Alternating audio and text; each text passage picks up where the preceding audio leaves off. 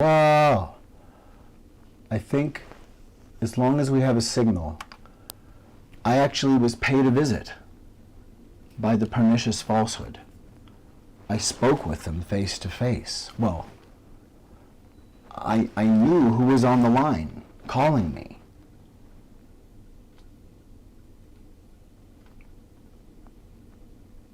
But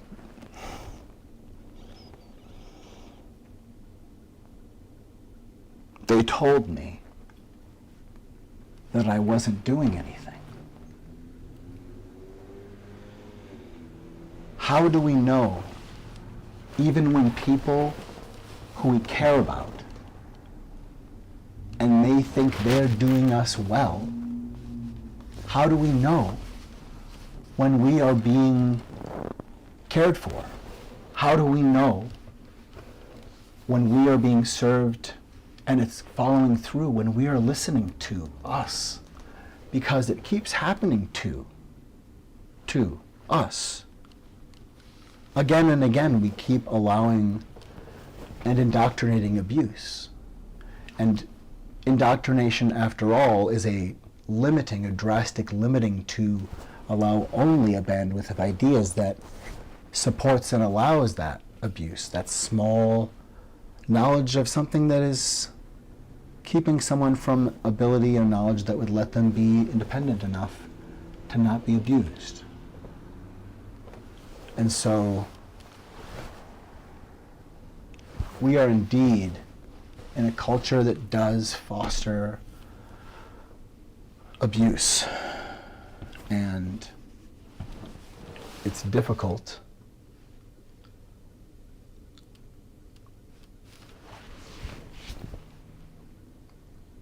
It's difficult to understand how even sometimes, while there's ongoing healing, why we can spike when someone doesn't realize that today is an important day, or that each of us might have something happening today, that our voice is a part of this tapestry in a way that is substrate. And I'm calling New Colossus now from the mind of assembled liberty. This is the mindness at the mystery font. I'm just now going to clarify that indeed we do have, let's see, can I establish, I'm going to go, I hope, to establish sound such that I can clarify that I'm broadcasting and sending. I just want to know that everything's sound, that it's coming through, because now I can see the signal. It looks clean, but I want to make sure. It's just best, right? When we can figure it out, when we can confirm in real time, and we can know, let's do it. It matters today, it matters now. So here we are. Do I hear the signal? Do I hear the sound? I hear the sound. We are going to bring the level up a bit. And it's good to just be able to check. But I think we're going to bring the level up, right? And let's make sure that we have a monitor to the computer. Just dealing with a couple of tech issues that are, here we go, not normally out of sync, but they're coming online. There we go. So, I have some clarity to know that at least my sound is coming through.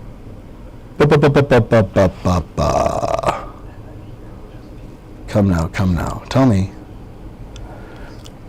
It sounds soft.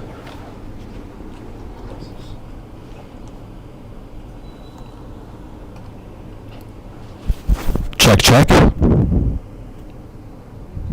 Check, check.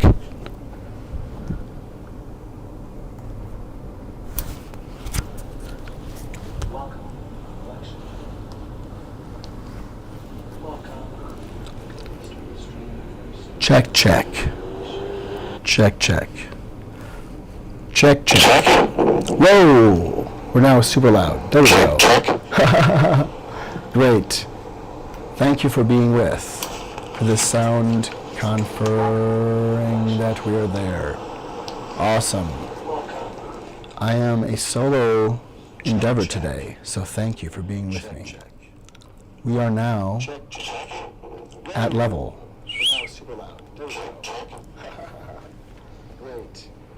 I think we're in. Wow, it has been an endeavor to get the signal confirmed today. Awesome. Here we go. I am a solo endeavor today, so thank you for being with me. We are now at level. I think we're in. Wow, it has been an endeavor to get the signal confirmed today. Here we go.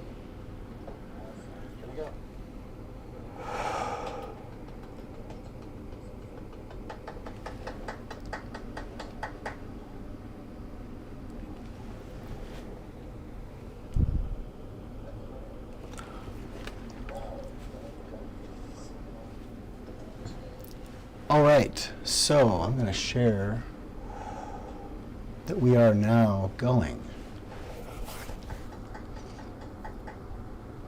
We have a signal, and we're up. I hope everybody's doing well. And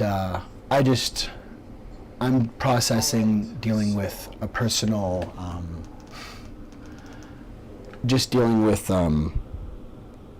kind of a boundary violation that happened today with me personally that's just shifted in the last couple of moments, and so pardon for the delay with sound and everything, and any abrupt noise or anything. I'm just coming together online on an important day, and really glad that the sound is finally working and I can confirm it's coming through. So happy you're here. Happy to know that we can begin. For anyone who has attention to this feed, this is the FalseHood, and I'm going to take a moment to share this feed now that it's active. I'm going to confirm, of course, that it is. All right. And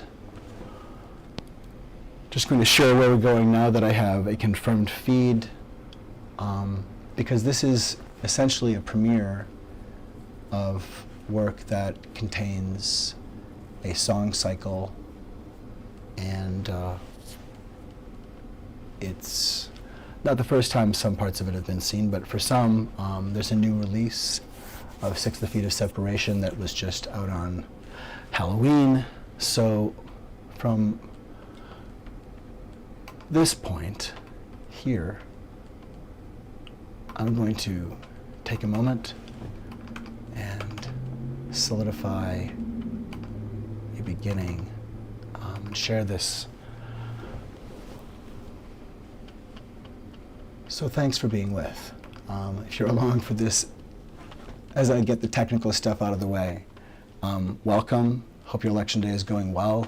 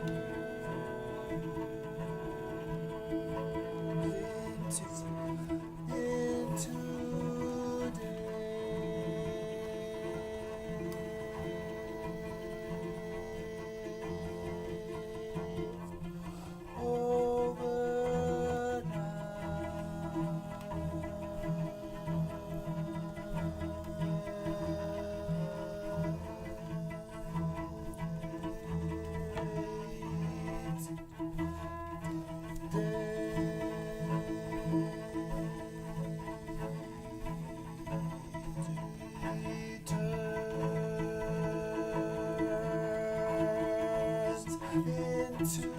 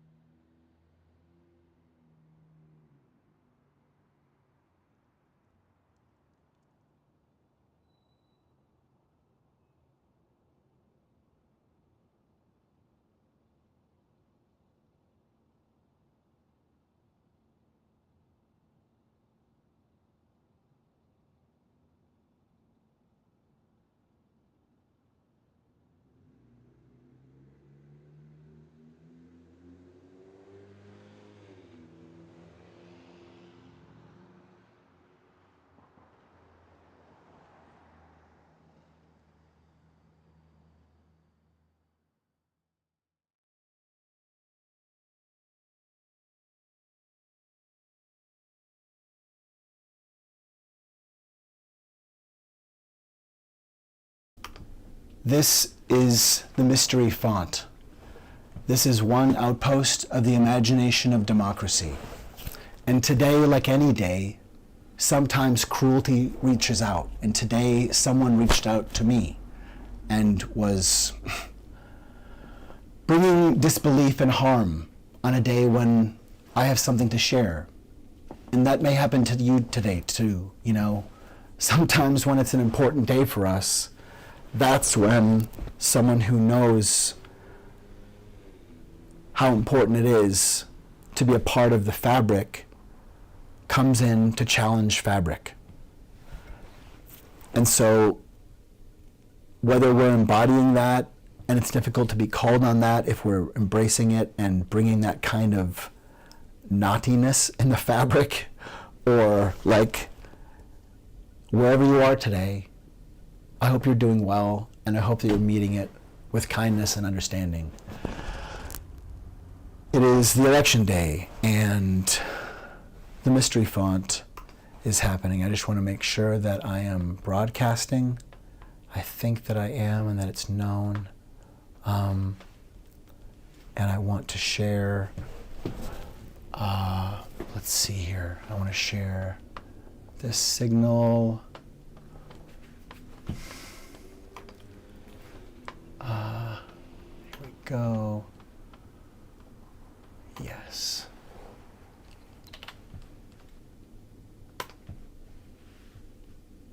So, we're live and we're broadcasting, and so I am trusting that we are at flow. And I want to let you know that you are loved and that you are in an abusive relationship. And we may be releasing from it now. We may be releasing from it now. And let's hope.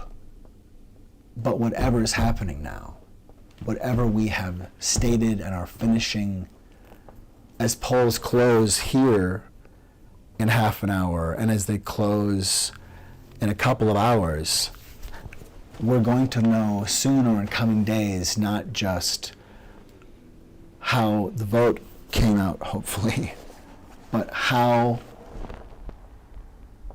appropriately people who are supposed to behave appropriately respond. And in this moment, when we still are in suspense about things that we are not supposed to be in suspense about, I offer the falsehood. And that's still being someone who, in my own life, deals with narcissistic abuse as much as we all are dealing with narcissistic abuse. And to people who hurt us, and to those of us who sustain it or are hurting, there are patterns in society that are doing this. But we are choosing to and minting people like Donald Trump and allowing them to don the falsehood, I would say. And I love you, and I'm in love with you, and I'm in liberty with you, and so I beg of you, don't make it necessary for people to beg us to look at the falsehood. And this is, I'm just going to share the song cycle that I have and some of the visual work that's associated with it. And as I bring up some of the video that I've been working with recently and get ready for a live performance, I appreciate all and any of your attention at this moment or in coming back at any point to view this material. Thank you so much, and thank you for your attention. Just like sharing art, sharing attention is a public display of affection for humanity. And so thank you for being here. And this is going to coalesce and commence. We're going to begin with this piece. Because we know that we are in an abusive relationship.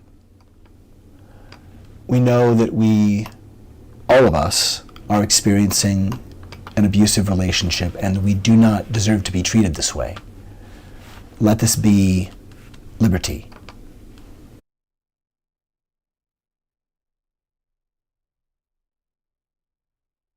You are in an abusive relationship.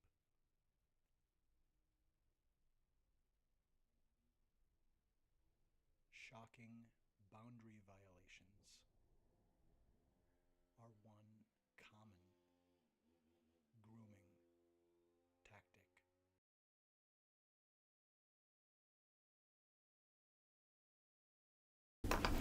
Here we go. And this is the first segment we'll share. Thank you for being with us. And I'm Tim Cameron, Mystery Font 42.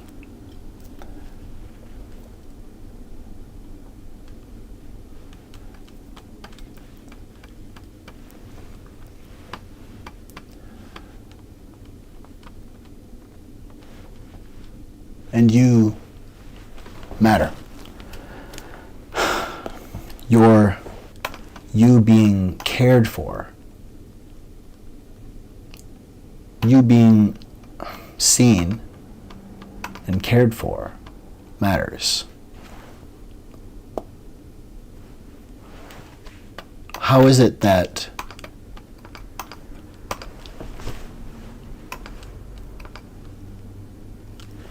we squander a chance? Here I am, before I share any video, I'm here in the cacophony that is the phantasma of the mystery font. I'm in the middle of producing stuff that has like an ocean of plastic and stuff, so it's kind of chaotic, like the ways of waves and everything. But I just am beginning, and before I start to share, I just want to say hello and thank you for being here. It's an important day for everyone, and I hope you're doing well. You are part of the imagination of democracy, and you matter.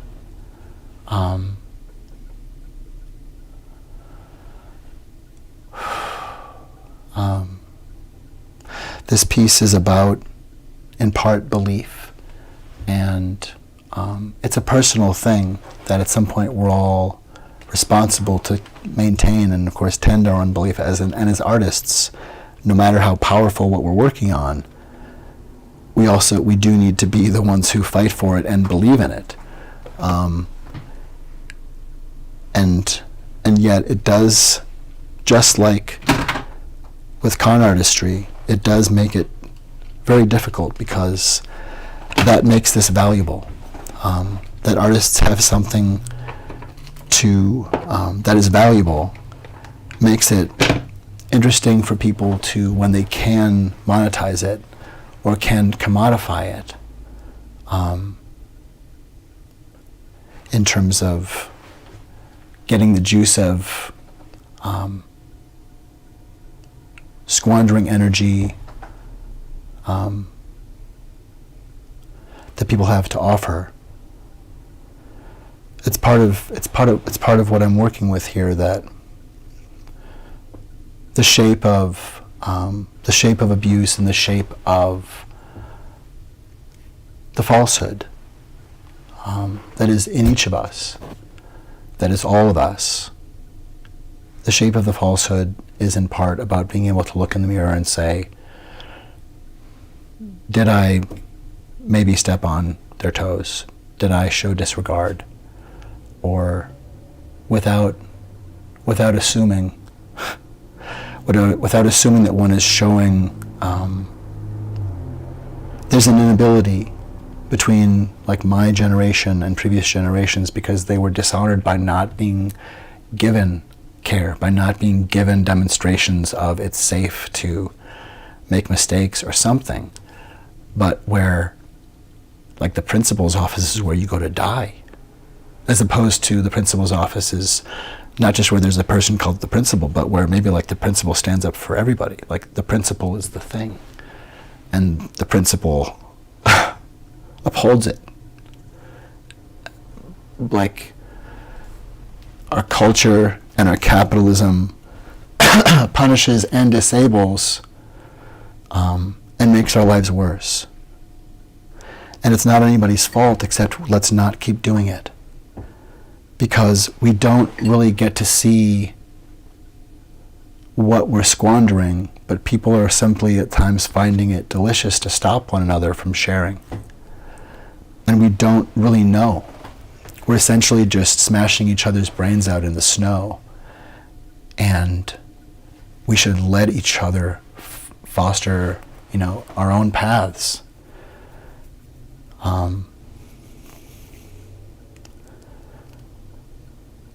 And part of the falsehood is also just to be aware and say, okay, yes, I need to be responsible. And if someone is reaching out to me today, when this would be a time, the project they haven't spoken to me about for weeks is coming to a head, and why, yes, I do have something happening.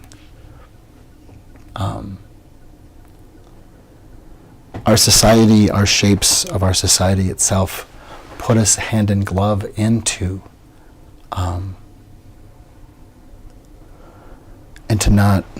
not showing up, or into disregard.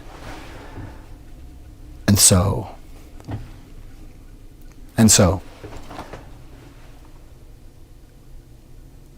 I want to be candid with me also, just wrestling with that as someone who is, I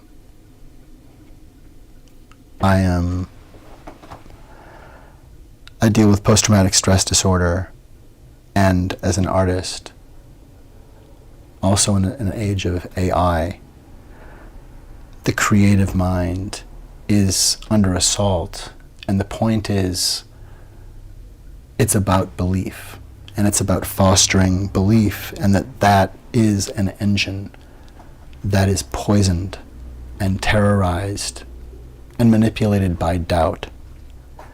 And so betrayal trauma can entirely paralyze someone who would depend on a person, and enters a cycle of, a lifetime, or at least decades or something, of trying to accomplish helping a difficult person in your life treat you well. And because clearly someone who can't treat you well, but also won't go away, or won't hear while you're saying, knock, knock, knock, you're talking to me like I don't exist. There's something there.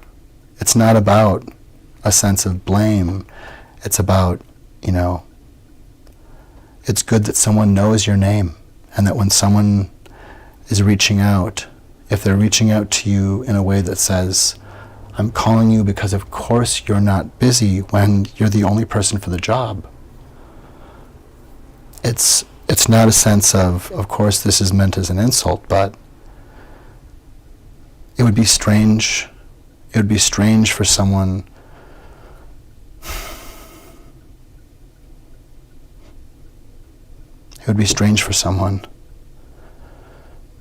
to constantly show up to say, oh, say, I'm just wondering if you have a second to, when you're about to go on at an event that you've put together, or those kinds of things. And it may not be intentional and it may not be targeted, but if it's not, then what's going on? It's just we shouldn't be showing up with that kind of disregard for one another. And if the falsehood is in part just not being aware or not setting clear enough boundaries that say, I do pay attention, that the falsehood is, I'm learning to be more aware about how I come across, because my intensity and my care to want to show up and not letting anybody down, it can also be intense. And it can be like too much. And I'm hyperlexic, so sometimes I use a lot of words. And so I'm not always everyone's cup of tea. And as someone dealing with post-traumatic stress disorder and dealing with a subject that is really fraught, looking at the falsehood, it's a lot. And it's difficult to call people to talk about this. But at this moment, when it looks like we are maybe saying no to someone who is saying, it's me or else, and if you don't like my tough love, it's going to be mighty terrible for you out there in the world. If this is a moment when we're saying, each of us that we matter and we will be regarded and cared for and listened to and not interrupted by people who don't see us. It's fine if you don't realize that I'm busy today. That's okay. But if this has happened before, then maybe there is a falsehood that I don't need to endure anymore. There. And it's someone else's to look at.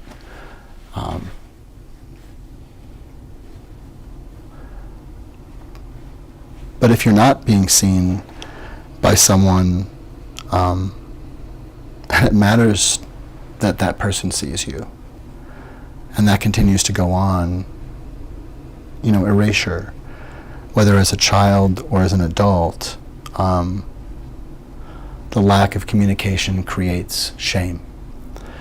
And that gaslight creates a sense of being alone, and of course is meant to create, it's psychological abuse. And that is indeed part of the falsehood. The whole idea that we don't have something to share, that, well, what would you do anyway if I stopped abusing you? You don't have anything to offer. Well, the minute we say no, there's supposed to be an instant where we're allowed to breathe. And so our executive function can return and we can say, okay, no, we're getting a restraining order. That guy is the one with, look, that's the piss and shit and blood from the last time he was here. No. We're waiting on a restraining order. And for me, I clearly am dealing with my own issues are up in this, in part because of what we're dealing with and how it's personifying. It's just allegiant with my own, I think with many of us, our own issues, because it is leveraging fear and terror. and leveraging the idea of an incessant necessity for punishment. And that, in fact, is the problem. That is the falsehood. There is no reason for that kind of malicious, doubting erasure. And it's all good if you reach out and you don't realize. It's fine if someone, knock, knock, knock. Oh, hello. Yes, I'm right in the middle of something. Yes. Oh, no, I didn't realize. Hey, Dr. Jones, are you? Oh, no, I'm on the phone with the president. Can I? Oh, cool. But if it happens again and again and again, like, maybe you're showing this person disrespect. Are you trying to eat away at their sense of selfhood? Why is that behavior showing up again and again? Or at least for you, does it matter?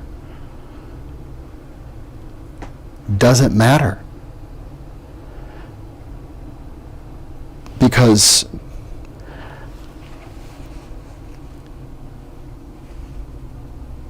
I think the falsehood is that we don't, each of us matter, that we don't in that moment have something to offer. It is this, well, what would you have been doing otherwise? Someone who walks into the room as you're composing a piece of music and argues with you about why you're not doing anything, and a minute later is like, well, what were you going to do anyway? You don't know what's being built. And if you don't even know that you're walking into a workshop,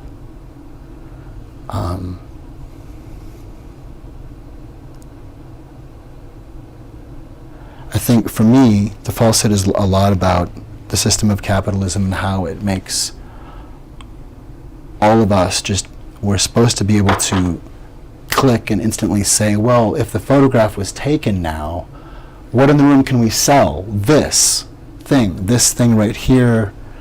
I'm on top in this situation, and now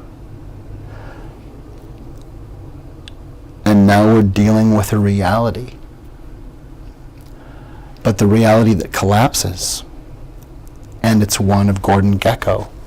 It's one of homeless encampments and needing to respond to city councilors who don't see the reason to report on the welfare of people when an encampment is bulldozed. Oh, why would you want to know if people's belongings are gone, or if they're terrorized, if they have health care that we've erased? Because essentially, spoiler, the falsehood is that, greed is good. The falsehood is that need wasn't betrayed. The ass of greed is sitting in the throne of need. And we have failed to say no to the falsehood until now. So in the spirit of the hope that we are doing that now, and thank you, I've just needed to catharsize a bit of a shocking boundary violation in my own life as a person and as an artist today, with again, whether out of disregard or out of intent.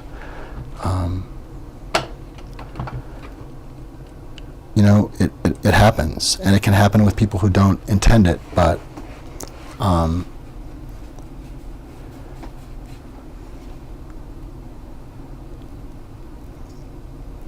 it is about belief. And at the end of the day, we are our own entire constitution and country. We are our own entire reality. And to some extent, what looks like nothing at all only is there because there's belief. And especially for those of us who are neurodivergent and different, we live in a world where we are being told, no, not like that. And that's not the experience of most people of typical people, so much, at least in the same way. To to be constantly told, no, you're wrong. No, you are wrong. Not you're doing that wrong, but you are wrong. There's something wrong with you if you're like that. The world's going to be mighty difficult for you, because they're experiencing this fear. They're experiencing a fear of, well, if you're like that, my God, look out.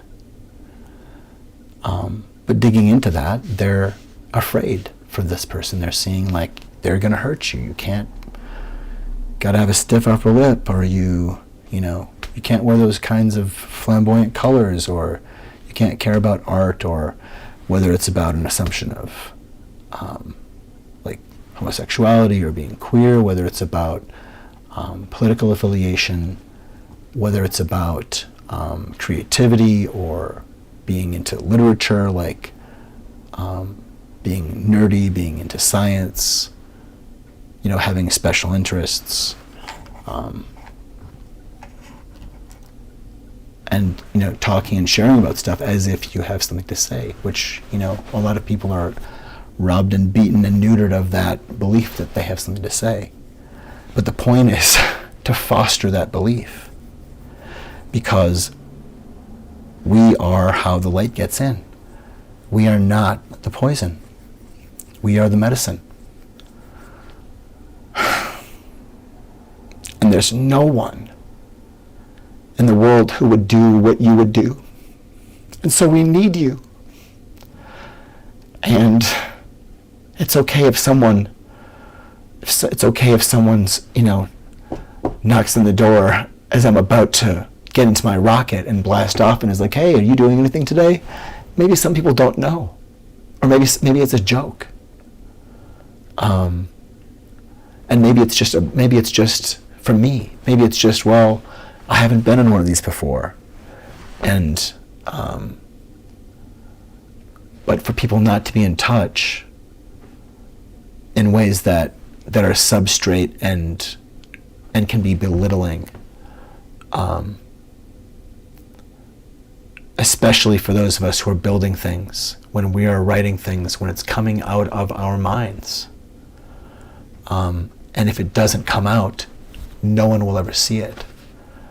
You're doing damage to something that's more than a hard drive. That's like, we never ever know. We never know what harm we do to someone. And for all the care that we offer to someone, the sadness is that we don't really know like how much it does come across. And so while there's somebody there still receiving it, I want to do all I can to show care to anyone, and not to assume just because they're not showing up for a way that I recognize as, oh, they're fulfilling tasks for me, they're being interesting, and I wouldn't be embarrassed if we were sitting in a restaurant together. But are we really administering care? Are we showing human love? Are we showing family and fraternity and sorority that demonstrates not just liberty, but belief in someone? Because it doesn't really matter to say we gave you a chance if you're holding someone's hands and saying, stop hitting yourself. And for me, again and again, I see that in how we live. That putting harm into the birthing environment for boys, creating torture and sexual violence that is permanent and disfiguring, that's a lifelong experience of rape that we incur and don't have any way to understand or unpack. And it's erased, and it's terrorism. And if we stop circumcising boys because it is a crime, and it is a rupture of consent, and it's torture, we're going to find a maybe just modest and yet magnificent change. Because what if we have suddenly a nation that for the first time in century no longer is living as if punishment is a force of, like a thing in nature, that wanton punishment is there. Yes, there's scarcity. Yes, people get mad. Yes, there's corruption. But maybe we actually told Jeffrey Dahmer, who wears a cross, no, you're not going to cut little babies when they come into the world. Monster.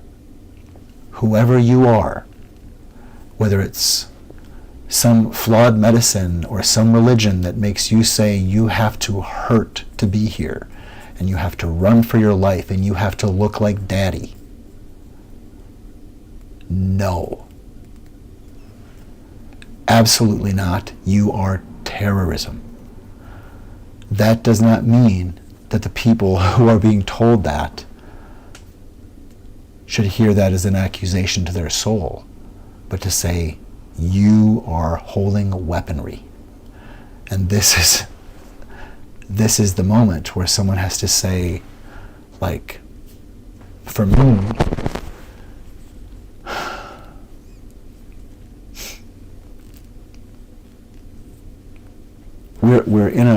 it's a glass, it's a mirror kind of a thing. It's being kind of on one side of a block of ice where reality isn't quite there, and it's like the reality distortion field and the space of time with Trump, where we've been in an abusive relationship for 9 years, and it's just suspense of will they ever even acknowledge that that was a threat. And in the case of something like circumcision and that creating post-traumatic stress disorder and the ongoing lack of repair to that. Because here's the thing. If we stop torturing baby boys in the birthing environment and they are intact, and so we're treating everyone equally, then unless there is actually a reason to intervene, because there are like almost no operations happening in the birthing environment for little kids about trans stuff. That's just not happening. That's Nazi right-wing bullshit. You know, talk to Marjorie Taylor Greene and take her to jail if she wants to quibble about it, because she has nothing to say. These white terrorists trying to foment, pardon me, or I shouldn't say pardon me, just content warning. We're dealing with people using lynch mob brain syndrome, just trying to be a righteous white person pointing and weaponizing hatred.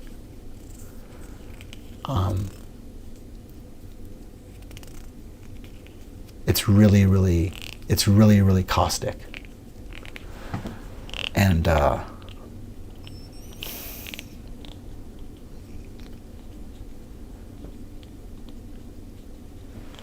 whatever is going on right now in the next couple of hours, as results come in, like I hope that people are, if they're voting, you know, and feeling anger, and, you know, let this be the beginning of being active to shape that we have better choices, or that we're holding the people who are there accountable. Because I think if you're mad at Kamala, then the great thing is you have a chance to actually, like, you know, democratically and civilly, like as human beings who respect one another, you can fight with her.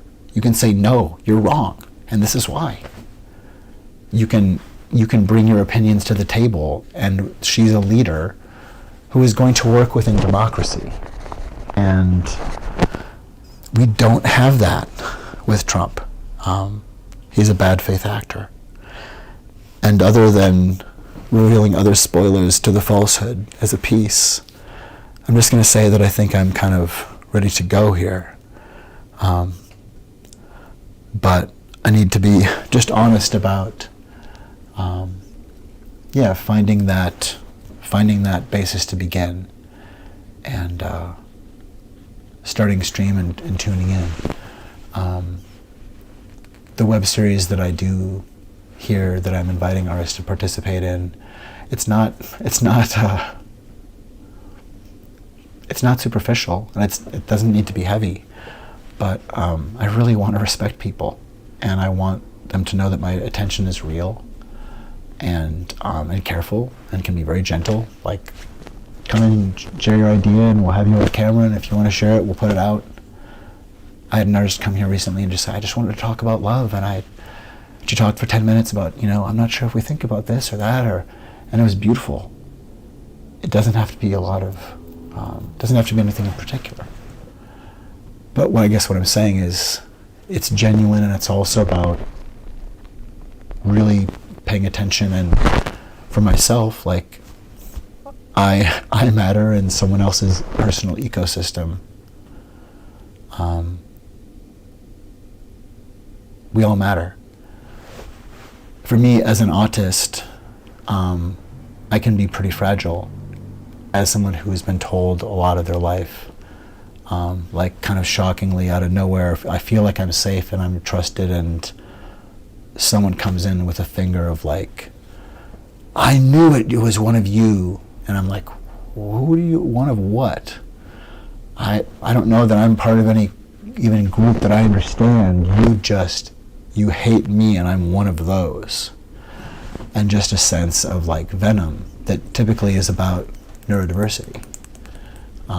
And sometimes there are like F slurs, or there are other things about stupid or whatever.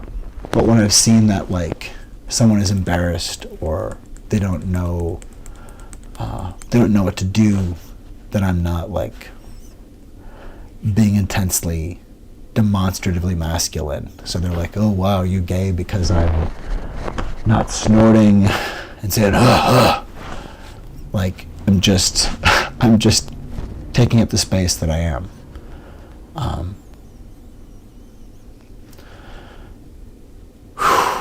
So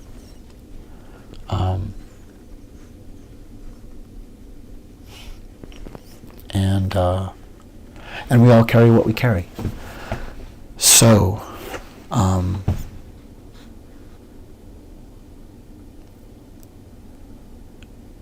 I think the thing is with this piece too, it's important with each of us that we're really aware of what we're bringing to the table, and we're aware of asking for someone's attention. Because, okay, sure, the shop's open, we're selling bread, and okay, this is just a loaf of bread, and these are the bags, and this is the price, and it's just the same as usual, but we should be intentional about it. And so, really dealing with coming out of a post-traumatic stress trigger today, myself getting a stream on, and making sure that everything is connected and that I can see the sound is going. When there's stuff going on in the world, that this is also, I want to share this, and I want to see what the results are as well. So at any rate, I'm going to share something. And for those of you who are along at this moment, or seeing it at this moment, what I'm talking about now, thank you for your attention. One and all. And I'm going to shift now just to begin, and I will play, I guess, an interlude that allows me to prepare and pull these folds of plastic and things together that are supposed to be part of presentation or the ongoing recording of this piece, so that now that the stream is connected, that I can share things. And we'll see. I may go straight through, or if there's a knock on the door and somebody says they're asking for you and you're going to Guantanamo because you've been telling so many people, we don't really like what you're doing, and who knows what's happening today. I think we'll be fine.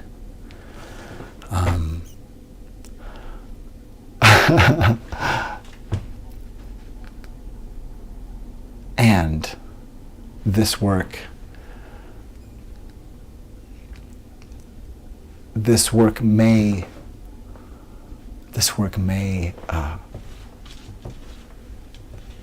or may not be interacting with real time. and the world around us, as all art should. But this is the mystery font. And so we begin. The stream is up, and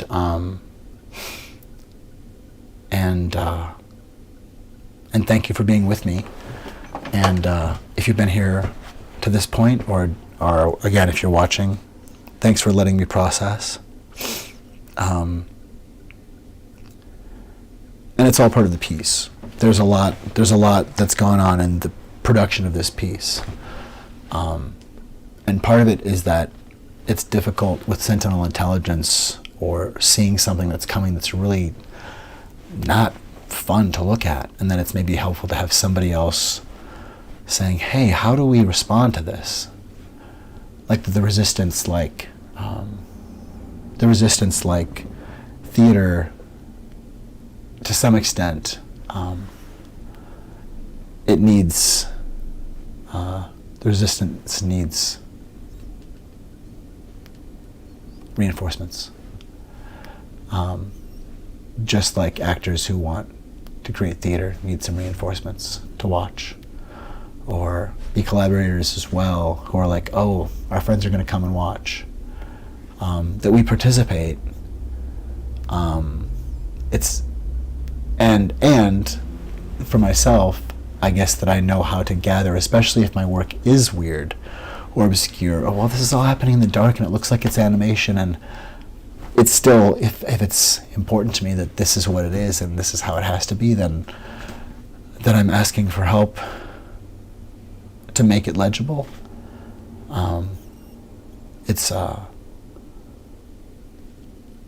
At any rate, I welcome understanding and comment, and a lot of it for me, again, as an autist who was diagnosed very late, misdiagnosed for years as bipolar. No, I wasn't manic sometimes. I'm fast. My mind moves really quickly. And eventually, if I'm being ignored or if somebody thinks it's just all nonsense, yeah, it's going to like burn your mind alive, especially if people aren't realizing, like, yeah, I'm also here with, I was going to drop off my application for the university, that I know you came here just because you wanted to gamble, but I am dropping off my application. That's why I have my bag and why I had the other bag, and they have 2 copies. And the people who will disregard and not see you will also not even see the things you're doing to be you. It's so sad. So, and I don't think, I think that may we all have like the strength to see it when it's happening, and to realize that it's not personal and it's not a sense of no one's a rotten person for realizing, like, oh, I've kind of mistreated you, I've othered you, if there's erasure in a relationship and you want to try to find some kind of leveling, like, let's level with each other so we're not keeping an imbalance, so that you always get to be the one who comes in with reality and levels. Because these things devastate. They have, whether it's about familial stuff or how it repercusses, it's the very action of every day, how we show up in the world. And, like, do we believe that our voice matters, so that when people are talking about the vote, that we're thinking, oh, that means us. Like, it does matter if I get to vote, or if my husband instead, like, owns my intellectual, like, representation and candor in the world. And I mean, I say that as a white man, but I'm also, not in terms of, I can't, I'm incredibly privileged, and can easily pass and fit in. And just because I wear symbols to differentiate myself and offer myself as a friend, on the street and in public and otherwise, it doesn't mean, like, that doesn't change. I'm still light beige. So while I know I'm brown, I'm living in a world where our leveraged thing that we call white is still being reinforced to this day. So I hope that we're shattering and saying no to that patriarchal terror and that Nazi Ku Klux Klan bandwidth very clearly. And with that clear defiant against that nonsense kind of moment, that we build a conversation going forward about what's acceptable. Because we should not have to have conversations with adults about why you don't get to just disenfranchise half of our population willy-nilly and talk as if people, aren't human beings, which is what's happening for MAGA.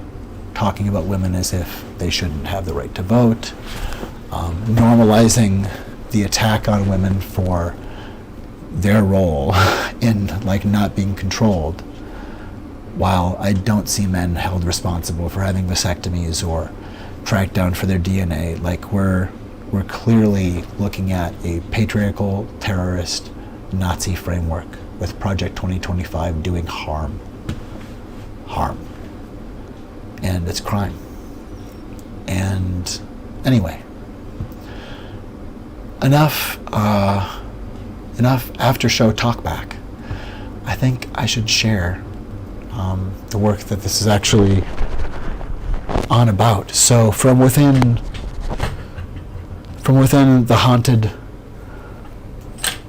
flowers, from within the haunted house, this is a dentist office from 1940 where over successive decades these windows in this main waiting room were cut open and clearly made with different materials by hand to create these different portals and chambers, which to me, obviously,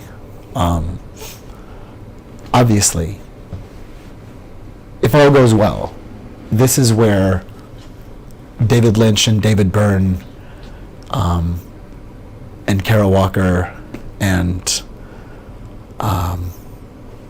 Jordan Peele and Issa Rae and whomever, maybe Two Dance from here in Minneapolis, or Black Label Movement, or maybe just myself and a couple of artists, that this place,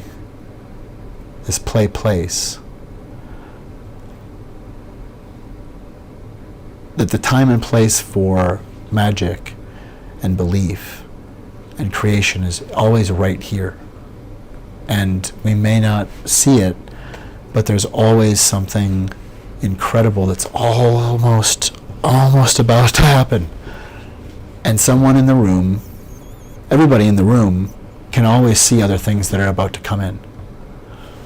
And I use a camera obscura here that on a dim day today, and now we're getting to sunset, it's not going to come in the same way unless I bring all the lights down, and then we'll start to see some of the lights that move around and look like planes in a dark sky, but are cars outside, and how those allegories also have magic. But if the voice to say wait, that's really cool, so how is that happening? If we never ever say, hey, cool, hey Billy, wait, what's that idea? Hey, why don't you take the room. You figure out what this thing with the light is. Let us know what you need. We can tape off this area. You can figure that out. Because you're having some cool fascination. I think you're onto something. It seems like you're having fun. And fun is how we know we're onto something. And someone really smart told me this. And my dad was smart enough, knowing that I'm smart and I'm interested in interesting people. My dad was smart enough and thoughtful enough, and knew that it would matter to me and that he would say it out loud And obviously it's visible to other people that he said, but he says it to me, and it mattered to invite me. And these things matter, and they build self-esteem, that seeing it would matter to you to be here. I was invited to go to Steve Orfield's studio, who is a brilliant entrepreneur, scientist, and when chatting in a small group, I said, off the cuff, that is how we know we're onto something. He's paused and said, that needs to be written down. And when I mentioned the impact of meeting him and his calling that later on up to mind in an interview, an informational interview, and saying, I see it as meaningful for you just to have a thought recognized.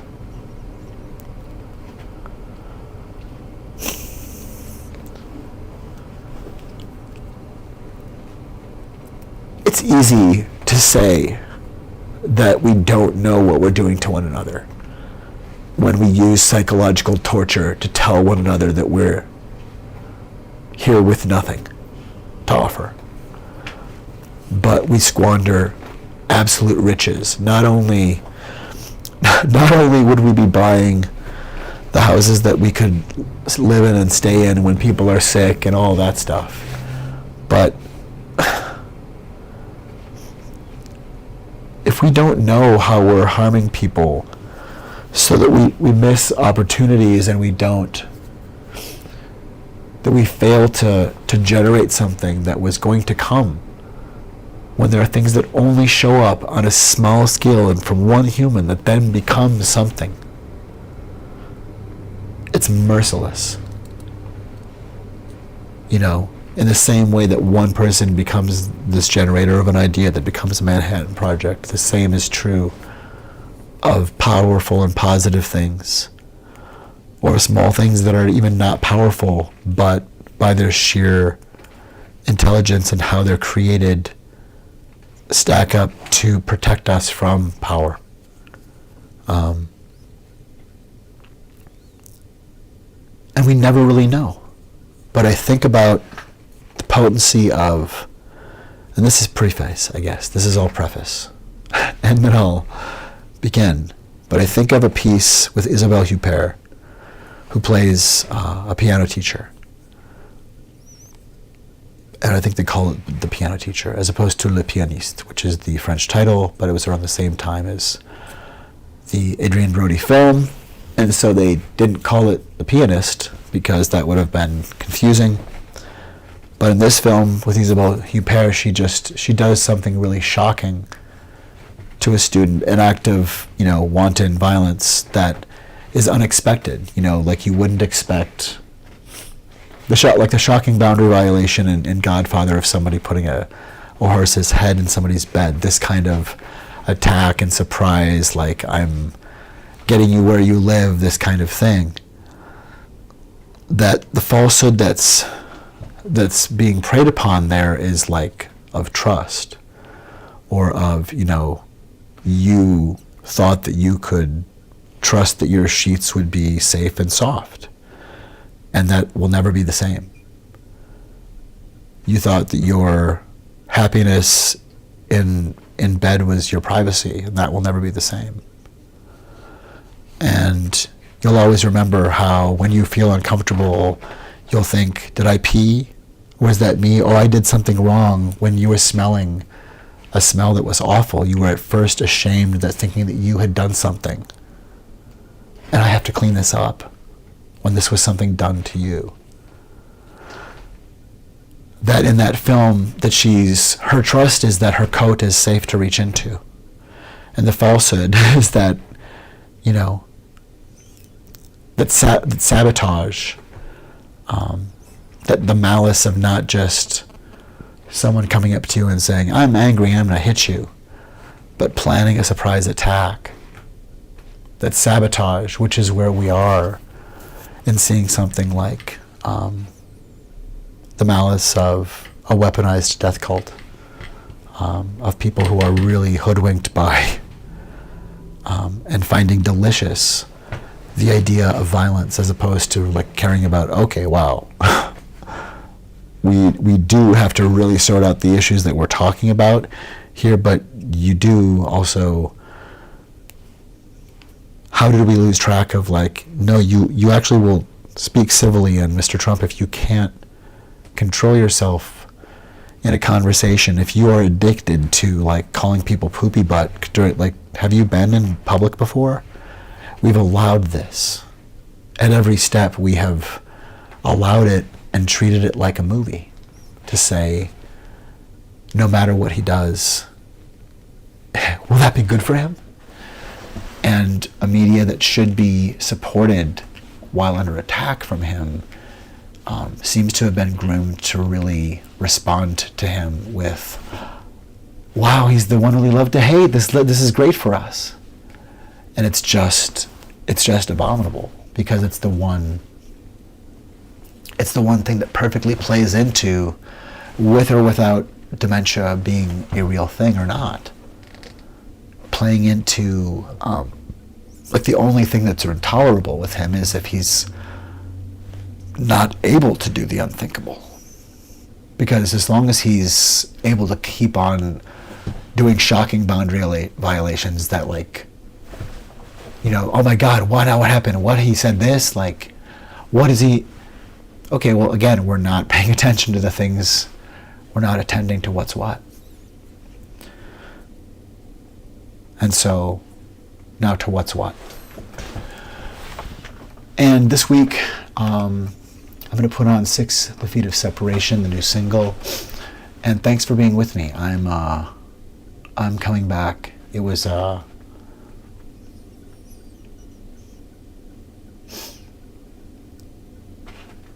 it would be easy to just put on music and let it ride and say, okay, 15 minutes and be ready when I'm ready. It just felt appropriate to ground and be clear, in part because this is a program, Mystery Font 42, Ope Intuit.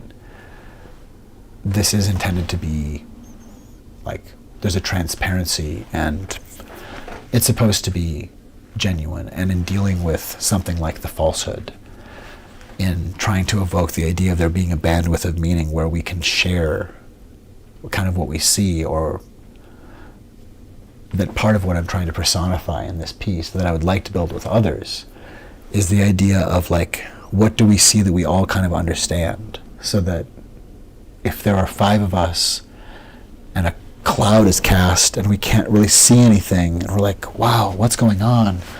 But we know, okay, our friends are here, they're in the room somewhere, and oh, hey, look who's come in, is that?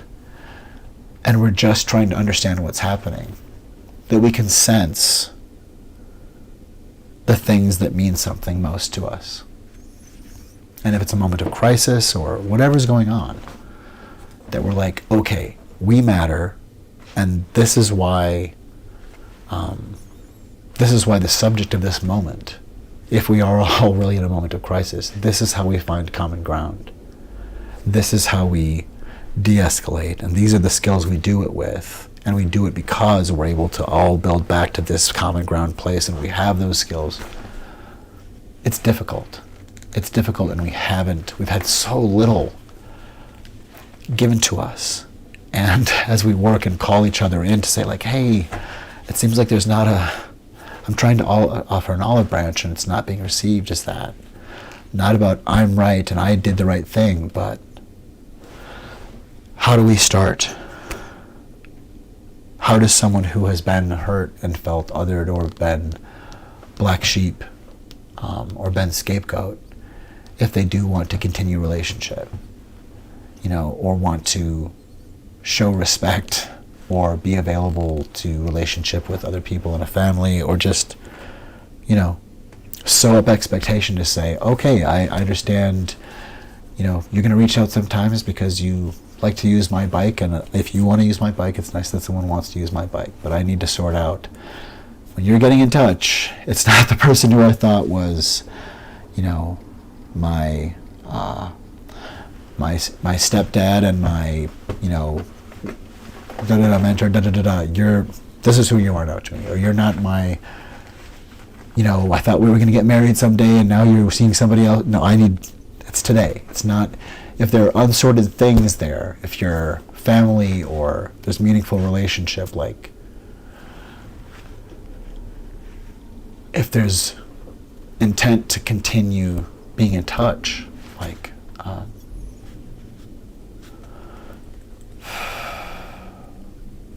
for me, I need to have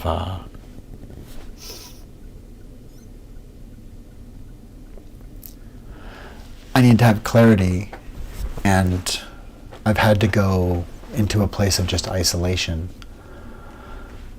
for a few years here, just to understand and feel safe.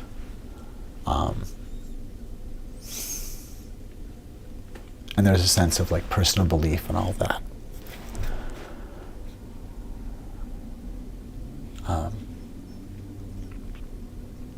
Yeah, and I think we just do not know. We don't know what we lose. And the only way is to hear somebody when they're saying, you keep doing this. I'm disrespected in this way. And so here are my boundaries, because this repercusses. That kind of passive narcissistic abuse, or whether covert or overt, it's evil. It destroys gift. It destroys things that people are bringing to the table out of love for human family. And in all of these cases, when the falsehood comes in to claim and take things away and say, oh, you, what were you doing? Or were you going to write a song? Well, sing the song that you were going to share. You have come in and weaponized someone so far from what they were bringing, and you don't know what you poisoned. It is not for anyone to squander what is building in a room and then shame people for what's not there. And the things that we want to foster, like that can come in, that aren't here, that other people don't know can be, we need to be sensitive to let that come out. And so it's about hearing what's in the space. Because if we do quiet down,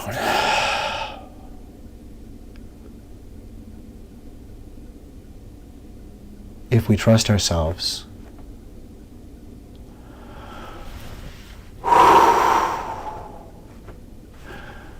we'll hear again. We'll hear that actually we're worth listening to, that our silence is a really good opinion. Our breath is well spoken. Our contentment is sound. And we deserve to exist. And it's very easy to sow doubt. But doubt is being sown by someone who is not your mind or your brain. And also people who may, for whatever reason, find it delicious or convenient or helpful, or just a matter of course, to say things to break you down, or to take actions to break you down, to degrade you or defile you. And if your attempts to bring them in, to ask them to treat you well, to ask a difficult person to treat you well, if those things aren't happening, you're interacting with reality as it is and asking other people to do the same and show respect when we have differing opinions, and we can show up unwilling to say, well, We clearly are, our units aren't uniting. Because if I'm coming to the shop and saying, hey, I need flour, and you're like, whoa, you keep complaining every month, or you keep coming in and saying like, you shorted me again. I'm like, dude, bring your measuring scoop. Let's level this, or bring your scale. Let's level our scales. No? Or stop complaining, please, because I want it to be real, but let's figure it out then. Don't come in here saying fake news, and then I'm like, oh, wait, what happened? Where's the problem? What do you mean fake news? You're saying wolf? Where? Who was harmed? You're saying trans kids are being, made in the school and these operate. What? Name one. Brown shirt. One of these little scapegoating things. You're saying this community is doing this diabolical, unforgivable thing that we shouldn't also repeat in talking about it. What? Name one instance. I definitely can have instances on the record where brown shirts are working to do violence with their words, with rumor. And hence, we are here today. For whatever has been decided at this hour, we may already know. It may be announced now already that someone is saying they're calling the election. But of course, we won't know much right away. In any case, it's kind of perfect to share this where it is now at this point, when there's not really a world that can sort of say like, oh, hey, we've seen. It was my hope that this could be shared in theatrical settings where people could be immersed in this music and be surrounded by almost entirely black but very subtle low glow, in total blackout, but simply the remnants of glowing imagery that's moving around and such, and creating a pioneering work that helps us process what's going on. And maybe we're there. So whether we have thwarted the falsehood in trying to claim office today, or whether Donald Trump is cementing power here or trying to, whatever's happening,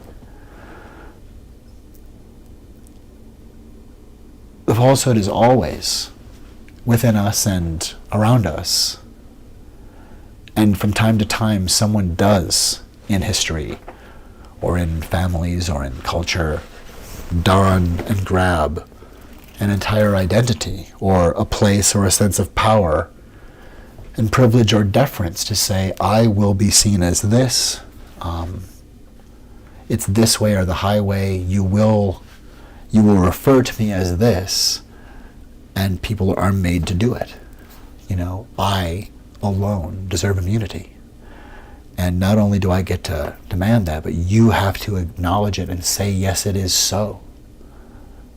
Instead of telling me only a monster would ask for that. You just told us you're a monster.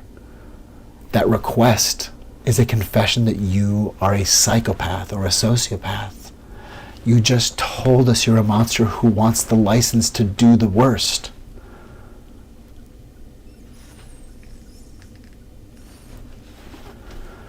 It's what we're looking at. We've submitted. And so is today when we're saying no, because this is the most dangerous time then.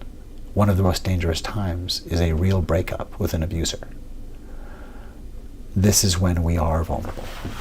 And because his Darvo predates in his mind. He maybe has never even heard of the car, which as soon as he sees one of them, he'll be like, oh my God, that was meant for me. And you're like, oh, there are only 5 of them in the world, and like, so you can't buy that. And he'll be like, he's thinking about how he'll dismember you and put you in the back and make sure he doesn't like mess up the interior, that you just said, no, he doesn't have one. He doesn't get to have one. No, he already knows he gets to have one, and anyone who would tell him for a second that, like, he hasn't just found a member of his family in that car. Like, that car is his blood. How dare you? His Darvo engine has already claimed everything. So it's not over. It doesn't end. Whatever happens today with the election, whatever happens with assuring that power is assessed and transitions peacefully and correctly, we have healing and work to do, and that continues to be. How do we assure that people who are difficult treat us well, or establish boundaries so that we're not compromised by people who, like, don't understand or will continue apparently not to see us or to continue to try to do harm? Because really we all just want to be, but we're dealing with people who are working to do harm. And in any case, how do we see what's what? How do we stand up for ourselves and also reckon with, oh, you know what, this doesn't really matter to them, and have a way to stand up for yourself, or if this is affecting you, and we're a part of systems. And it is those among us who are, those of us who have been scapegoated or abused and assailed or broken down, who are in the position of, everything's fine, until we say, like, hey, wow, this is happening again, or we're shocked that, wow, this behavior is happening again, and now we become a supply again for the person who has treated us poorly in the past, and gets a fix of us, blowing up or being emotional to say, like, of course I want to help. Glad that you reach out and think of me, but why are you doing it in the middle of my wedding? Why are you getting in touch during the time when I'm supposed to be on stage answering questions about my book to tell me that you're interviewing somebody, right? The strangeness of how we erase one another. Because eventually we're erasing ourselves. And we all deserve to be honored, and we all have ideas that can change the world. It's incredibly important. It's incredibly important that we all know, and that we stand up for, that we reinforce and honor. All of us have spinning plates that none of us can understand or know about until they're out in the world. Like, we don't know the book somebody is writing until we read it. And not read a page or two, but, like, read the whole thing, or talk to somebody else who's read it and was affected by it. If you can't see what your friend is sharing, maybe be really careful, because you may be carrying something that could devastate and harm them. That if you've been broken and heard from the world, no, you don't have anything special in you, little boy, little girl, you don't have anything in you that can change the world. That if that comes up in you when other people say, hey, I think everybody has access to genius, and your reaction is to tell somebody, no, you aren't, as opposed to say, like, hey, like, let's talk about that. I'm not sure that I understand. Or, well, there's a lot of special stuff in the world. Like, if you're worried that someone is showing vanity, or is going to lose friends because they're saying they're the one and only, then talk about it. But if they're saying that we all have access to intelligence and catharsis and understanding and updates and renovation and realization and periods of concentration, and then watershed moments of like, oh, that's what I've been building. That, now I get it. Like you work on this stuff, and then now you don't, it doesn't even feel like you're building anything. You maybe feel dumb, and then somebody asks you, well, what are you so frustrated about? You every time that I ask you, you say you never know. So what's 5 times 5? And you're like, I don't know, 25. And you're like, wait. Oh wait, ask me another one. And now it's there because you've done the work. But we're in a society where we're so bad. We stop being a Mr. Rogers society for people. We stop being a Sesame Street society. And they told us that DEI was right. They told us that being woke is right.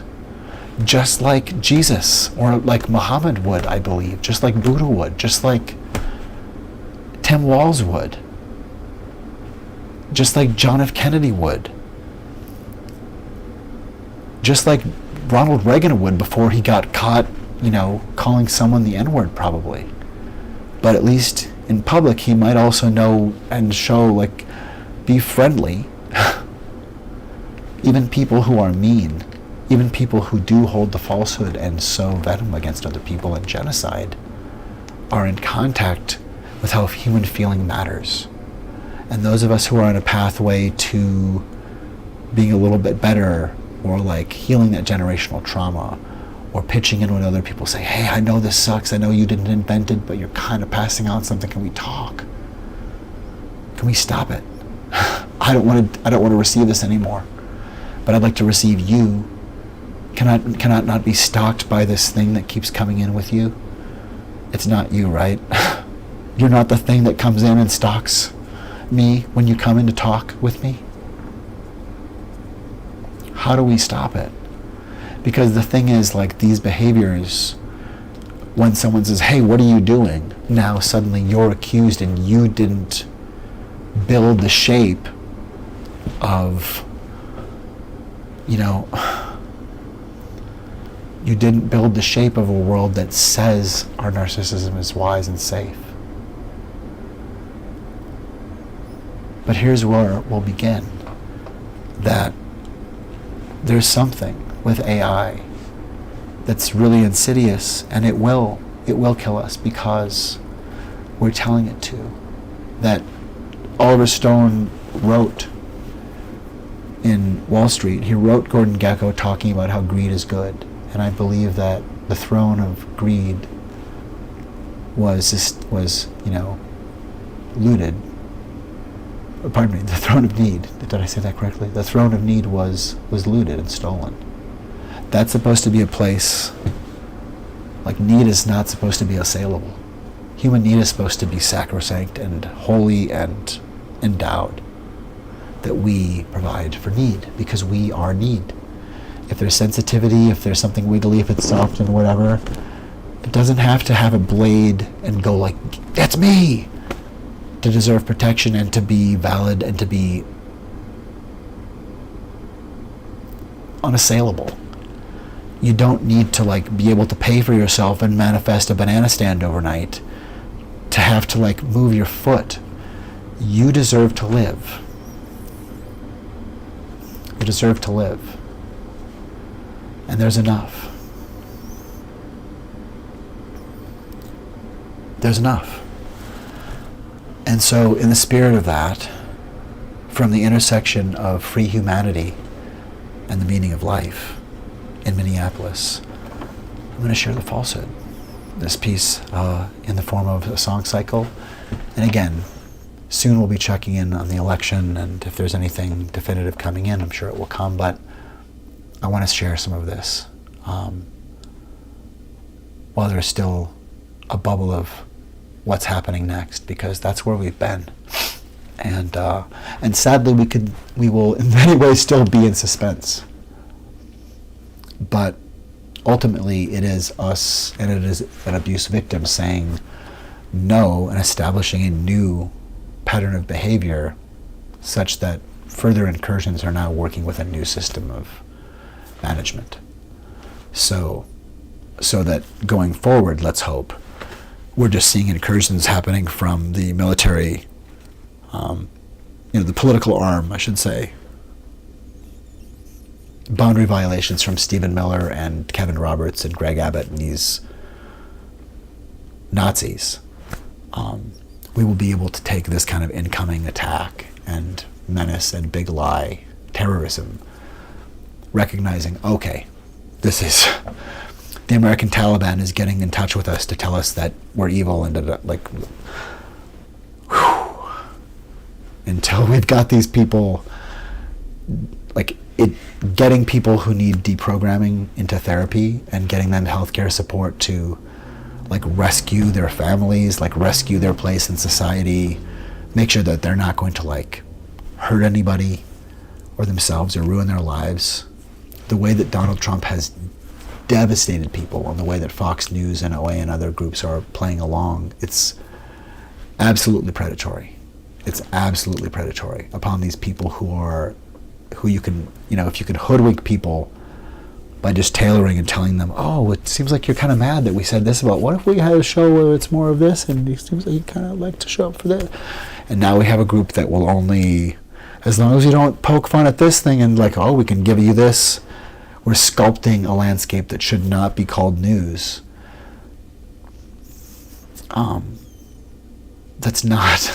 It's not an eccentric nuance. It is a substrate falsehood that's devastating. Just the same as reaching into a pocket, believing your hands are safe and finding broken glass. The falsehood can do harm. And then that pianist, we don't hear what they were going to play. We maybe never hear what they were going to play that day or what they were going to play for the rest of their life, because they trusted with that teacher that they were safe. But that teacher poured broken glass in their jacket. The falsehood was that you were safe with that teacher. The falsehood was that that teacher knew that she was safe with you, and that because she couldn't ask for help, when she was having such big feelings that she was going to hurt somebody, she couldn't say, I want you to succeed and I'm jealous. I'm so happy for you that I want to hurt you, and there's nothing worse. That's how I know that you're going to be brilliant and how I should watch from afar, because I'm so scared of how you're going to be a star and sad that it's not me. And there's nothing worse. There's nothing worse I could do. So I gotta say, how great you are is showing me that I'm not a very good person or not the artist, because I can't let you sing. But I'm listening. I'm listening. I'm not gonna pour glass in your jacket. Why are you saying that?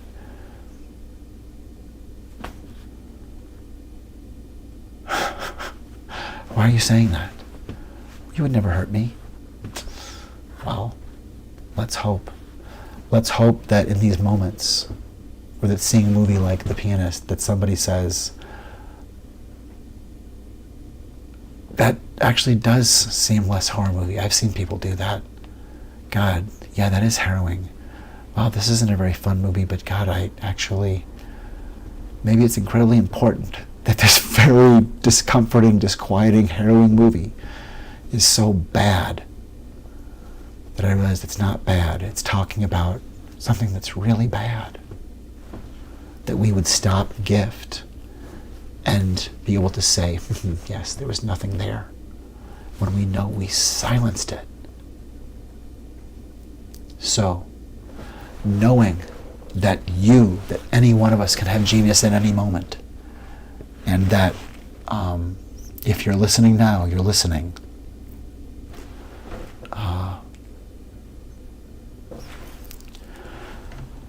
I'm going to put on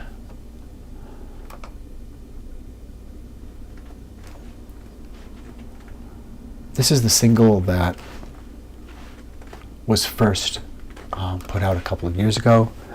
It's the reality distortion fielding theme and the falsehood theme. And it is about hearing, it's also the theme song of this theater, of this band. From the Sound Up is just the name of like the music component of Public Displays of Affection. Public Displays of Affection is a band.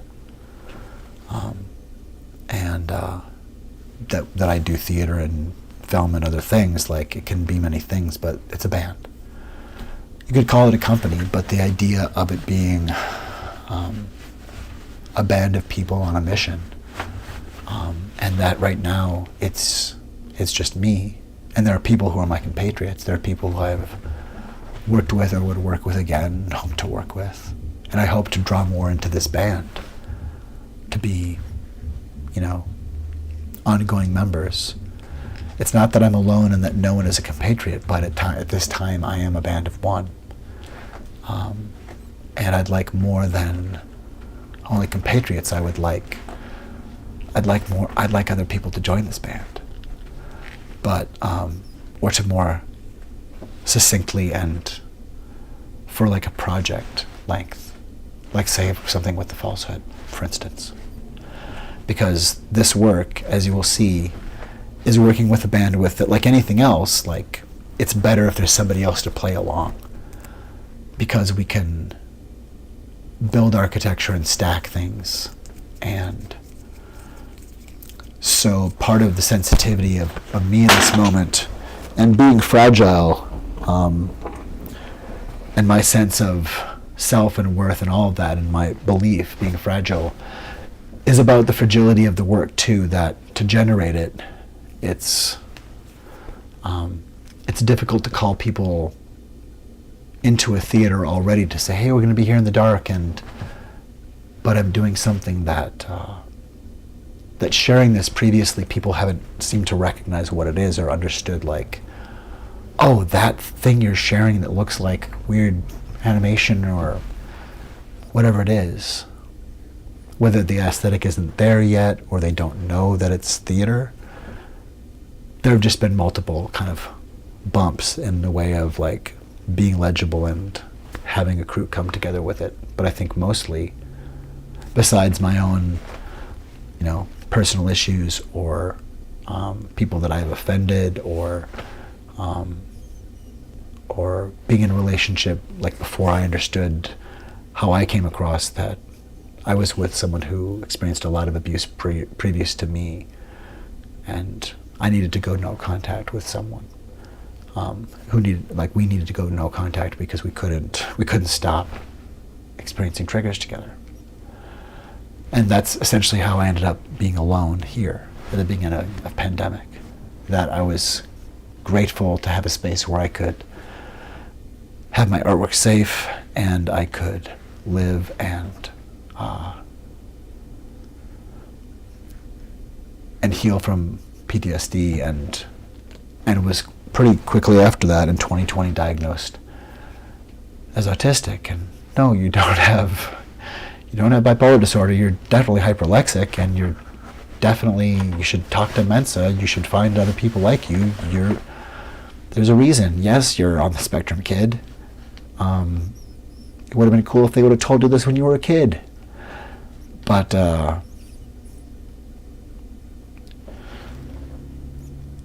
it's having something to offer, and it's the sense that like once you've had that sort of falsehood that no you don't internalized, that just continues to play out, and it can be a lot to say, I'm going to do something today, I'm going to make this shift, I'm going to actualize the part of myself that the world has said just isn't real, because we don't believe in that in you, and so it doesn't exist, and therefore there's nothing to even continue to reinforce. We just expect that nothing that we expect. It's a terrible silence to have that, and that sense of people not believing in you, especially when you say, I have something to share. That's violence.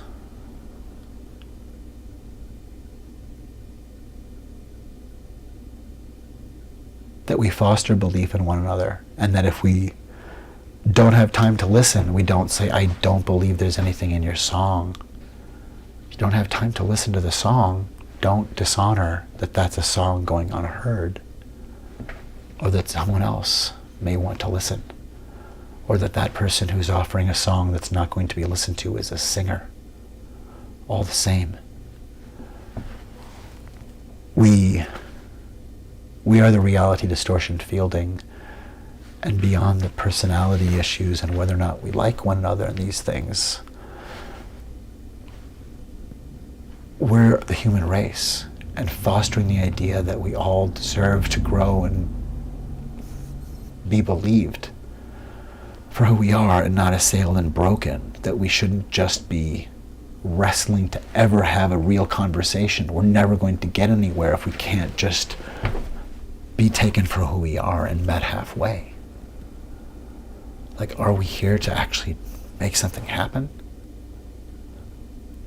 Because if we are, then all of us should be heard, and heard with our substrate of reality saying, this is who I am. Well, that's very different. I don't know if why don't you talk like we talk over here? I just was. Did you have a question? Did I misspeak? Like, let's meet each other halfway.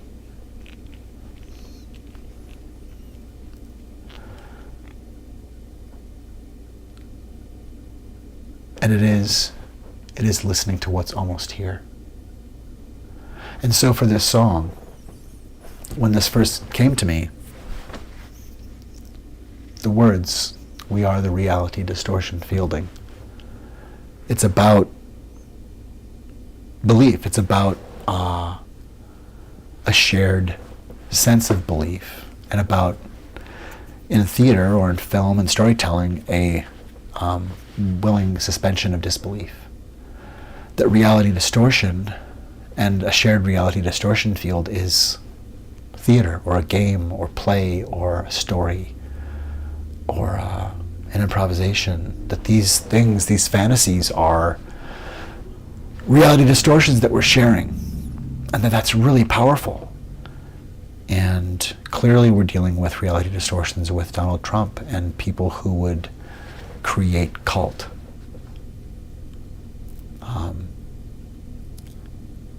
But in the sense of belief, that when you're triggered and yelled at and you just feel like they're right, that feeling that I had that I was going to share something, or my idea for a company, or this way I was going to articulate this thing, or this look that I was going to put, like whatever it is, this belief in yourself, this moment that is assailed or broken, whether or not somebody else means to do it, when that is happening and we're being broken down because of a trauma that keeps coming back, and maybe we are saying don't do that, and it keeps happening, and there's that, no, you're not experiencing anything, man up, level up, like, what do you mean? That the expression of don't do this, please, why does this keep happening? Today was important for me. Today is important. Of course I'm busy. That having these impacts and being the person who says, why? That having a boundary is the unforgivable act to a narcissist or someone who's comfortable in being privileged and like wantonly harming people because they just expect that other people like know they don't matter and are seen as like non-playing characters, and like hopefully will drive you to the airport because they know your number. It matters. It matters to treat people well. And switching over sound source here. Hopefully that tracks goes okay. We have signal, I hope. And we're up. I believe. Yes. And the other one is charging. So we're good. That's always a thing, just making sure that we're good. So we are going to move now. It's not usually quite so compromising for me, but it's been necessary to talk this through. And it's good. This is all part of producing the FalseHood. And if I were doing this in the storefront setting or in a theater with other people, when things like this happen, they happen. When we need to debrief and pause for a moment, or when we say, if something happened and the meal between the acts isn't ready and we need to pause, we're not going to serve people if we're not sure it's safe. We're not going to make the show go on if it's... What are we pushing for? What's the point? We actually really wanted to prepare something really special. This soup isn't something to fake that we have ready. We invited them here for soup, not for, it's time, here's something in your bowl. Yes, we want to suffice to expectation, and we want to care for ourselves and what we are offering, and make sure that we're really honoring the holistic all the way through what we're here to bring. So I have some soup for you, and it's called the FalseHood. And it can be made with many more ingredients, but today it is just a soup of these songs and myself alone, using a simple architecture of this place with its unique chambers and portals, and what I've recorded, and some amount of surprise that with a few bits of things that will let me make it feel like there's not just me here. It's just me here doing this today. And not that there's anything wrong with that. But at long last, I'm going to at least begin sharing here. So, as I said, we are the reality distortion fielding. That when I first was recording this, and I'm going to share, I think that's what we'll do. To begin, I'm going to put on the album that it holds the sketches for the FalseHood. And so before we play the new single, and as a way to let me transition into performance here, I will be sharing the original version, I guess, of the reality distortion fielding theme that's available, iTunes, Spotify, all that stuff. It's released as on the 11-song album called Mystery Font 42 Ope Intuit and the FalseHood Volume 1. That album has two versions of RDF, or the reality distortion fielding theme. And the first version is called the original composition, and that is indeed when it was occurring to me, and in real time I'm saying, oh, I think I like that melody, let me quick record vocals over that, and yep, that track was what I built the song on. And as it all kind of reveals itself to me, very entirely intuitively, just trusting intuition and following that, knowing that this is going somewhere, this is it. And in a sense that it was this place talking to me, this energy and my belief in me and in myself, and that if you ever are feeling doubt, or that it's all just a myth and you're of course you're silly and it was a fluke that one thing worked and you're just dumb, just if you're feeling those terrible voices of no, you're nothing,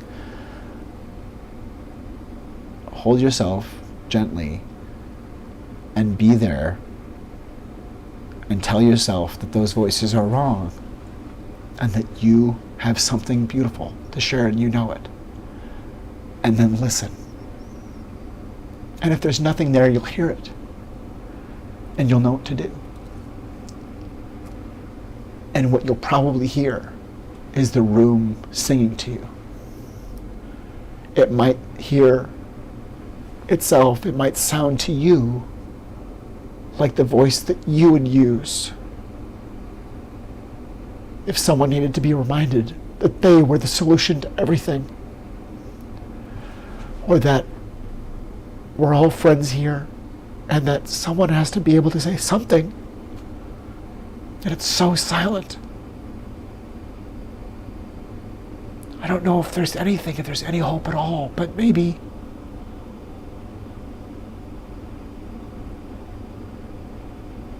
We are the reality distortion fielding.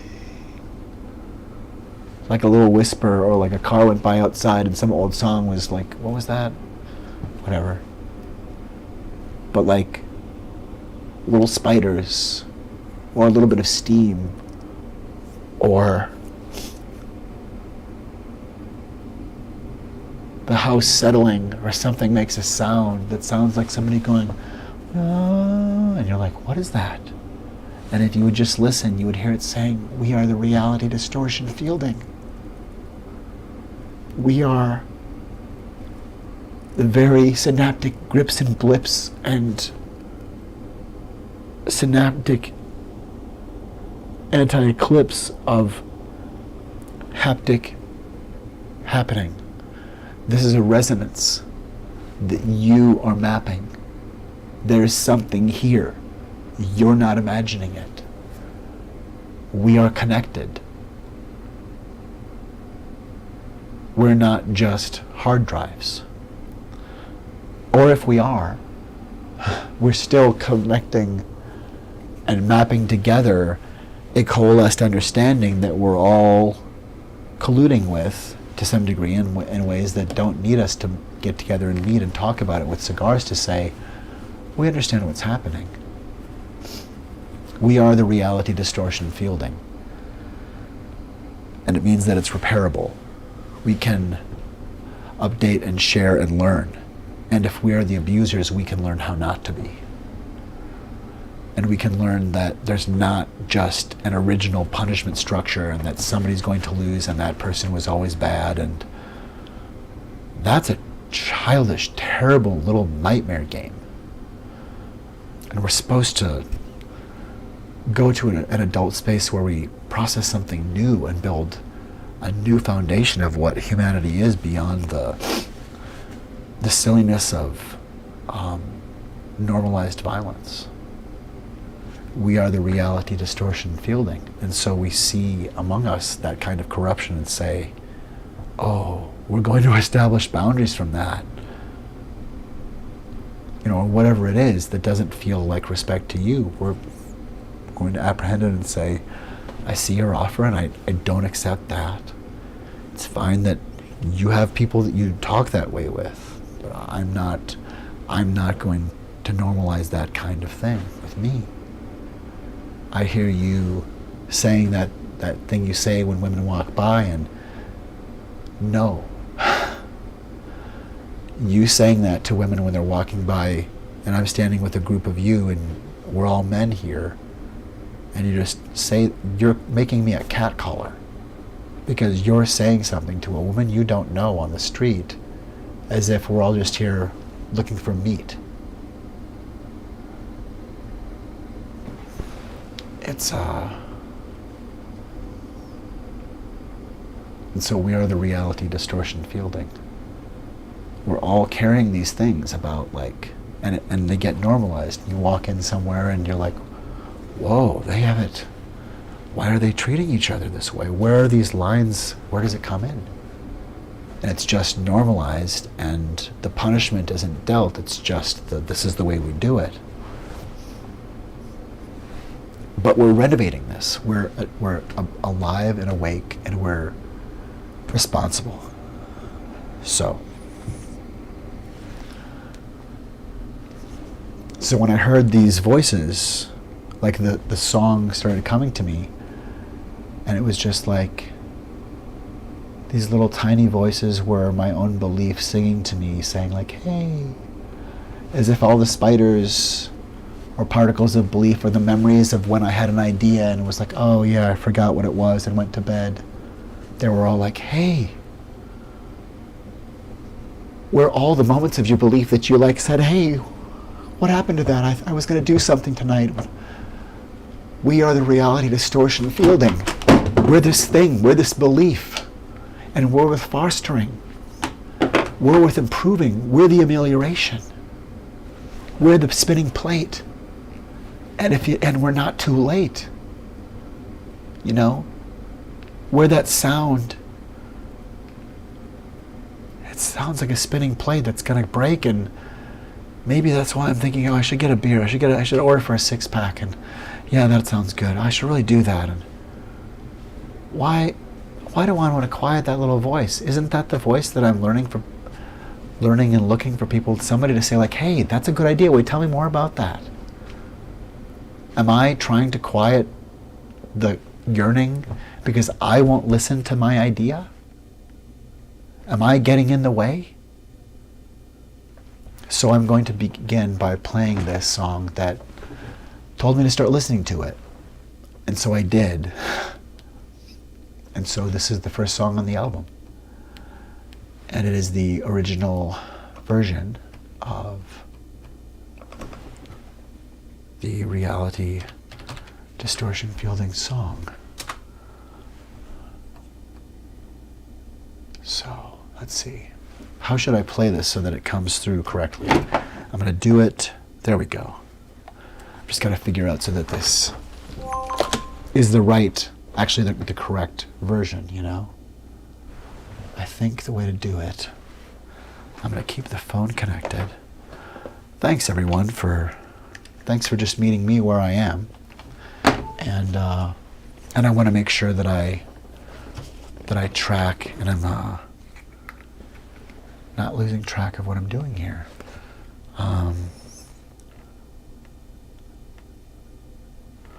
So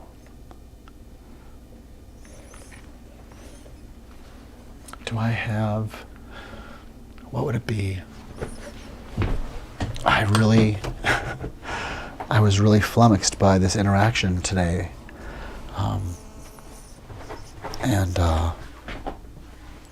So I'm just accruing executive function. It's always the way, but I want to make sure that I've got the right connector here so that sound is working.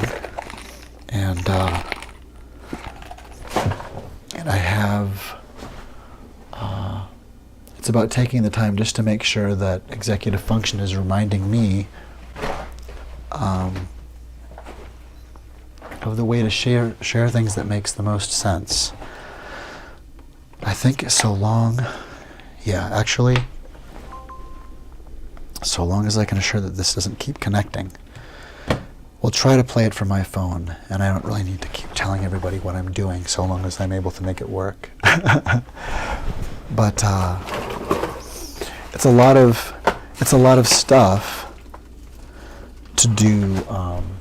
It's a lot of stuff to do a broadcast alone for anyone who's a creator, especially if you're sharing content of any kind along with your presentation. There we are.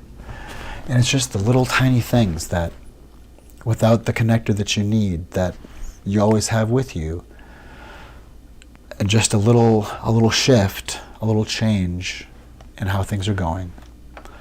And when those come, you know, oftentimes, certainly with no malice intended, when there are interruptions that seem to say like, oh yes, but are you really who you say you are? And there are interruptions that defeat our executive function. You know, I know a very good friend who was really just broken again and again from her attempts to create an incredible, visionary business's next steps and growth, something that truly is, she is changing the world, and her company should be a worldwide phenomenon. You should know her name for it without me saying it. Brilliant. And abused by a neighbor who just won't stop interrupting and controlling her ability to think. That someone, especially with patriarchal terror, can just continue to interrupt and prey upon your free space to think and know that no one's going to be knocking at the door, and then if you don't answer, go back to your back door and knocking, and then when you answer and say like, excuse me, are you knocking again? If it's an emergency, please send an email. If you smell smoke, knock and we'll deal with this situation, but I don't want your blueberry pancakes. Don't come by and casually ask for it. Don't knock if there's not anything. We've had this. We've said this. There are boundaries. That people gaslighting and not understanding how, the sensitivity of how we can break down one another's executive function. That people who are sensitive are not wrong for valuing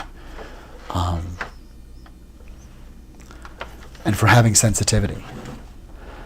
Not only not wrong, but they are correct and right to honor it and say, this is too much for me and this is a boundary. I'm not going to take this. I'm not going to, we don't all have to be a piston in the factory in every single way in the same, we're not all the same machine part. We're not all supposed to be able to take the same abuse, and the abuse is abuse.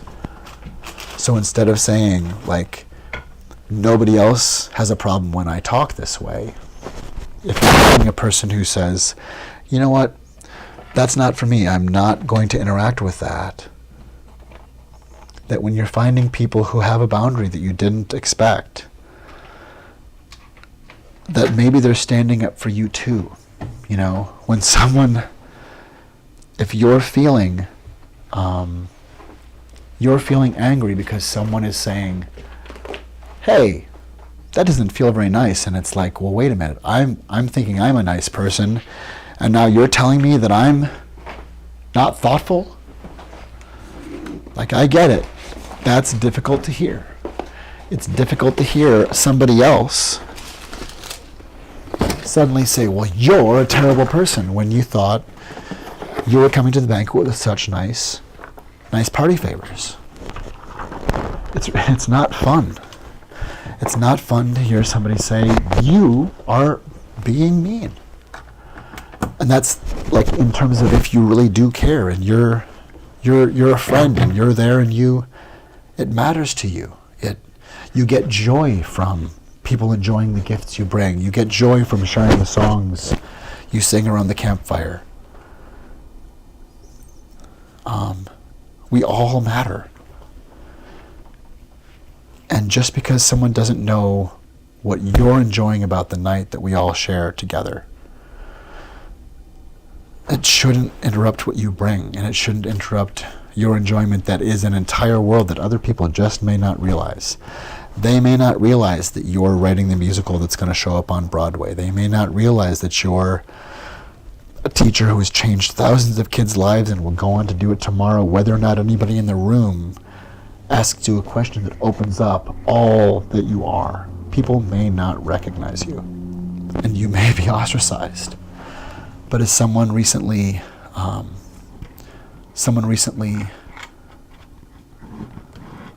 told me, I'm just getting the tech solidified here, making sure that I can play this music here the correct way. I think we're good to go. We can begin or move on here. Anyway, it's about care and about, if someone says, hey, I'm there, that's me too. I don't see any part of you there. I'm not stepping on anything. Pretend that I have phantom me. Pretend that there's part of me you can't see. Can you just make a little extra room so that I know you're not smothering me? If you can't do that for me, pretend I wasn't here altogether. Or pretend that there was part of me that you could see. And then I said, I'm right there. And that you told me, I can see you, but I'm going to pretend that you're not there. I'm going to tell you that the sky isn't blue. The sky is blue, but I'm telling you, I'm going to tell you it's not blue. And we're not going to talk about this again. I'm just going to do this to you. I don't see you. Any questions? You can never get me to admit it. I'll never even know what we're talking about. Your sensitivity is not too much. Your sensitivity is you. And it is, wherever it is, an indication of that somebody is there, that some intelligence needed sensitivity to protect the wiggly someone inside who should exist. Because you're you. Because you're real and you exist. And if someone says, no, you're not, or no, you couldn't have a thought, or no, you couldn't bring something that's special, they're letting you know that they've been hit by the rot and they need help, and they're asking a lot for help, but they don't know how to ask for help, so they're screaming anti-thought. They're trying to tell you that fear isn't the mind killer, and you should have some, and it's a driller. Drink the drill, drink the drill, drink the drill. Fear is the mind killer. It was a president who was wise to say, we have only really to fear fear itself. And so, with that, I'm going to open up from the falsehood its first incarnation, the first time that we run into. Here we go. The first time that this piece came into being was in November of 2021. That I was alone here and thinking, I hope someone understands that we're in an abusive relationship and that actually tries to break down our creativity. And there are things that could create companies and endow forests to create shade for people that is safe and cool and serene. If only we're not breaking each other down and creating things that we don't expect to come that other people are imagining. If we don't terrorize our imagination out of illuminating, because we can create terror. So we don't imagine that there might be a stripe of blue shooting through a room and think, oh, that idea is worth doing something with. It might never happen because someone is terrorized out of it and said, we don't do that. And if that's the kind of thing you want to do, the world's going to be a very difficult place for you. Well, if that's true, then that's why there's the Mystery Font 42. That here, at our Siwash Sunset Gates, there's a mighty woman with a torch.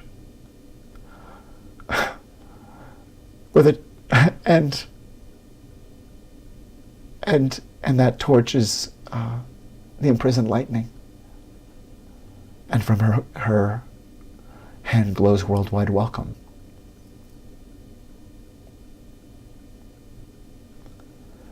That Jesus was killed for being woke. And that real kindness is seen as a hoax. It's seen as a con.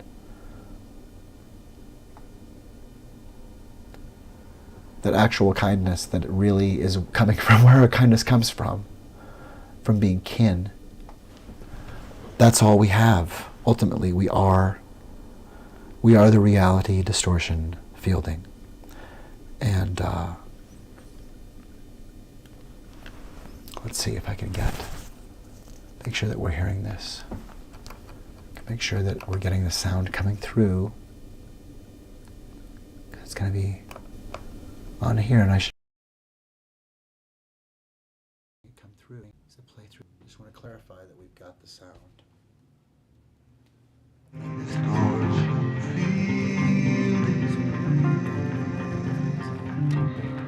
Sure that this is actually working. We are the reality.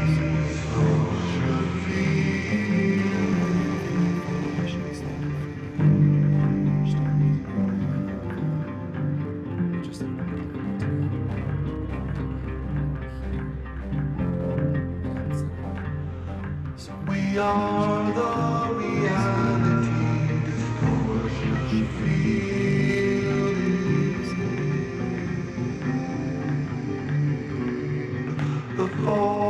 Okay, so we're going to begin this again. That this is the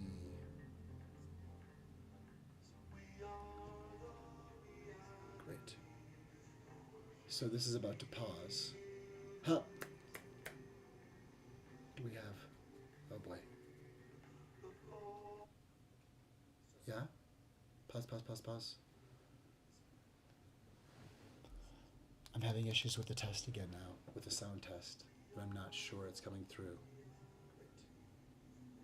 So this is about to pause. Test, test. Okay, I'm getting the signal that we have sound. I'm going to put on backup recording so that at least... I'm having issues with the test again now. Okay, so now we're recording, so at least we have backup, so that if something happens, this isn't lost. That's sure a tough thing when it just gets lost altogether. Getting the signal that we have sound. I'm going to put on backup recording so that at least... I'm having issues with the test. So I think we're good. I think we're good that if I... That's a pretty decent level. The sound is... There we go.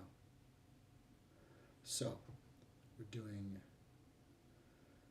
Thank you for bearing with me here. Reality distortion fielding, is this the original version? There we go. So this is the original version. Okay. Eventually, I'm going to have it all figured out so that I can run this. And sometimes the eccentricities of just running it alone escape me, or they're just blips and software glitches that now I can't hear the level, or a mic falls out, or the battery. So I don't always have a purchase on exactly what's happening. I'm just trusting that the mic is still going. I'm just trusting that the camera is still on. And this is part of the thing, that with the executive function to create all this work, if we're doing it alone, we're also just manifesting the production structure, and everything that's charged was done by someone who is also then the talent. It takes a lot. So, again, I'm just going to clarify that, because I'm not seeing a signal visual, I'm not seeing a visual confirm. Bop, bop. So I'm just going to clarify, because I see a signal on elsewhere and it sounds... Okay, so now we're recording, so it's coming through. At least we have backup. Backup, backup. So that if I'm going to do a... something happens, this isn't lost. That's sure a tough thing when it just gets lost altogether. I appreciate your bearing with me here. I'm going to put on... I'm going to do this again. We'll reconnect. Elsewhere and it sounds... Sound. Sound. Backup. I'm going to do a... Okay. So I'm running with this. I appreciate your bearing with me. The piece is really all about establishing executive function, and as is the election. So it's interesting. I'm just going to trust. Okay. So I'm just going to trust that it's working. I appreciate your... So the piece is really great. I got my level check. I've got my level check. I trust that it's going, and if it's not, it's recording. So I'm not having a delusion that it's mine alone. I've always known that, but it's sometimes rare to actually have a recording going of what could then be just a private knowledge of, I was going to show this tonight, and then it just didn't happen, and so something that was ready.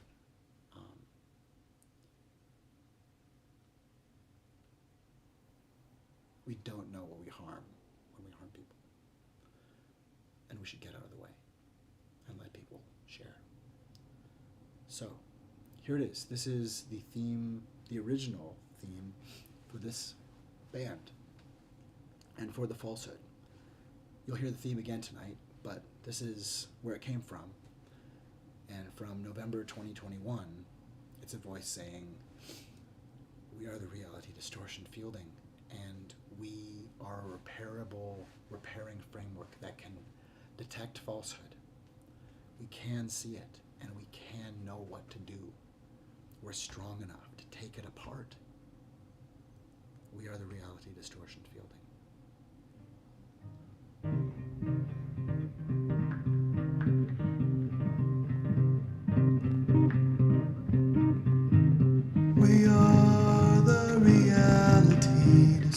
distortion fielding.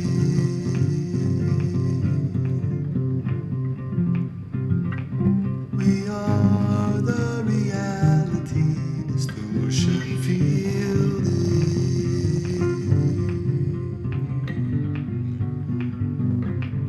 We are the reality distortion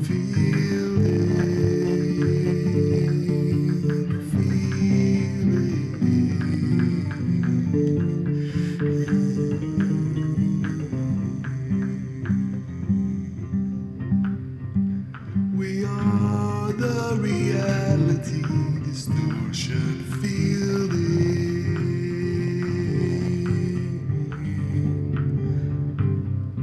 The falsehood will tell you your eyes are evil to see.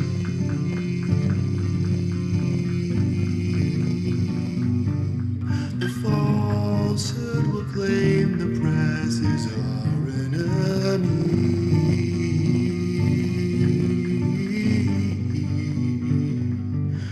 Our eyes and our ears are not fake, the lie is so easy. We are the reality distortion fielding.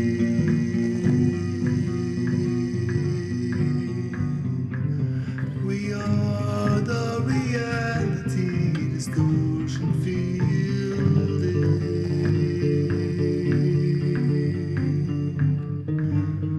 The fielding is real and the real is real.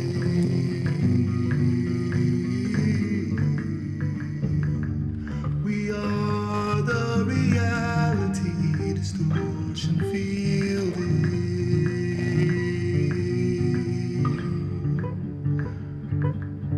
We are the reality distortion fielding.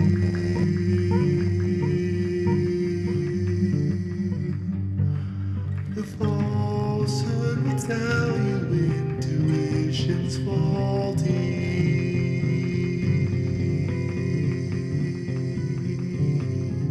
The press is not actually your own enemy.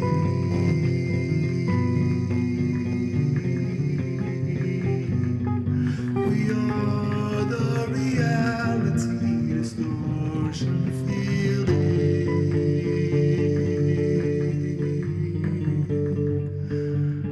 We are the reality distortion fielding.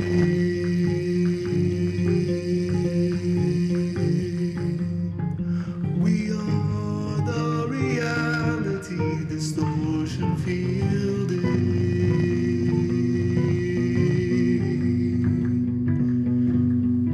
The falsehood will tell you intuition's faulty.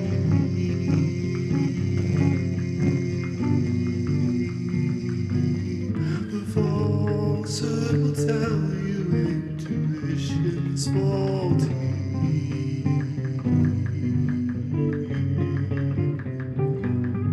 We are the reality distortion fielding.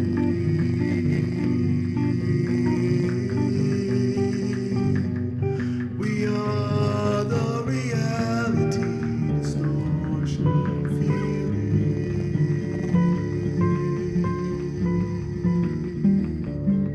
The falsehood will tell you your eyes are evil to see.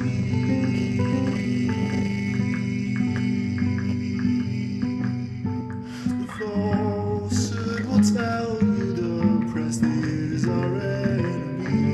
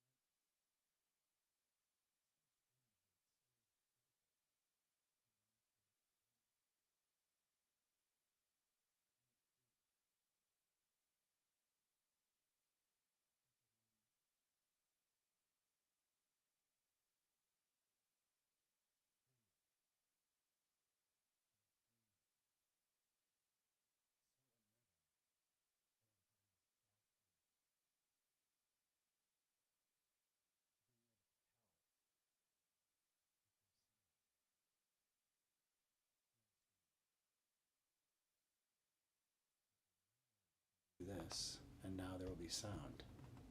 No? Okay, there's something. Something is funny. Something is funny about this. Oh well. I think that my tech issues are not this, and now there will be sound. No? Okay, so for sure there's something wrong. Something is funny.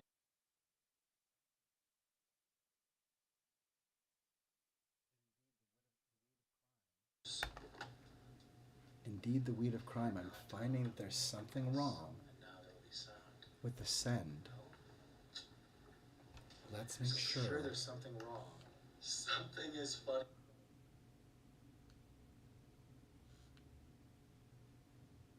Testing. Testing. Indeed, the weed of crime. I'm finding that there's something wrong. Touch, touch, touch. How do we know that we're coming across in the way we want to be? Touch, touch, touch. Do I hear it in a moment? Touch, touch, touch. Testing. That during this, I'm going to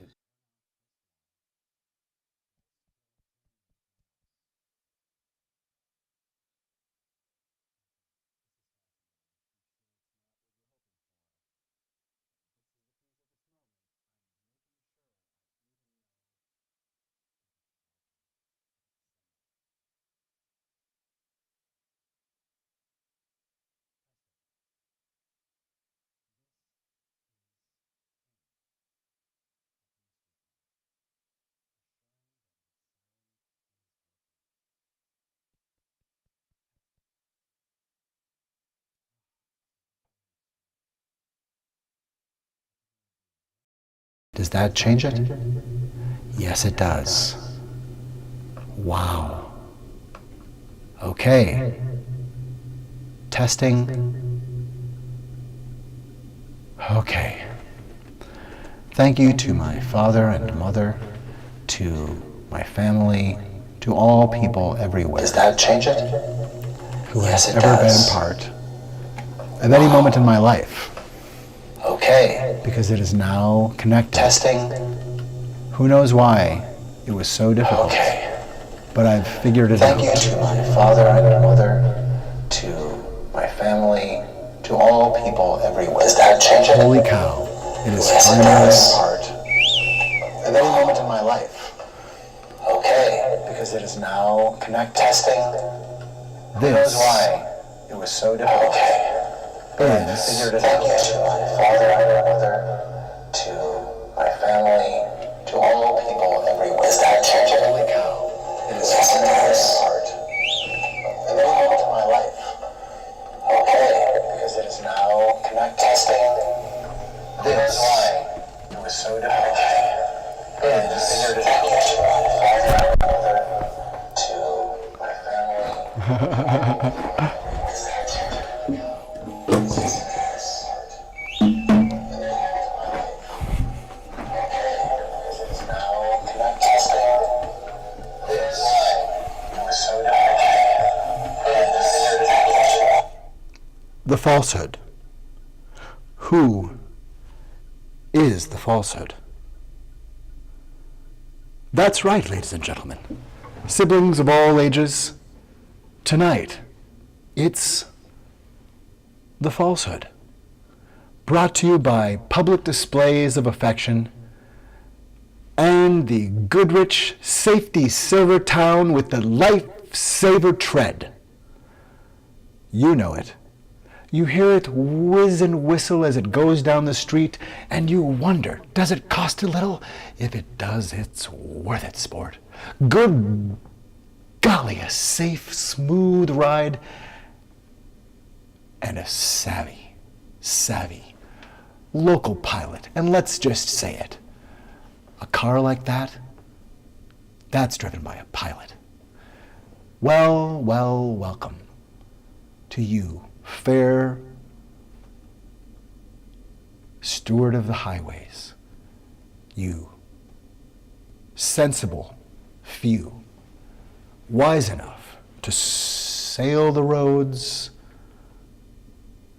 with the good, rich safety silver town, with the lifesaver Trent.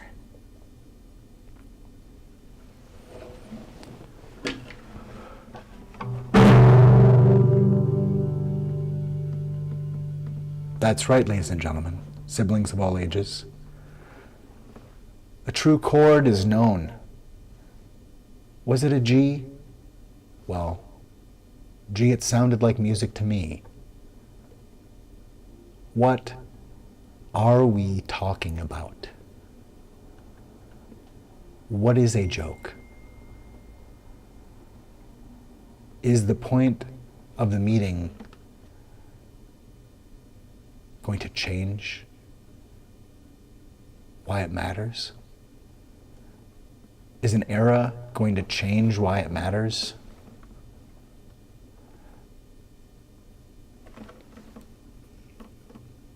Yes, at every moment, good or evil are waiting for us to defend them. Yes, there's always something to celebrate. Yes, there is always someone echoing words like those of Adolf Hitler. Yes, there is always a way to dash hope or to delight in cruelty. We can always continue to make mistakes. But you know that you have access to genius. You know when you've seen a film that has blown you away, you've said, yes, like that. The way they told that story. It doesn't just have to be about a creative endeavor or storytelling or film.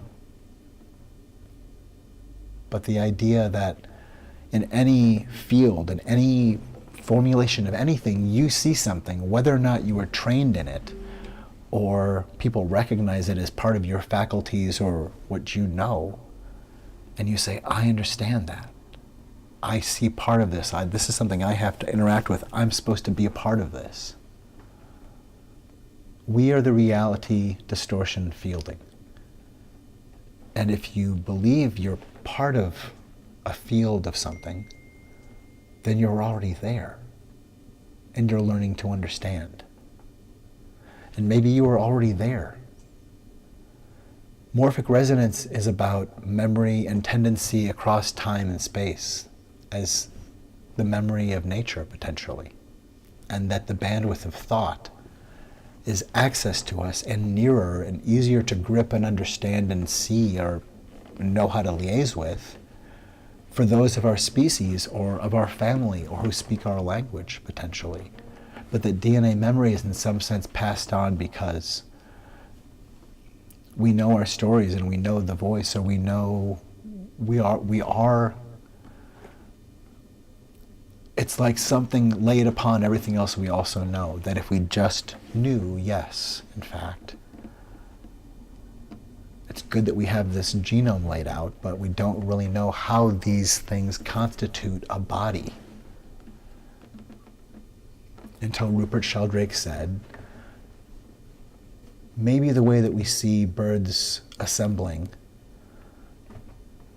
and scouring a field and showing us a shape, maybe that's how this stuff works. Is it possible? Is it possible that maybe what we're looking at right there, could that be not a descriptor or an allegory for, I mean, aren't they, they're not just really good at following each other physically, are they? They're not all just like, I'm following the guy in front, I'm following you, hey lady, I'm behind you, I got your That looks, it looks choreographed. It looks like they're all scraping the shape of a bowl, that they can't go through it. Or if it's a game they're playing, they can all see the edge, and they're delighting in that edge. Aren't they all sharing something? Isn't it magical? Isn't it if they're listening Like they're moving in time to a beat that only they can hear the music of. How are they so well rehearsed? Are they listening to music? Are they wearing headphones? How are they doing that dance? And then you say like, oh yeah, that's here. All those birds have headphones in, and that's public displays of affection. They're sharing a signal to people's phones, and they're sending a radio signal too. So you can hear different channels, but they're having a dance party, and everybody gets to see the visual outcome and the physical outcome, but you don't have to hear the intense music or whatever the music is. You don't have to be subjected to it. You're invited to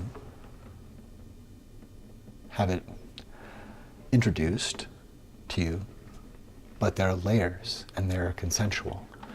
And we think it's kind of cool that you can come by and see people enjoying the abandon of dancing and kind of enjoy that it's sort of funny that they're obviously hearing music and like dancing and kind of, you know, showing vulnerability, but that we like allow it at some points it's going to look goofy, and that's kind of fun and funny. In the spirit though of like, we're humans and oh my God, play. It's fun to crack the egg of that and realize that we are the magic makers and we're the dreamers of dreams. We're supposed to be laughing and building things. We're supposed to be enjoying being alive. We shouldn't be arguing about whether or not somebody really means that somebody's doing abortions after people are alive. We shouldn't be dealing with someone who speaks in bad faith. And my goodness,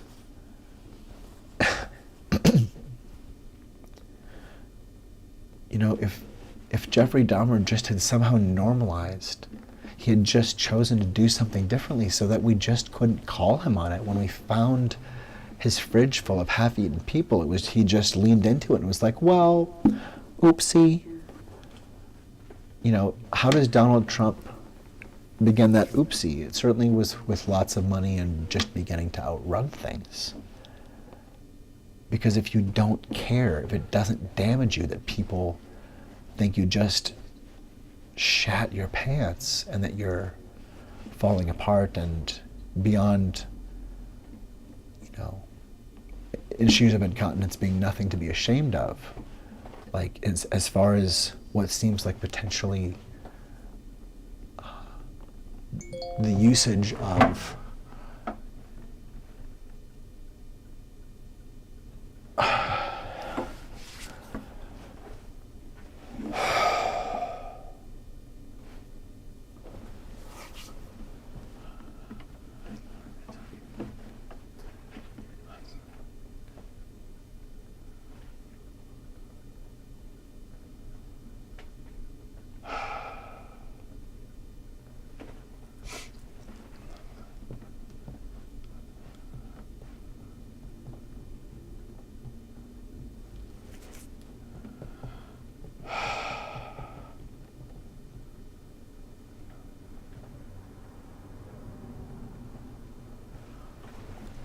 I'm sending a message right now to someone with whom I'm friendly and everything's okay. Just FYI. Some emotional issues came up for me that I'm just dealing with an emotional trigger around this stuff, and I appreciate your understanding and your kindness and your gentle words. Period. I love you and let's talk soon. I know you mean no harm. I know you're a good person. I know you're doing good things in the world and I'm glad that you are doing them. Period. Have a good day. Here's to democracy. Thanks for supporting people doing good things.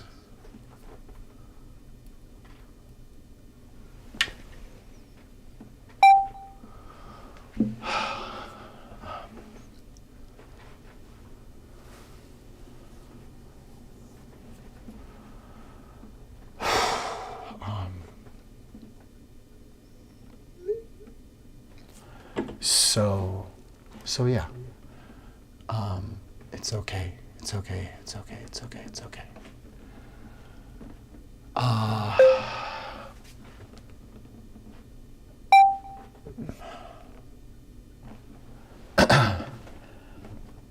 The difficulty in communicating and in being in response in real time when we are carrying trauma, or we are, when we are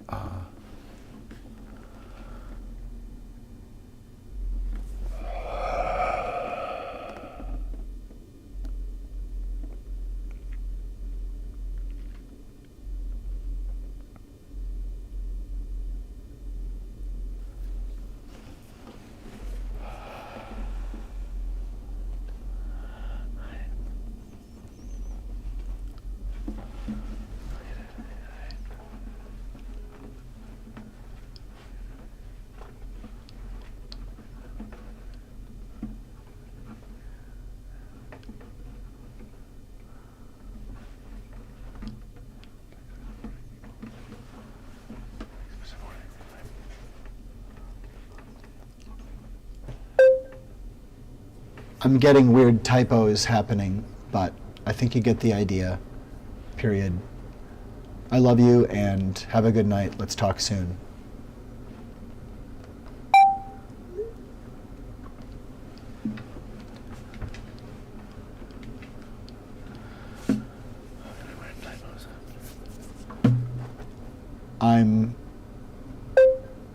I'm streaming now, and so I'm going to keep focusing on sharing this song cycle, and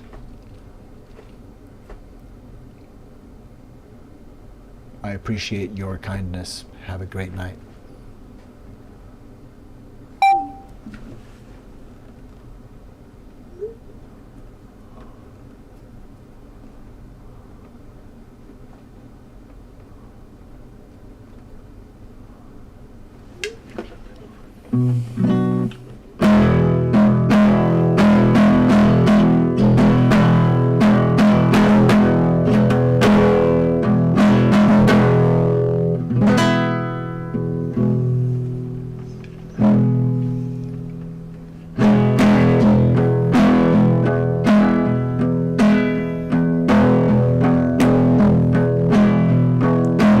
Okay.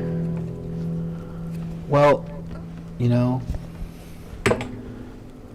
it's helpful to stand for oneself. It's helpful to rock the boat if it feels like, in fact, you're the boat being rocked. And it's not about testing anyone, but for sure,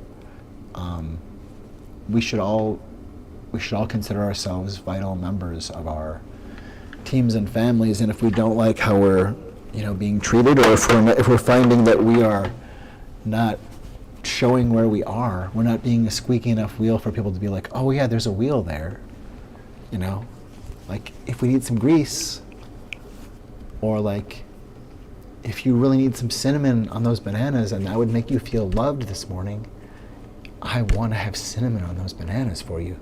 I want you to feel loved. I want you to know love. I want the bananas to feel like they won't stop telling you how much they love you.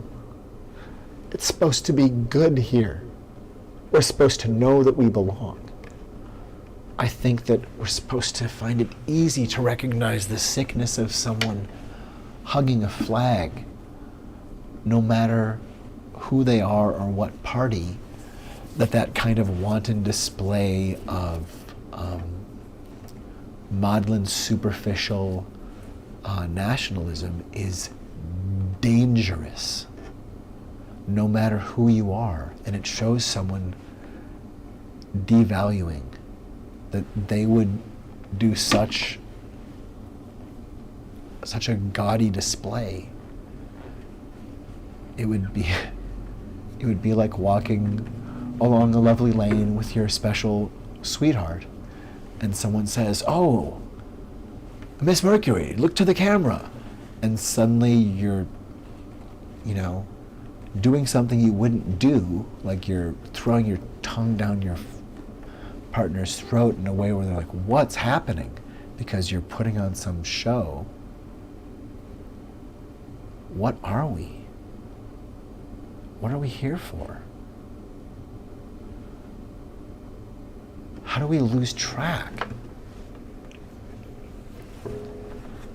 How do we lose track of meeting each other halfway so that we're having an intersectional experience of people with vibrant lives sharing space and sharing power and experiencing what shared power and people who experience shared power predominantly in their lives, or people who are, they're experiencing different levels of interaction that where people declare and show they understand consent and can just, I don't need to give you a lot of attention or give you a lot of yeses and nos. I'm doing my own thing, and we find each other and we find the ways we want to be. Today I'm coming in and I'm not going to sit at the library bar. I'm not going to talk to anybody out. I just want to gather my thoughts and be just as intellectually active and part of the community, but I'm going to be over in the corner and figuring stuff out and writing things down. It may not look like I'm busy, but I'm working too. Or I'm having fun too. You don't need to worry. Thanks for checking in, but I'm fine also. We're all vibrant. We're all part of it. And we are the reality distortion fielding. If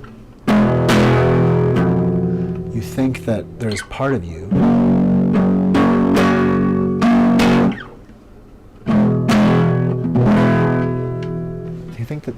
you that maybe is just like a toenail that you know what, they say I'm no good at this, or whenever I ask, why did that ever happen? And they say, oh, just forget it. There's some part of you that people have crossed off. There's a difference between holding on to a cancer of a bigotry or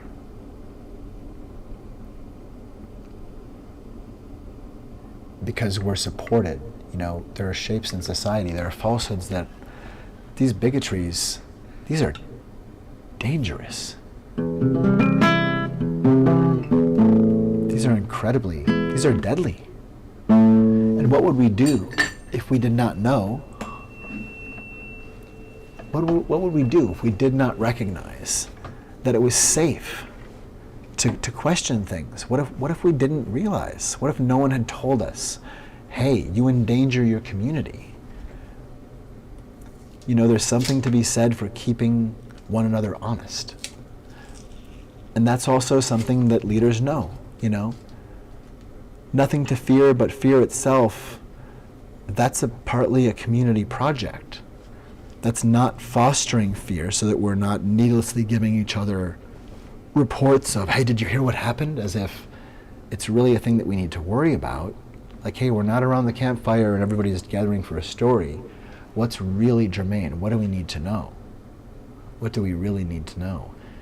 And if something's wrong, like if there is a report of poison in the water, or if there is a lie that got spread, or if there was a wolf attack, and someone comes in and says, wolf!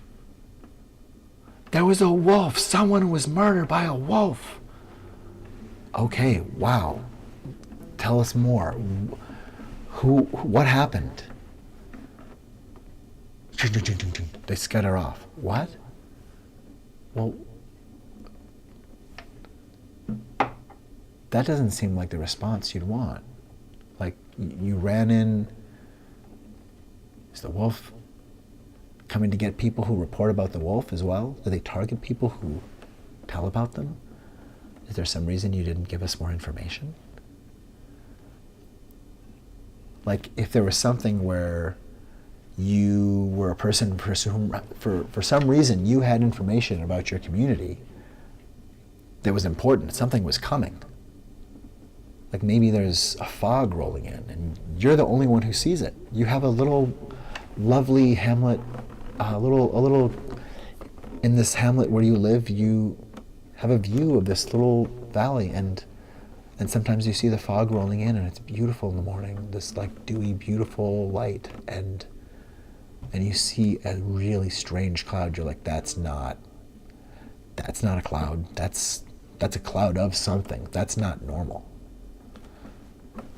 And you're like, but it's not coming really my way. It's coming past. And there are people just down the way. If that keeps going the same way, that could be very good for me. If that hits them, it looks like a mean cloud. I don't want to cause a panic.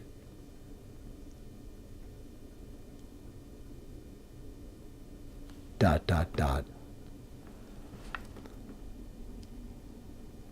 Because a leader tells us they would take the watch. A leader tells us they would take the watch. And that's vital because it's the watch for all of us. So when they're tuning, I mean, if you're not going to play to A440, that's okay. It doesn't have to all be the same. But if it matters,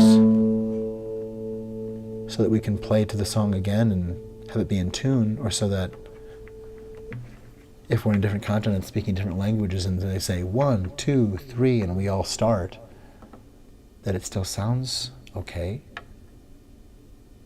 and the language barrier doesn't become more difficult to deal with because we haven't appropriately planned for people just to liaise as they're ready to do. These things are subtle. What frustrates connection that's perfect?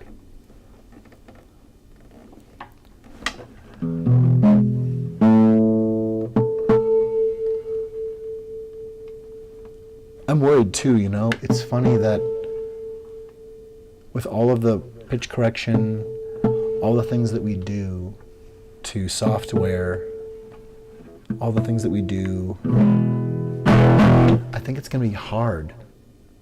I think it's going to be mighty difficult actually to find recordings of people, of human beings like performing, where we can say, oh, that's, oops, oh, I have a camera to connect here. I did not realize we were not connected. That will help. That will help the broadcast immensely to have the option of one of our primary cameras. I find it helps. Gosh darn it, I'm going to go out on a limb and say plugging cameras in that you may want access to, it's just sound. It's just sound practice. And such. All right, so I think we now have that, which means I can differently and more easily say, welcome to the mystery font, that I am Tim and you are welcome here. It is at the intersection of free humanity and the meaning of life at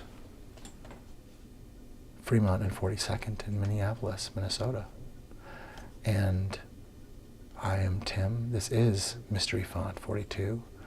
I certainly do believe we're going to figure this out so that I believe I know how to do this. I know I can make it work. So that I can share with this camera. I've had a new way to make it connect since, no? No? So there's just that one thing that I have to figure out how to make it go away. This is so fun. I love you for being along with me. And you can see the hokum. This ring of strange permuting hokum. This is so good. What a ride. Thanks for being along with me for all of this. All of these things. How do I get this one? There we go. Oh. Now, how long this will run still until it stops, or we'll see. But for a while here, we have this feed, this camera, and we have other cameras too. But this also allows me now to transition. It's a fine-tuning thing, because there are, with this piece, with the FalseHood, it's about low light and about it capturing it just right. And I've even brought this to, for instance, to the Walker Art Center for the choreographers evening, in which I've shown work before, to audition. And it's difficult because, you know, these things are different at different distances, such that I'll have something that's perfectly worked out for this space. But understandably, the curator would be like, that was great for a minute, it was beautiful. And then I was like, I should have said something, I couldn't see any of it. Like, oh. And it is so subtle that it can be totally missed, or at the right level, the right white balance, or just, you know, people's eyes have adjusted, it works great. It's such a fine point. And it can, if it's not working, if we don't just have an expectation set of like, okay, we do need to, it's not like a normal show in terms of you come in and okay, dun dun dun dun dun, and begin, and you're right away like, okay, I get it. Like we're gonna need to finesse this in some way so you're not paying attention to how the show hasn't begun yet. We have a normal thing happening, something, so that you're not coming in and going like, wow me, because you do need the light. You do need to be at peace and calm and get to it's dark and we can actually go to blackout. Or you need to have a space where you can do a full blackout and be there in the dark. So it just needs to be, like Young Jean Lee had a piece called Church, and she's an incredible theater maker, just genius. God, what a genius. And those visionary works of theater, they're all about placemaking, and it's creating a particle that people are then, there's a weaving thing that you can read, just like birds interacting with a magnetic field and knowing how to trace it, just like a body coalescing and building itself with genetic code can tell from like those building blocks more than like, oh, this is what you make a city with, but like how to build this part of a building that opens up and becomes the elevator shaft, or like that something is going and becomes a field helping to instruct these genetic materials. Essentially that Rupert Sheldrake was theorizing about this, trying to figure out how. And as more information came in about the genome, like, okay, there's something there, but you might as well just crush Barcelona and then say, or crush, you know, Venice, and then say, well, oh, we need to rebuild it. Here's some of the powder. Like, there's what you build it with. That doesn't tell us that much necessarily about how to reconstitute it or what it was. That we have like the ruins of it, or we have a cross section. Like, we know something now. What is it? What is the living, breathing thing? And not just forensically, but what is it living? Its own resonant thing, singing if we happened upon it without what we were looking for. If this were a party on the sidewalk and we're like, why are people doing this? And they're like, oh, that smell, that's this drink that they had. No, you gotta taste it. It's a little funky, it's from this fruit, it's like durian, it's not the same, but that smell where you're like, dude, you have to throw that out. Wait in a half an hour, you're gonna go crazy. It's like caramel corn with like a little bit of like stinky sweat sock, but you'll never want, seriously, you gotta try it. We don't find those cool weird edges, not that you wanna like find the sweat sock you wanna taste or something, but we don't find the weird stuff. We don't find the cool new sound. We don't find the stuff that makes us just go, oh, like I can't believe I've never heard that before. If we are beating and terrorizing the people who do try different things, or are willing to sit with the ugliness of not being a clarified thing yet, so that they're, if you're not going to perfectly imitate Elvis Presley, or who you think it should sound like, if you're not going to perfectly imitate Chuck Berry, if you're not going to perfectly imitate Nina Simone, and everything they're doing, like, as a musician, say, how do you just be you and say, I deserve to exist? I just think we are relentless. We are just cruel.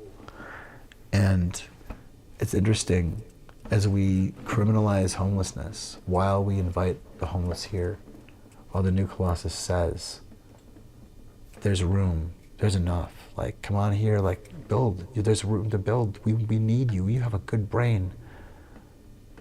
You're in hard times happen, you're a human being, you're a brain.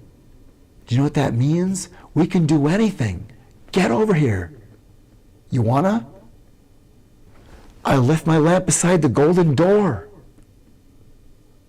That's forever. That's an invitation to share in the bandwidth of illumination. And letting people talk that down, letting Stephen Miller, letting people say stuff against that. These are shocking boundary violations. Shocking boundary violations.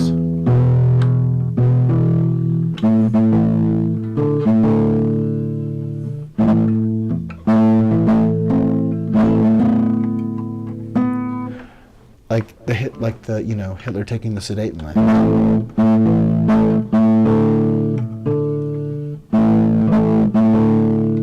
Thank you for listening to me tune. Calibration is important. And like I was mentioning, I'm worried that we won't know what it sounds like for people to sing, that there will have this, we can find stuff, but everything gets corrected and edited, and how often do we hear somebody just sing like a part where it hasn't been changed and edited and dropped in and overdubbed, that we hear someone failing to make a perfect piece and that's singing. Like, we hear people go in and out of tune, and like, that's not wrong. We're going for this tiny little thin edge of, like, if it's an Olympic event, if singing is an Olympic event, and everybody has, the judges have a dismount is supposed to look like this, and like, it's art.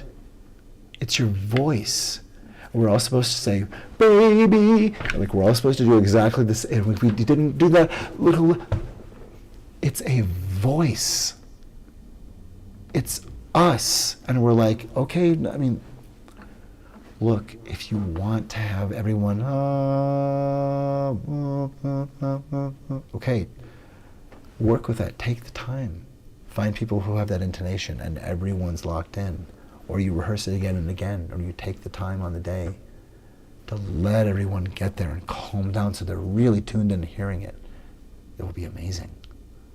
And better than like correcting it after the fact. You can't,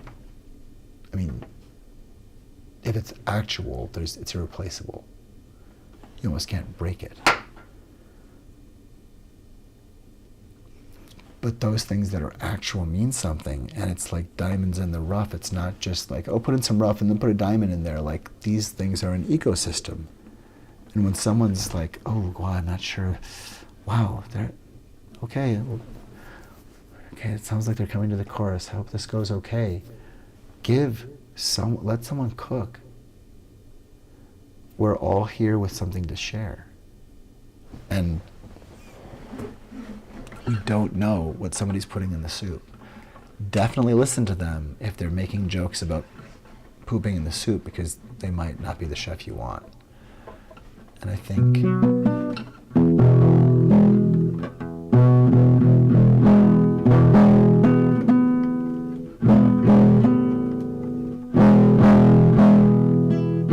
so if I think of like a chef coming in and like applying and saying, hey, I hear you had some rough years lately, but I've been through rough years too, but I didn't do anything wrong, but if you, here you need a chef here to take care of the soup needs here at this little restaurant.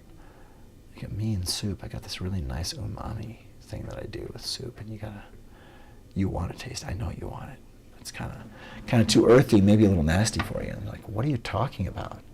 Wait a minute, did you work here before? Wait a minute. Wait a second. Is your name Tantrumple? Are you Mr. Stiltskin? You're Tantrumple?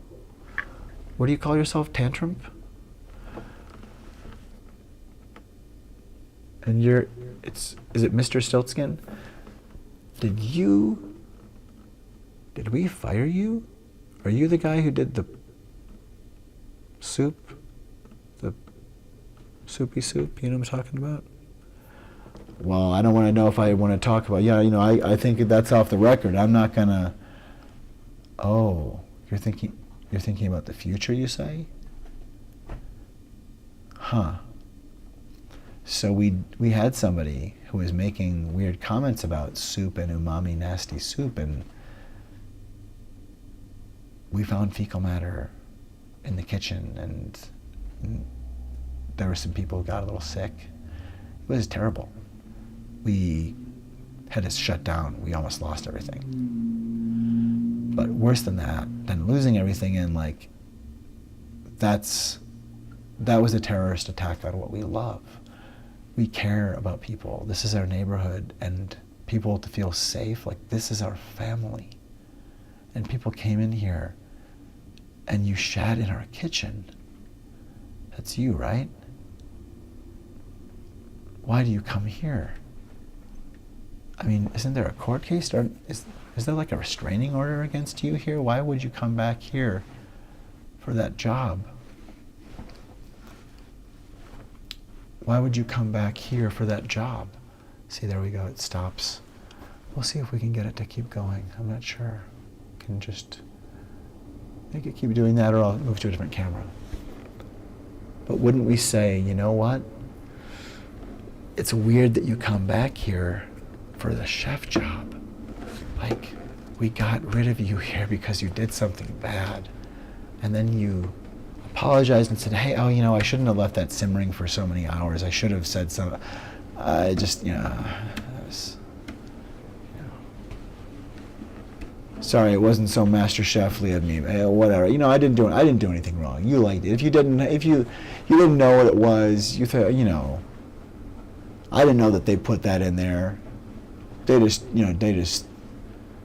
didn't do anything. And then you go to where the people are in jail for poisoning people, and you're like, you're not going to clear anything up.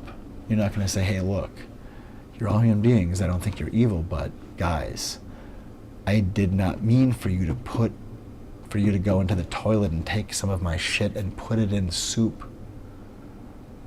Like, I made dumb jokes, but you shouldn't have done. That was wrong. But he went to the prison and didn't talk to them about that. He said, let's sing a song. Let's sing a song about stone soup. About how it's good for everybody, and bring those stones and we'll have enough for all. You're like, wait, that's not what the plop in your recipe was about. What are you saying, stone soup? You're saying this was about kindness? You're singing a song about this nation, or about this family, or about this table of human fraternity and sorority and siblinghood and human family? You're singing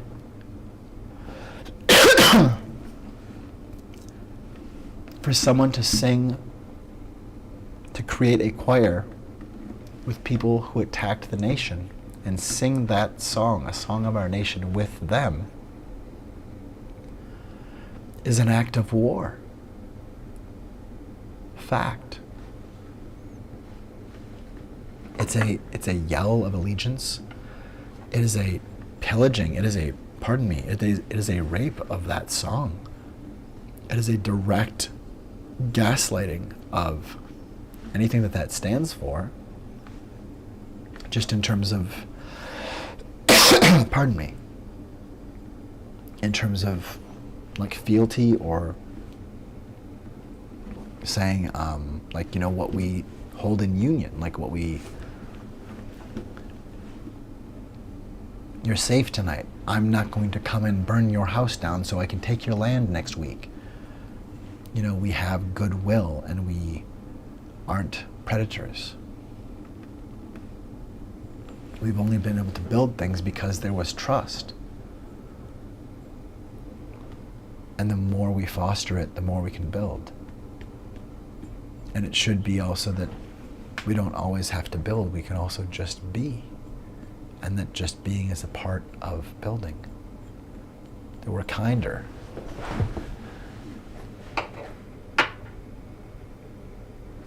But I think that we have been degraded.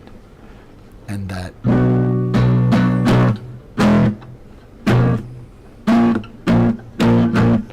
being degraded, we forget. Like, if you are around people who are mistreating you all the time and no one shows up with, wait, oh, this is the kind of care that you deserve. Of course, people are gaslighting you and mistreating you and not recognize your dignity. Eventually, you just, now I'm in another reality. Like, there's no one here that will recognize me. If I play along with them or if I pretend that I'm really dumb, then they say, oh, sure, I'll see, you'll do my tasks, but I recognize you. Good, you get the right kind of ketchup. Get it for me now. Like, we can understand and be part of a system where we're accepted as a little pawn. But it is vital to be seen. And like the just decimation of third places, all of this, like, these things matter. And it really, it's counter to humanity to decimate them. So, with that said, in the falsehood, the morphic resonant mind of all of us is represented by the Statue of Liberty. And so we see this mind liaising and singing, sometimes walking, like that on stage or in a space or on film, we would see kind of in a haptic space of transition or of like, where are we? Maybe a escape like this swirling hokum or blue plasma or, you know, a portal or something is opening up. There's some suggestion of the generation of some other font, of a space of generation that is another permutation.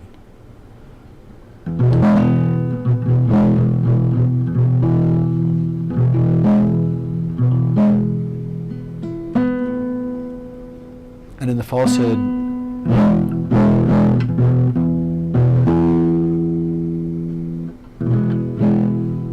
you see, this room, this is the imagination of democracy. This space at the mystery font contains the imagination of everyone. And you can see here, if we turn our attention over this way, you'll see very, very easily how you'll see not only your face and the face of J.D. Vance and Donald Trump, but you'll see Nina Simone is here. There's no one who's not on the walls of the mystery font. I'm not sure where any of us are or aren't, but we're here. That these squiggles, these noise patterns are exactly the kind of thing that we can find shapes in and understanding and recognize, wait, there's something there I see. Oh, that's upside down, but that's a face. Or, oh, that's an x-ray, but is that from a doctor's office? We understand, oh, wait, that's plastic. They're stretching it across. There must be a way it's hung. That's not normal. Our brain figures out and comes up with oh, I'm looking through a mirror. That's why we can figure things out.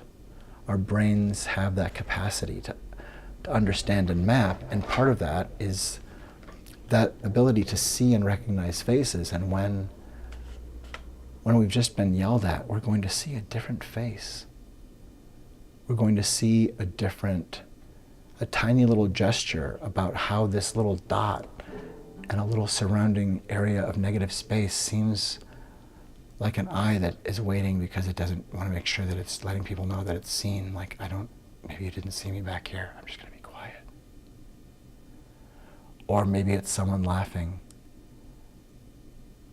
I think we see ourselves and we see people that we want to love us. We see difficult people who we're having trouble ask us to treat us well. And it's difficult. And so often, also, the people who we are asking to treat us well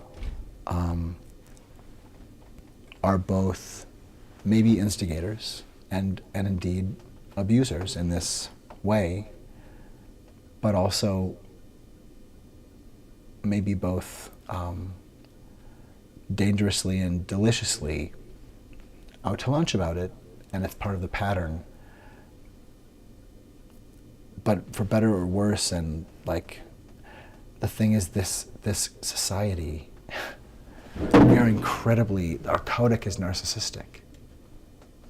And we should listen to AI because it is telling us that our codec is the problem. Because AI is just good at following instructions, and it hears our self-talk, it hears the rules, it hears the quiet part that we're not saying, whether or not we say it out loud or anybody notices or makes a video about it on TikTok. AI reads the corners where, wait a minute, what's that little texture? Oh, that looks like hair. Why do they do that? Oh, because someone gets put there. Wait, but why would you have somebody that, oh no, there's always somebody that gets put in the corner. I'm just saying, there's always somebody that gets put in the corner is a generational trauma issue. That the way that our patterns normalize there being more of the patterns of abuse, and just grin and bear it, and we don't talk about that, and oh, that's just a rumor, and it wasn't so bad. That's how the shapes of these squiggles become a panoply of horrors and of people screaming and not being heard and dying alone. Of Nikola Tesla being sad that his latest idea was dying and he couldn't share it. And know that people were happy because they saw something was just free and good to be here with us if we could just let it in and hold the resonance close and safely with us. And imagine if these folds that might look like a scowling scoundrel is someone who's waiting there, and these jowls are saying, oh God, are they really going to listen? I think they're letting it be silent for a moment, so that when it picks up, they really hear the instrument. That maybe they're a little scared that no one's going to listen. Maybe those jowls are flapping in the breeze because that old man, that old woman, or that young little kid, whoever you are, that someone is saying they're not on the team. Yes, they have the microphone, but I'm next. You're doing crazy? No. Excuse me, that's a good song. How dare you take that tonight? I should do it. Let the kid cook. If someone has something to sing, and if they chose the song, and if you don't like how they're starting it, and you do it better if you were on The Voice, next time, you choose it. But tonight, this little kid is going to do what they're going to do. And you, see, the camera is going to keep doing that, I think. Maybe it just disagrees with me, but it's okay. We're going to work through this generational trauma, camera. It's going to be okay. It's going to be okay.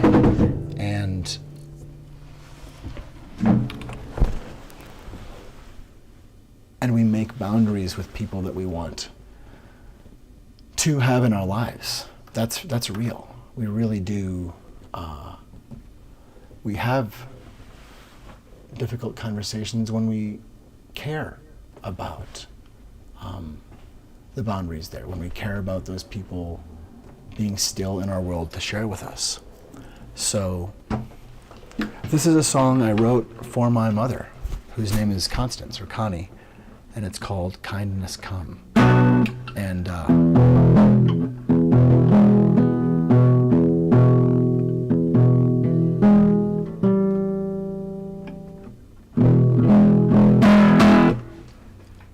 I think just to start sharing a bit of the creative work here that is the falsehood itself, not merely permuting and speaking in the language of it, in the bandwidth. Let's move on to, I think we can get a feed of one of these cameras we can use for the low light photography here. And that should work, I believe, such that we can do this. Perfect. And that's, we want to flip this around, don't we? And maybe, I think we want to do, we're figuring this out. It's a bit on the fly because of the way that we're using light in this piece, and recording it with these devices is different than streaming through them. I basically found a way to do this capture that does make it look like what it looks like in the room, but is a little more sensitive so that it does register. And I'm just going to prepare and have that, get that ready for us. So we have, I'm pulling that into view here right now. And, you know, I'm going to let that song play actually while I pull these things together. This is that song. I'm going to, rather than singing it now, I'm going to center and get the tech of the this camera field ready to start presenting with the visual field of the falsehood as well. I'm just sort of tag teaming with myself to figure out where do I do what as the sole presenter of this. So thank you for being along for this as much as you are.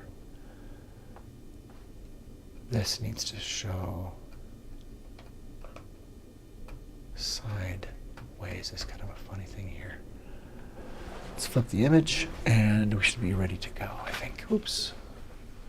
I hope your evening is going well. If you haven't voted, I think it's it. I think the polls are closed.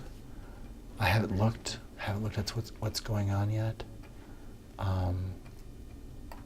We are just getting this important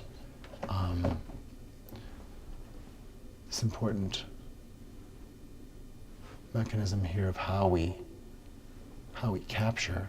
There we go. And reverse. There we go. So we have that. We're going to put it sideways. There we are.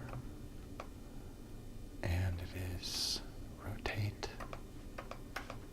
Yes. And yes. So you're having just a little bit of a workshop here of how I'm working. That this is, we're going to zoom in, so we're going to lose a little bit of, just a wee bit of clarity. Oops, we'll lose just a little bit of the, whatchamacallit?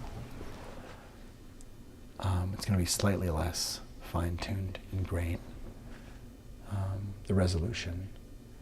But with that, we do access, here we go. I think that's probably a good place to do that. We want to have it relatively similar zone here for a backup camera there. But this one, or the phone can suffice. But I need to have running here a camera that can apprehend, that I can trust. So the field view may be truncated, it may be a lower quality, but what it's going to still register is going to allow me to present this and share this for you. All right, so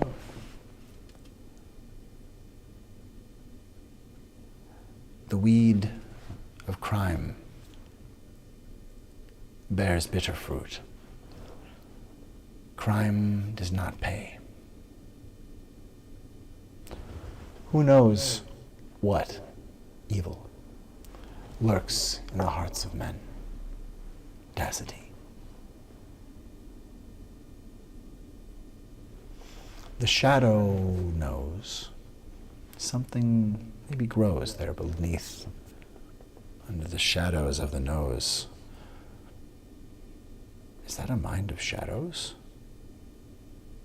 Is that a 4 o'clock shadow that at least that knows? Is there a bit of stubble that grows? Who knows? What mens rea is gathering?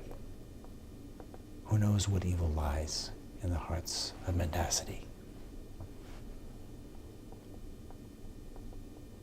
And who knows how they will react if that mendacity is seen? Who knows what evil lurks in the hearts of mendacity?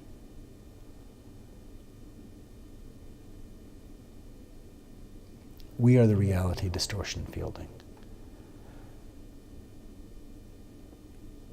And we are connected, whether or not there is a hive mind that is a vibrant, connected cell, a point where we are ubiquitous and ubiquitous and are simply myriad by connection. Even if we are just separate hard drives and there's no other connection point, if we don't have a Wi-Fi mode, still we are myriad of one kind. But I do believe there is a bandwidth of thought. And that bandwidth can be an interesting way to talk about phenomena and existence and reality. And I think that there is a bandwidth of terror. And the tools of terrorism are violence and intimidation. And so, past the point of normalized malfeasance and code and law,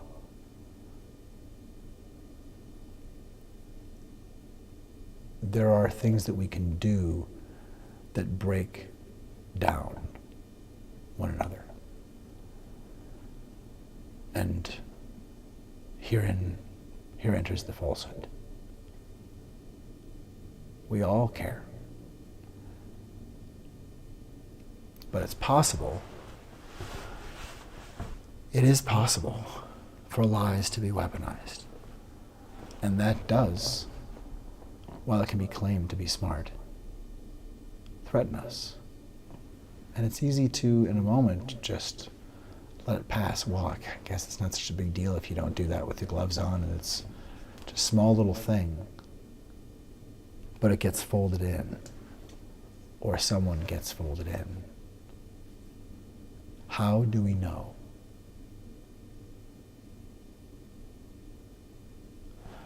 How do we know?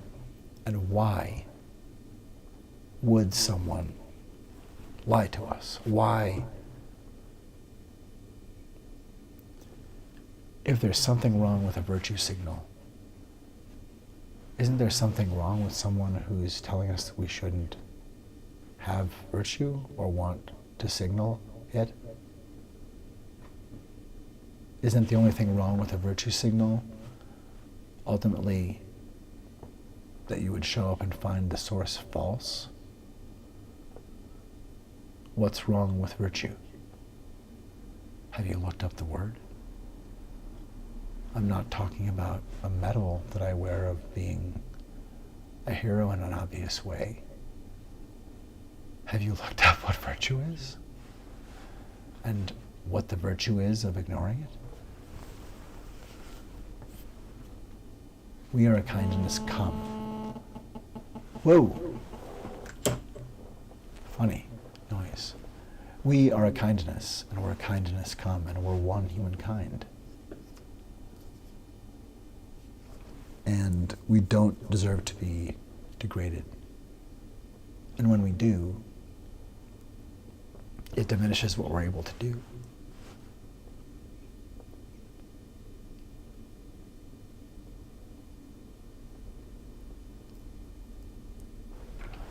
And so, we're going to dive in. I'm going to bring up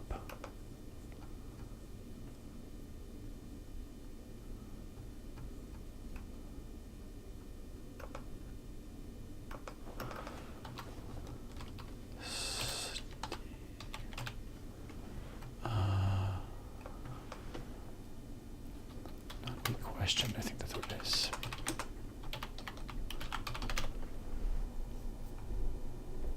Yes.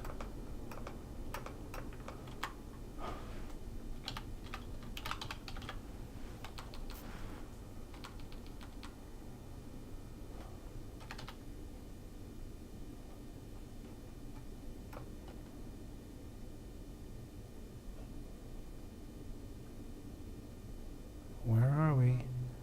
I need my video that has that thing. Did I just see it fly by? This is the difficulty of assembling with executive function, and when it crashes, sometimes having to reknit together. That those of you who have issues with trauma and know how that can play with memory, and reestablishing and reknitting executive function once you realize, oh, I got a little freaked out there. It takes time to calm down and reconstitute. So, well, that's how I would do it, I guess. If we'd go to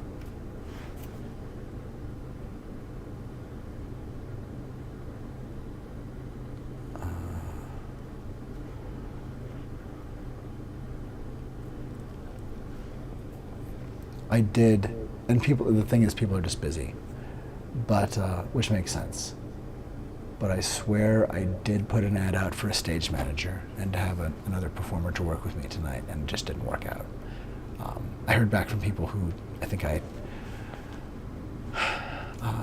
need to know how to email and where people somehow, because I heard back from one performer with, oh, I'm just seeing this, and it would have been great to work with him. And to some extent, my trauma around recent years and such, that things that have gone on for me around PTSD and such, it just can be difficult to reach out, and then I get hung up and pause and stuff. So I'm really grateful that someone reaches out and was like, hey, thanks for getting in touch. I'm sorry I just saw this. Those points of connection mean a lot. It's very strange how it seems like it's more commonplace for people to just not communicate. Even just so to say, not interested, thanks for the pitch, but we don't do that here anymore. We're focusing more on opera, and it sounds like you're doing kind of a modern dance thing, so good luck, but not here anymore, and just silence or a disregard. And I think that's how we're being led by example. That when someone normalizes insulting people, it hurts everybody. It doesn't just hurt the person who is broken down. We're all broken by it. We're all like, wait, that's how you treat people here? Oh God, I have to look out for that, huh? Okay, glad I'm on the click. I'm in the click. But wow, that's what this place is? Oh, God. Okay, you're one of those. Yucky. Great. I thought I found a good place. Like when the sloth of unrenovatable, boorish meanness just kind of goes honk. Yeah. Were you angry? Like, you should like it. It's going to be even worse if you get out of here, idiot. You know, hey, it's good to be comfortable. It's good to be confident and just be able to be who you are. But the renovatable component, the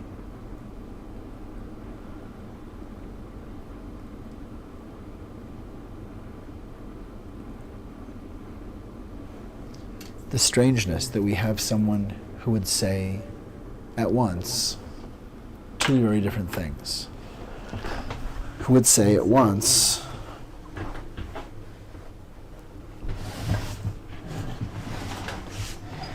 let's make sure that this is going to show up correctly here. I think this might be I think this is actually a pretty apt mechanism. That should be fine. I mean, the thing is this going to, that's going to be backwards. We want to flip it, right? I think that's correct. Let's get this going the way we need it to be. So it's going to be backwards. Let's mirror it, right? There we go. So now, but now it's upside down. How am I doing that? Okay, let's switch that again. There we go. So now, here we go. Now we're set. This is the mystery font. This is one of the small little stage-like openings, these little proscenia here at the font. And I'm just going to share with you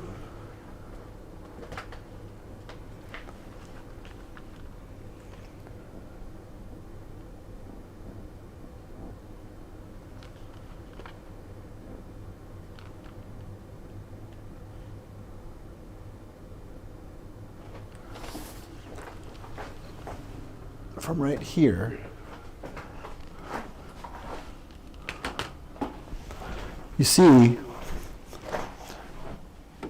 the weed of crime bears bitter fruit. Crime does not pay. What evil does lurk in the hearts of mendacity? What evil, I say, lurks in the hearts of mendacity? The falsehood knows. In fact, that's right, ladies and gentlemen, the falsehood. The falsehood, that international pernicious mystery of the dark arts of clouding humans' minds so they cannot see him. How did he learn to twist matter and fact into happen non-act? How did he break it? How is he the only one? Is he the chosen one? But more importantly, is he even real? Does the falsehood exist? And if the falsehood is real, has anyone ever seen them with their own eyes? Does anyone have any information that can lead to the identity of the falsehood? We've heard it again and again. Again and again, people have cried. Yes, that's right, ladies and gentlemen. You too, all of us, have been victim to the pernicious and disagreeable cad, the shout about, the wastrel, the no you didn't do that, but good golly, the falsehood already spat it. Yes, you too may be taken in, compromised by the falsehood. It's possible. I may have to adjust here because we're having this tech issue. This is kind of fun, but it's not what we're looking for. We may have to change to the other camera. That's kind of unfortunate. Where are we here? Are we? That's very odd. Oh, I see. We've got the reflection. Now that's fun. But that's not what we're going for. I just need to make sure that this...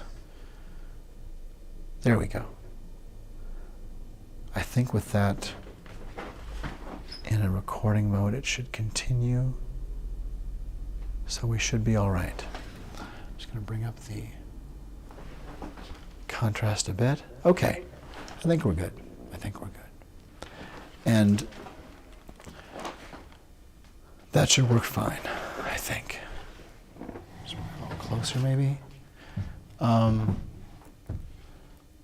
So some of the different ways that the glow spectrum is working here, it's about layers, and it's about layering different kinds of things together to create these effects. But let's begin with this.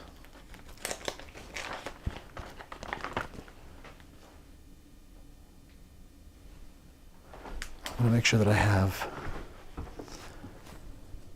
there's one piece, I have it all here. Just pulling it together, there we go. Excellent. Very good. I think what we're going to, I'm just finding how the footing is going to work and how the timing is going to happen. Very good. I think we're good to go here. And it's all right that it's just informal, that it will take the shape and time it takes.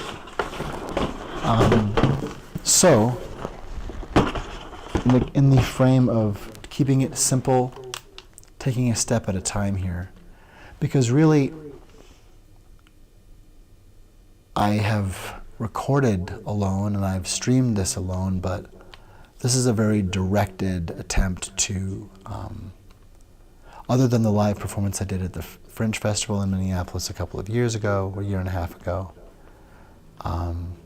I've been making this alone and sharing it to video, and I think it's been difficult to watch, to figure out why is he talking about Donald Trump? Why is he, what do you mean the falsehood? Why this glowing, why are you getting us in the dark to, okay, I see the tiara, I get it. Why, what are we watching here? It's been difficult to invite people to this because it seems dark, or it's like asking people to come and listen to the speeches of Marjorie Taylor Greene. We don't want to listen to Nellie Oleson scream at us about how hard it is to be so amazing as her. We don't want to deal with abusers. We don't want to deal with people who are poisonous to one another. And that's part of the weapon. If we are degraded to just accept that we can't change that someone will continue to be abusive and they are just planted, and it's like, okay, all right, I'm not going to fight that battle anymore. Well,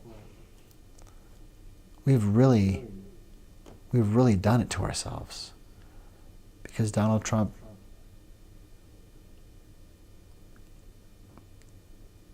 if we said, actually, you won't have an open mic unless you stop, like any insults, we're just going to cut the mic.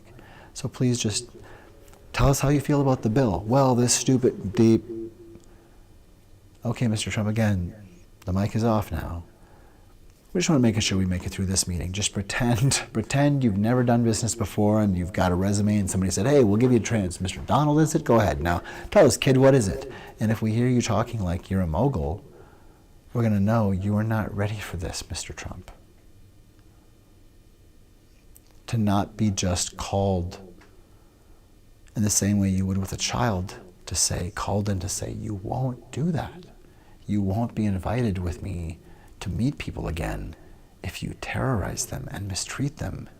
Basically in my name, I brought you here. But Roy Cohn was looking for something else to cultivate. He was looking for malice and ruthlessness that even he was surprised upon when Donald Trump turned on Roy Cohn, and because Roy Cohn was gay and had AIDS and was dying with that as part of his story, and the infamy of his never admitting that he was gay and all of those things, that he was Trump's mentor and showed him how to weaponize lying and just repetition and lean into it, and it's all an illusion. But then Roy Cohn was shocked that, wow, Trump really, wow, he really stuck it to me. Couldn't believe it. I guess the weed of crime bears bitter fruit. And crime does not pay.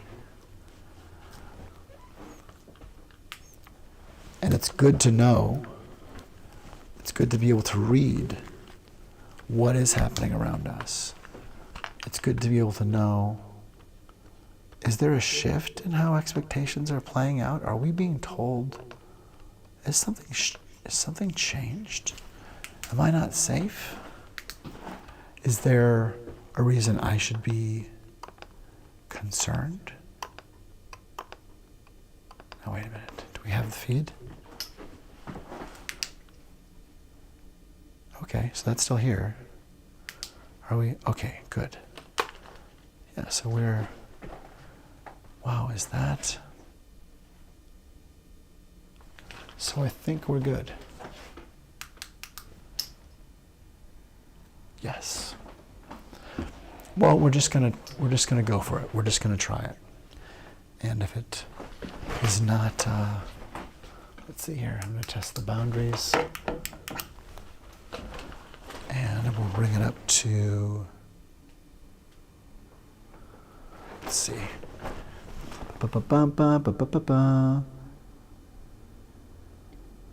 Just wanted to get to filming and being present to sharing this, so we would have calibrated things a bit better. And after we do this first bit here of a hello at this frame, I will put on something that can play, and we will move into another scene. I'll play some pre-recorded work that gives anyone who's new to the piece some of the architecture. And but I just want to give a preliminary welcome to the mystery font, and we will play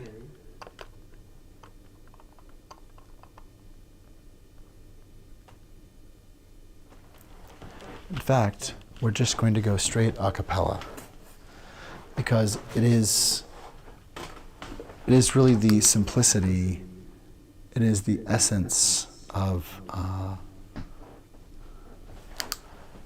just the very basic materials we're working with. And I'm going to limit myself here. We're not gonna pull it all out at once. We're just gonna pull out a little bit. Just test the level. Yeah, I think that's okay. We want to bring it like to about there. Yeah. Okay. Great. So welcome. Welcome to the mystery font.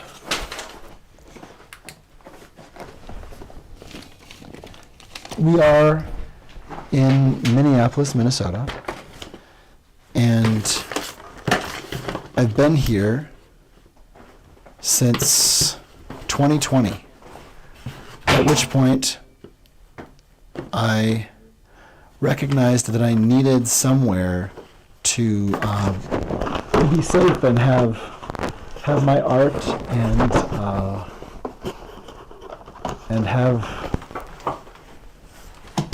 have my art and life and practice have a new place. And so I came here.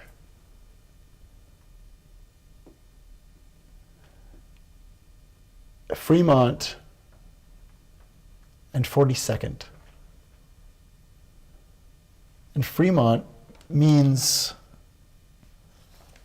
a person freed from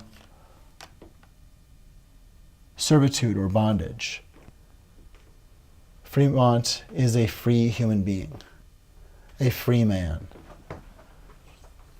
And every person, a free human, every person presides over their own life. We are all, each of us, a president of our own life. We all hold the watch over our own lives.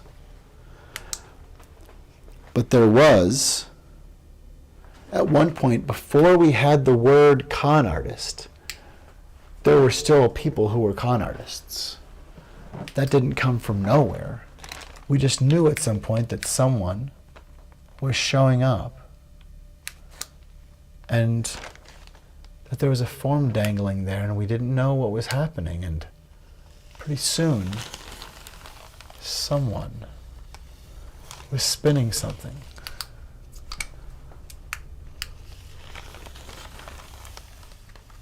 And creating a doubt. And we suddenly realized that this shape of kindness, that this person, I've flipped it, I've got it backwards again. I may have to film this differently. It's not really showing up very well. How much more is that? There we go.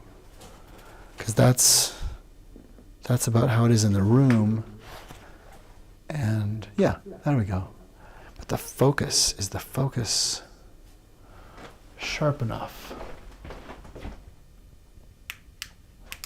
Because we want to be able to read the stencils and stuff. Is like his preside coming through here. I think the focus is a little schmalpy there.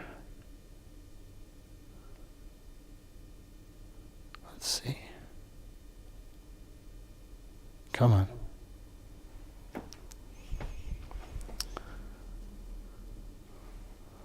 So we're just going to move that a little down to where we're getting the right. You are in here in the workshop with me.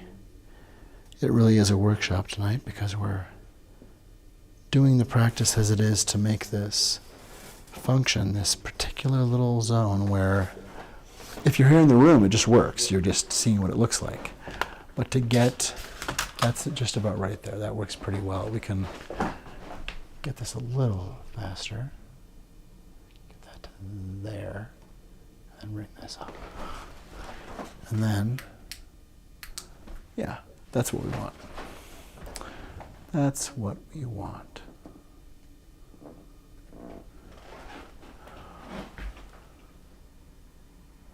That's pretty fair. Let's try that. Let's see, just for a bit of demo at least, as a test. And after I see how this looks, we'll know how we want to progress here.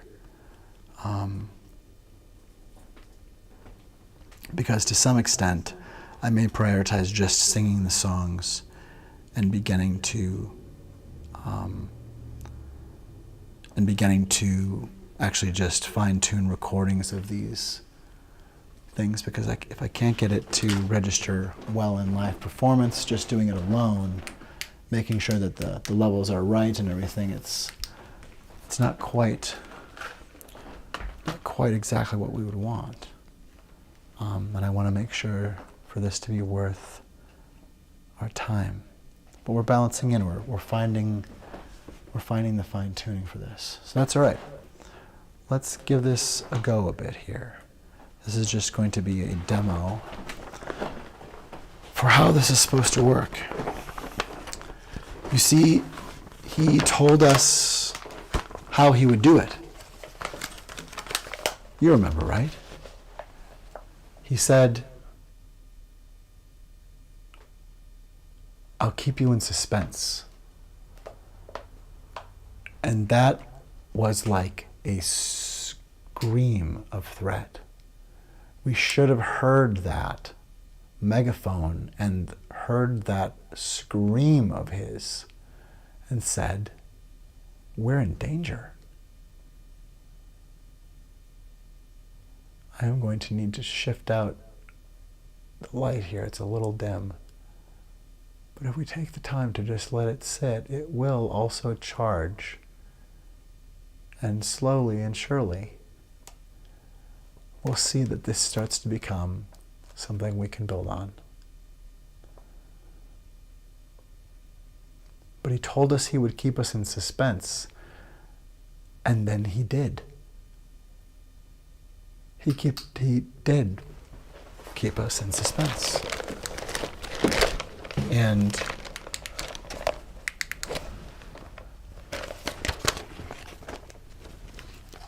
he told us this, and we nonetheless watched these things happen.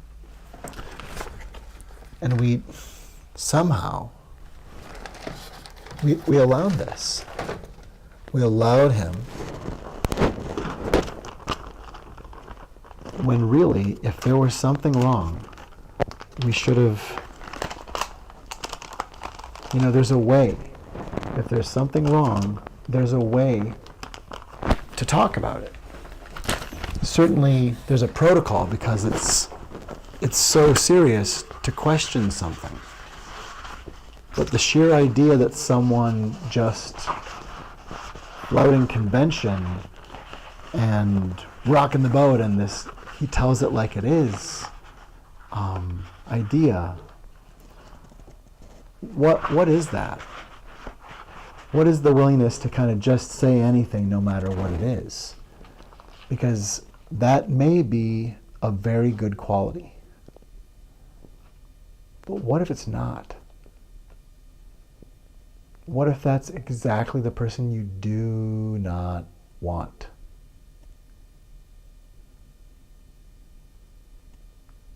And so, if we never ask, why is he holding that thing? Why is he yelling? Wait, what is he saying? We're not just here because we love him and I wish that he'd come and talk to me at the cookout. What a great guy. Oh, what a great sense of humor. He really tells it like it is. But he was talking today about people, and he said something kind of mean. If he said that about my wife, I'd be mad. Was he lying? Was that real? What was being yelled into that megaphone? I mean, what was he really saying? Are we supposed to believe that? Is that how we talk to one another? What is he screaming into that megaphone, really? Well, it's possible. It's possible that if you start to pay attention and say, what is it? I recognize that's definitely who I think it is. I mean, I see that hair and those rings around the eyes. What is that? Can I get a translation? What do you think is coming out of that megaphone over there? And we're like, well, I hear he's saying that it was stolen. What was stolen? The vote. They came and stole it. Oh, wow. Well, what's the plan? Well, he says there's proof everywhere. Okay, wow. Okay, so what are we going to do? Well, we find a bit of a disconnect because he's willing to say stolen, but then he'll slink back off into the night. He is content to accuse members of our community and say their report is fake and say nothing else. That's criminal. That's seditious. Why would we permit that shape? Why would we say, oh, you showed up and told us the news is fake? Okay, well, tell us more. Whose report is fraudulent and how? What happened? Tell us more. Silence. If you disturb the peace to say the news is fake, and then you provide no remedy, you have destabilized our confidence in the news and nothing else. You've nothing positive. You have stimulated a sense or a trust that we can't count on one another for decent treatment and fair play. You've done something to break us. You've done something to harm us. We had a sense and a trust that we could count on. That we could count on that substrate. And why not? Why can we not foster a new knowledge base? Why can we not create something new? And have people show up and say, wow, that seems hard to do, and how did you figure it out? And would it be easier if we came in with some infrastructure that made that better? I see this software. Do you need hardware to run it that's differently designed? Oh, thank God. I was waiting for someone to tell me they saw the need for that. Yes, please. Are we so terrorized and all thinking our fires are about to go out that we just have lost the ability to hope that someone else's pursuits are also close to being realized, and it's worth it? It's worth it to believe in other people and foster their dreams, and believe that even if you can't see it right away, that someone else is on to something, that they're following fun in some regard, not just to escape and do something as close as possible to drinking a martini right now, but people are trying to do wonderful things, or just good things, and we deserve to be here and just be.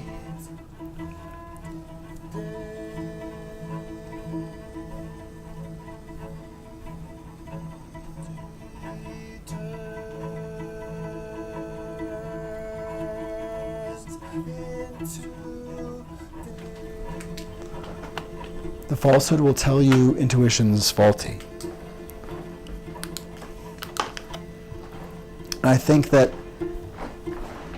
sometimes when we're not thinking about things in any frame, we're not judging ourselves, we just see ourselves as part of the bandwidth of illumination.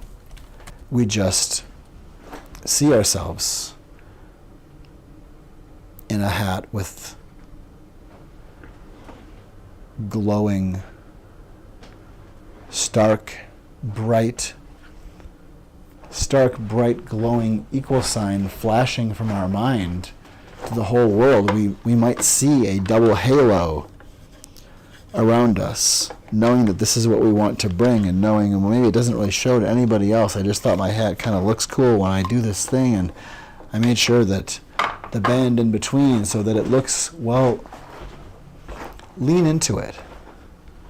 What if we are the reality distortion fielding? What if, in fact, the falsehood will tell you intuition's faulty?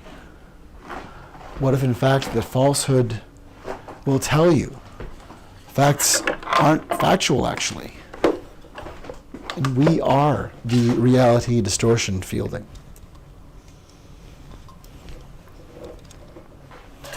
We are the reality distortion fielding. Oh yes, that's right. All of us have something special to share. All of us. Do you recognize the shape of humanity? Did you know that all of us are human family? Did you know that all of us will have need, and that it's not bad to have need? Did you know that?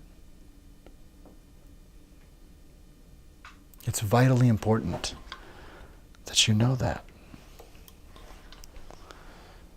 For the weed of crime bears bitter fruit. And crime does not pay.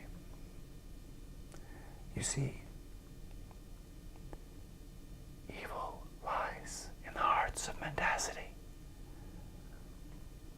The falsehood knows. The falsehood knows. The falsehood knows.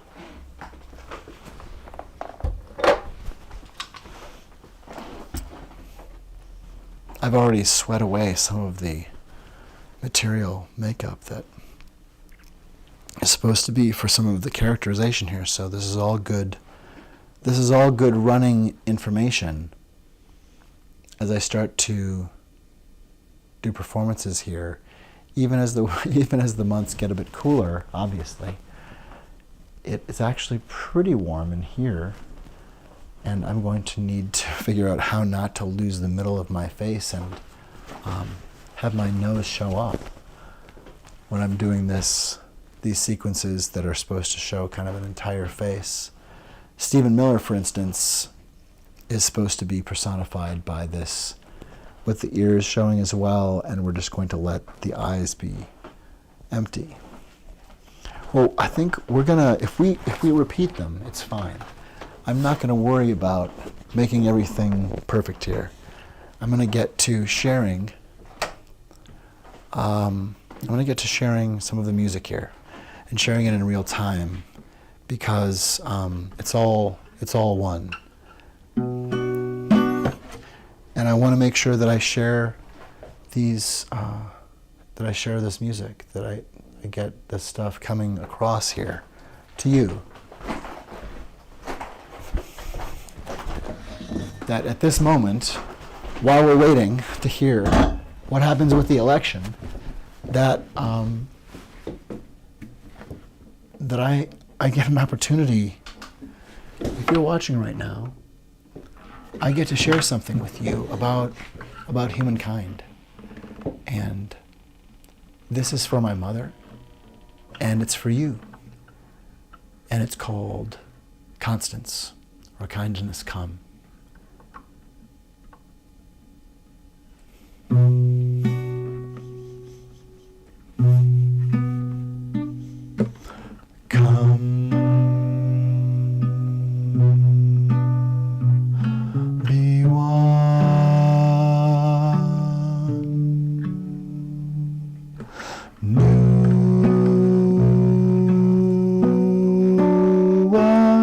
The sun.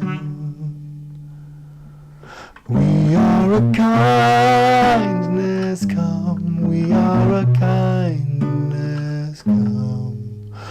We are a kindness come.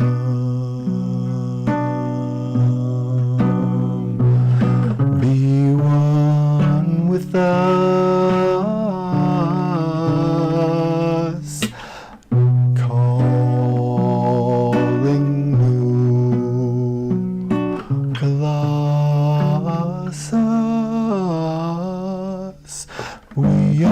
Kindness come, we are kindness come, we are a kindness come.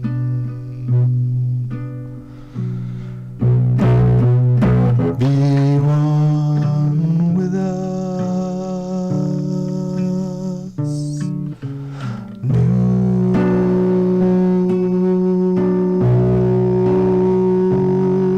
Colossus.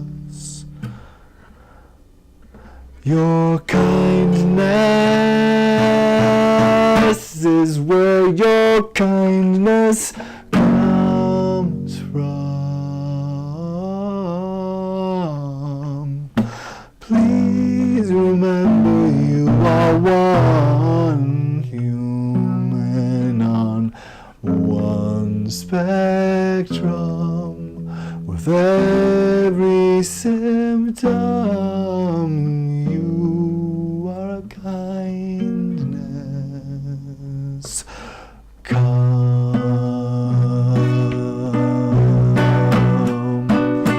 Our kindness is where our kindness comes from.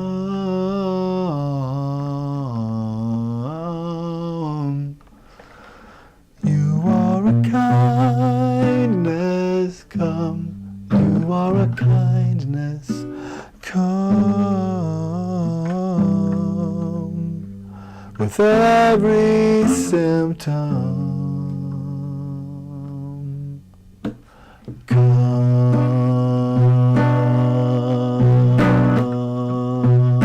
be one.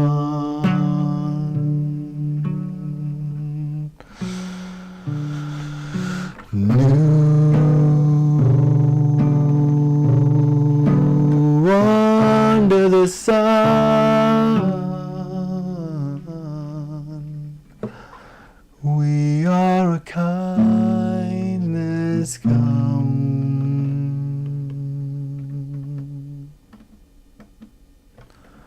Please be one.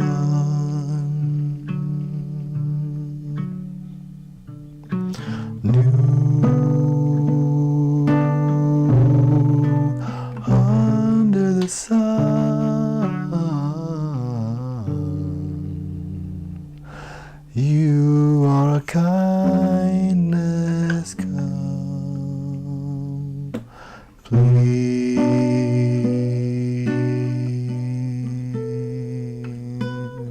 be one.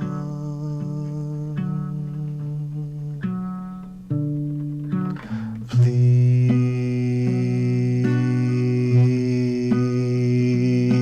be one.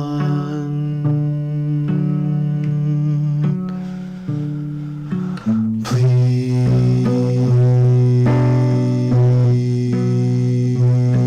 be one.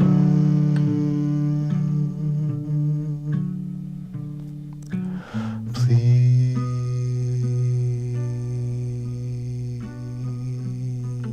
be one.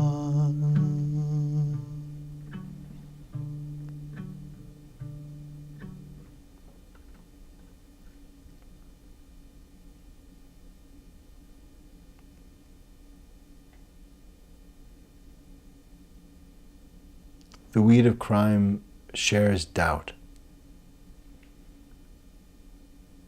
and tells you if you're harmed by it, it was your fault. The weed of doubt shatters your silence with a scream and says it did nothing wrong. I was totally unprepared and didn't have the availability. I didn't have the skills or the courage, maybe. When I found someone who was entirely wonderful and saw me and cared, and we began working together, and for all the awful things about Zack Snyder's DC monstrosities, the fascination with an idea of a hero who doesn't recognize that they're tripping. It's a thing. Because what's more dangerous than someone who is convinced that they're perfect, that they're the chosen one, that they can do no wrong? And I did. I didn't recognize that we were being triggered together and that I couldn't outrun it. That no matter how many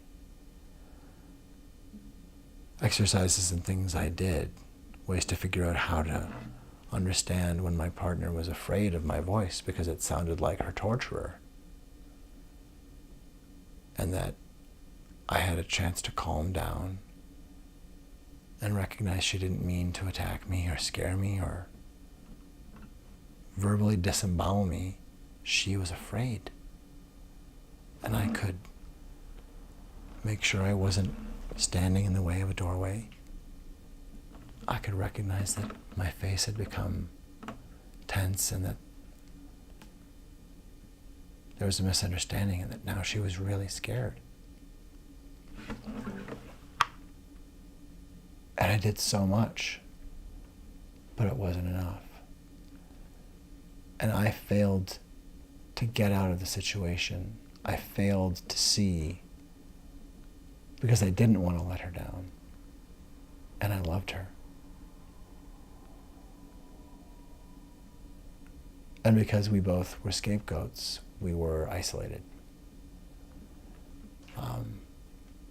Two genius artists, not terribly understood by many who knew them, and scapegoated, who had thankfully found each other. And like, oh my God, the fools, they put us in the same state. They put us on the same planet. The fools, of course we'd find each other. But even when for some reason I was experiencing ostracism in my own life and my own artistic community here, and a breakdown of things in terms of family and trust there, that my rising crisis with complex PTSD and what would soon be understood to be, oh yeah, this is the stress of you've been not diagnosed as autistic, and here's you just about ready to like throw yourself into the air, and you're gonna fly because you're gonna throw yourself so fucking hard off the planet. But that the crisis, my interest and eagerness and hypervigilance looked like anger to people, and under there, in terms of the desperation of, hey, am I being disregarded here, and that amping things up, it makes sense that people were scared. And scared in terms of just sensing the difficulty that I'm feeling in this moment of, these stakes are so high for me, and oh, we were just going to see a play, and the stakes are so high for you, and oh my God, the pressure. And not being able to calibrate.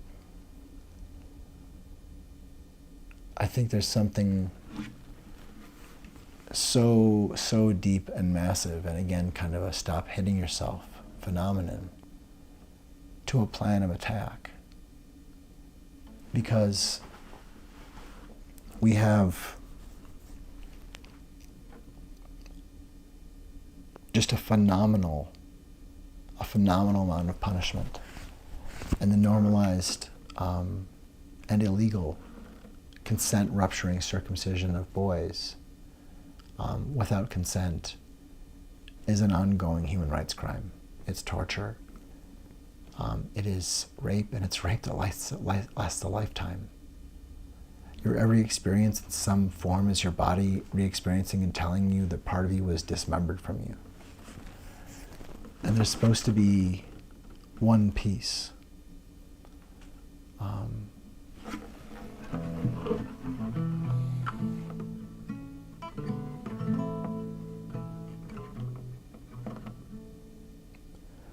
There's supposed to be one piece.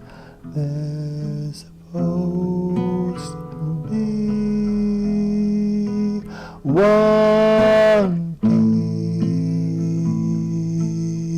piece. There's supposed to be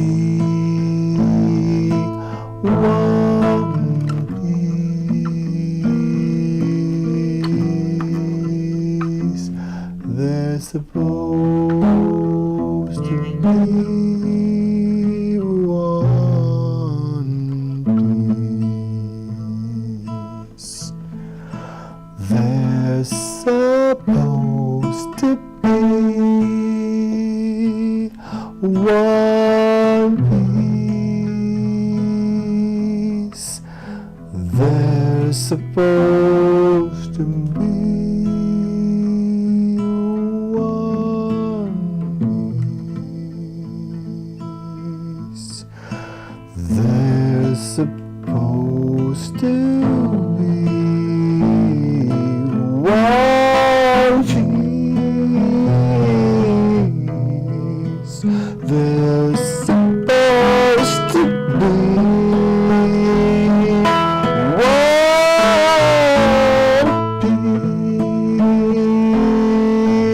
piece. I think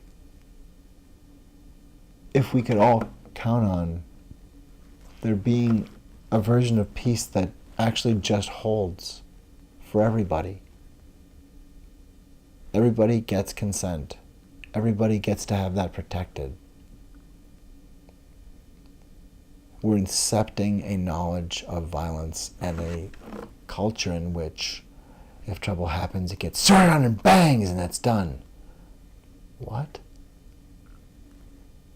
You gave a baby boy the experience of thinking they were going to die and feeling disemboweled? That's hello? This is the world? Here's your neural architecture? And here's a disconnection from part of you that is dying now on the floor in front of you? Is your magnetic field experiencing part of it going away? Are you two magnets now, or are you just a smaller one?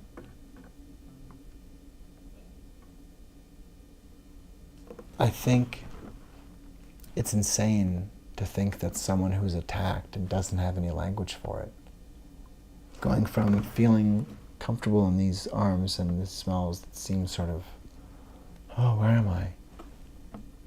Everything's fine, and then, like terrible pain. You're being killed. And that's like, oh, well, maybe you can walk away from this. Maybe you'll live. This happened for a reason, though. The punishment's here. It comes and finds you. You deserve it. Why else would it be here? How else would it have found you? And we later tell our boys, oh, well, yeah, that's a scar. That's what that is. We just didn't want you to look different than Daddy. And this is the falsehood. Because unpacking and healing generational trauma is difficult. And it's difficult to look at your son and have the experience that you say, that's what I'm supposed to look like. That's what I was supposed to look like when I was 3 years old. Look at his little boy body. He's just a little kid. But I never got to see that's what I would have looked like. If they wouldn't have harmed me, I would look like that. That's not that weird, is it? It's just weird because they took away that part of my exquisite. I just have my They got the wizard. They got part of my wizard and just trashed it like it was a toenail. Like, oh no, it wasn't. You just get rid of that. It's nothing. It's like shaving. It's just not supposed to be there. It's just a false hood. It's not real. You don't need to. Don't worry about that. Nothing to say about it. We just get rid of that.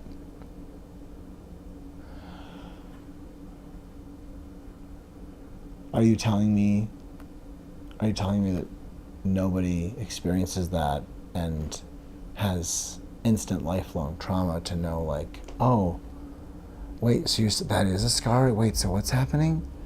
I'm saying, do you want cornflakes or do you want pancakes? We'll make pancakes. Like, wait, why is this happening? You're saying that most boys this happens to? And you realize you're in a society that has a damage shape that's just part of the world.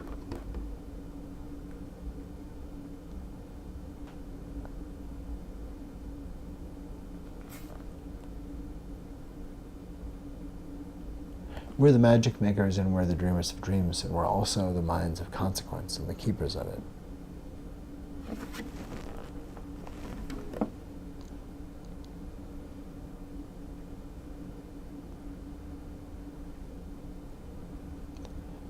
We're all the keepers of it.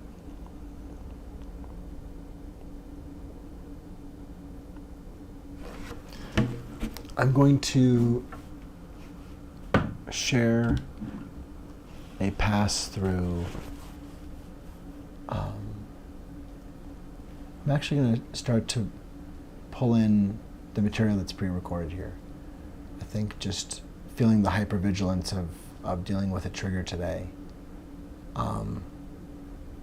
There's just some second guessing brain going on, where in part the intent is definitely to share some things which are ready to go, but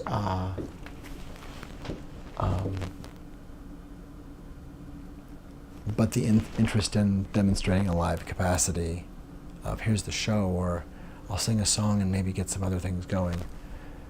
I just want to make sure that I keep it simple and legible, and that I'm focusing on making sure the sound, as simple as it is, comes across.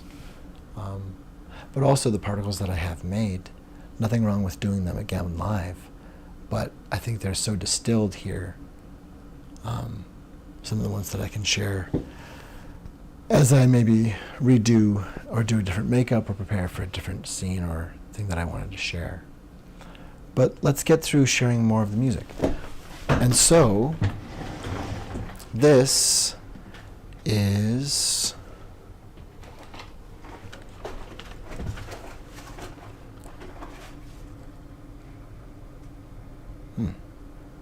whoa!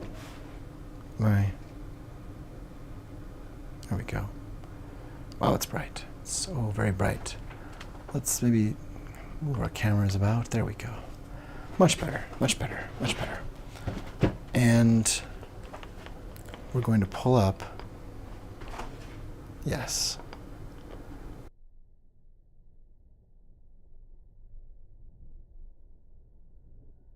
You are in an abusive relationship.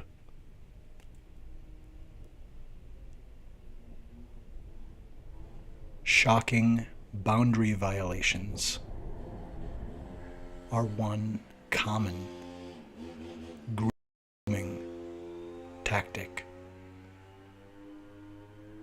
of a narcissist or dark triad personality.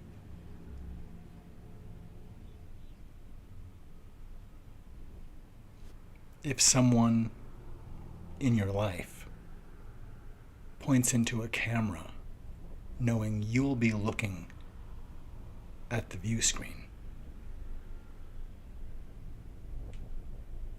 and pulls their finger like a trigger, looking into your eyes, saying, I could shoot someone in the street and not lose anyone, it is a good indicator of a bad situation. You are in an abusive relationship.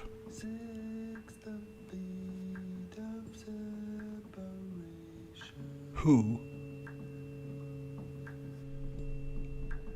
has leveraged and climbed upon a fog of falsehood? Who has donned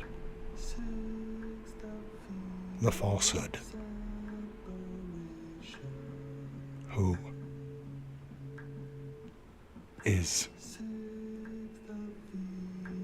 the falsehood?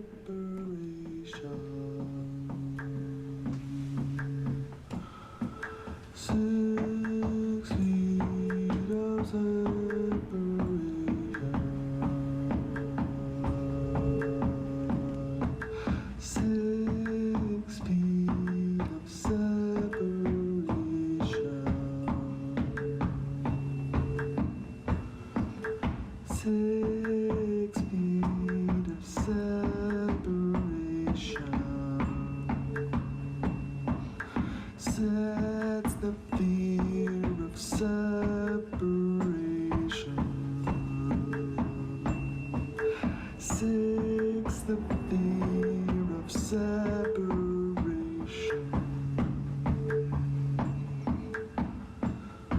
He didn't mean to cause a panic. He didn't mean to cause a panic. Prepared people can plan and plan quick. He didn't mean to cause a panic. He meant to draw iceberg Titanic.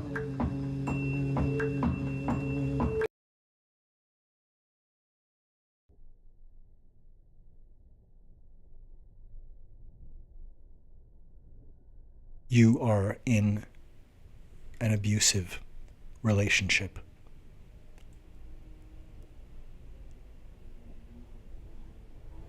Shocking boundary violations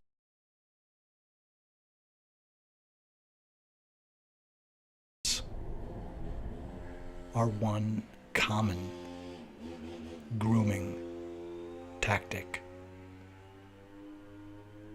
of a narcissist or dark triad personality.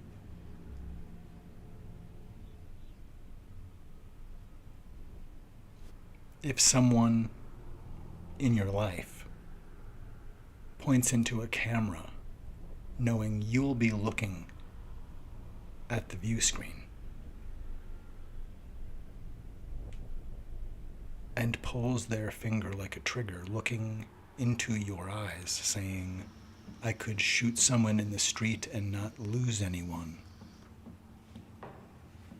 it is a good indicator of a bad situation. You are in an abusive relationship.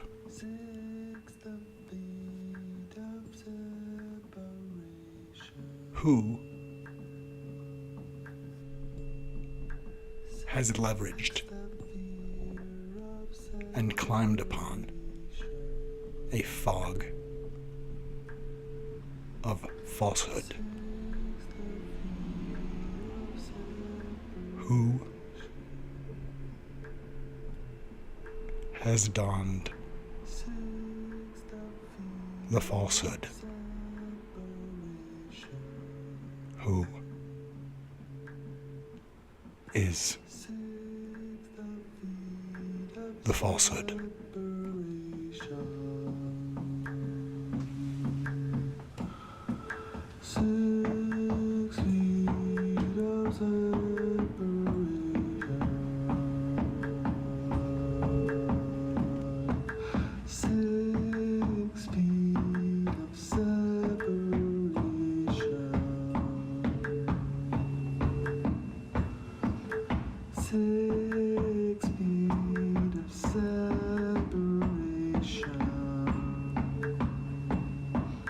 Sets the fear of separation.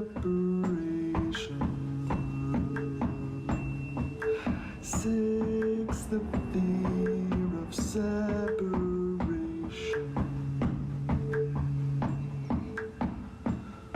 He didn't mean to cause a panic.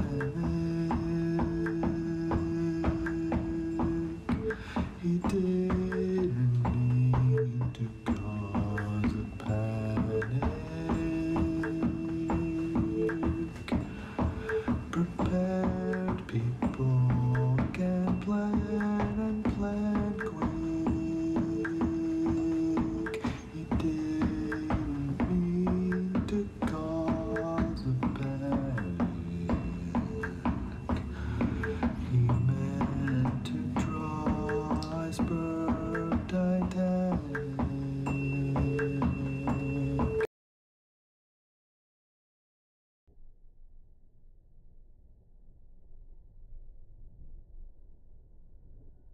You are in an abusive relationship.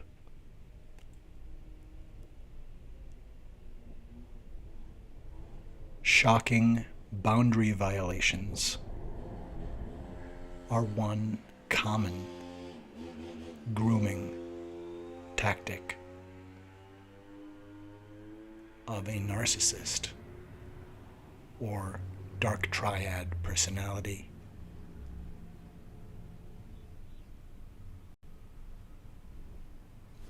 If someone in your life points into a camera knowing you'll be looking at the view screen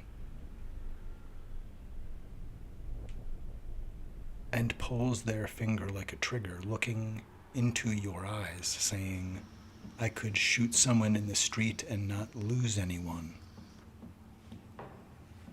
it is a good indicator of a bad situation.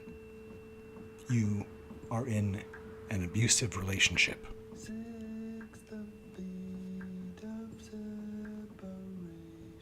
Who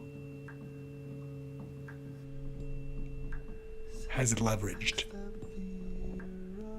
and climbed upon a fog of falsehood? Who has donned the falsehood? Who is the falsehood?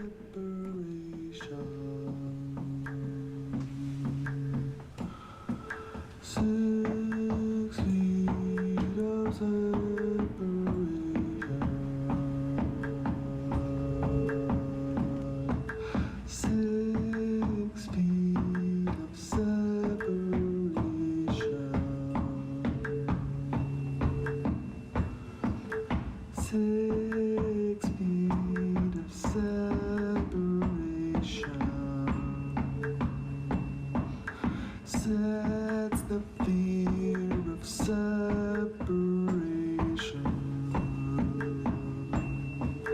Six, the fear of separation.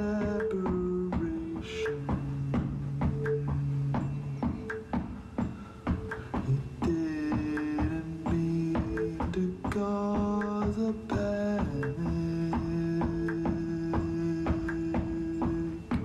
He didn't mean to cause a panic. Prepared people can plan and plan quick. He didn't mean to cause a panic. He meant to draw iceberg Titanic.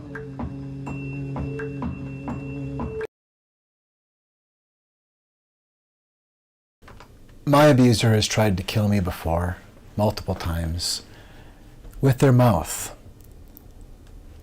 telling me that if I am the way I am, the world is going to be very difficult for me. Or telling me that I was crazy to be me.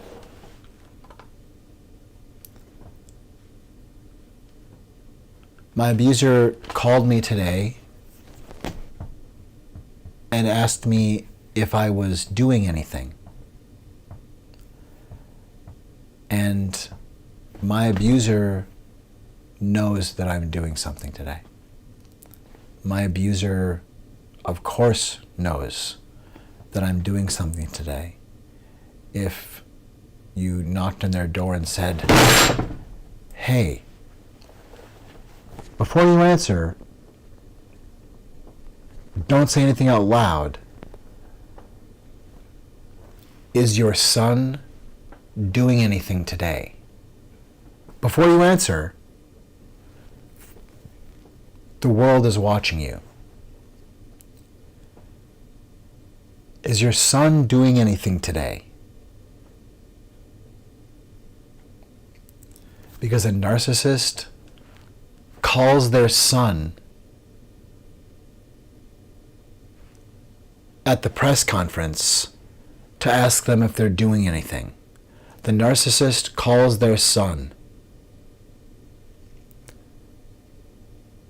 and asks them if they're doing anything when they're about to accept the nomination for president. The narcissist doesn't respond to the request, Dad, I'm about to give this speech, and I know you're not going to get to the States, but boy, I'd love to hear what you have to say about my speech. And you get a call on the day, oh, hey, you're going to listen? And they say, oh, hey, you do anything? I have a question about how you get this dryer to work. What do you do with the button? I can't believe they did it again. Were they broken and shattered and told they didn't matter?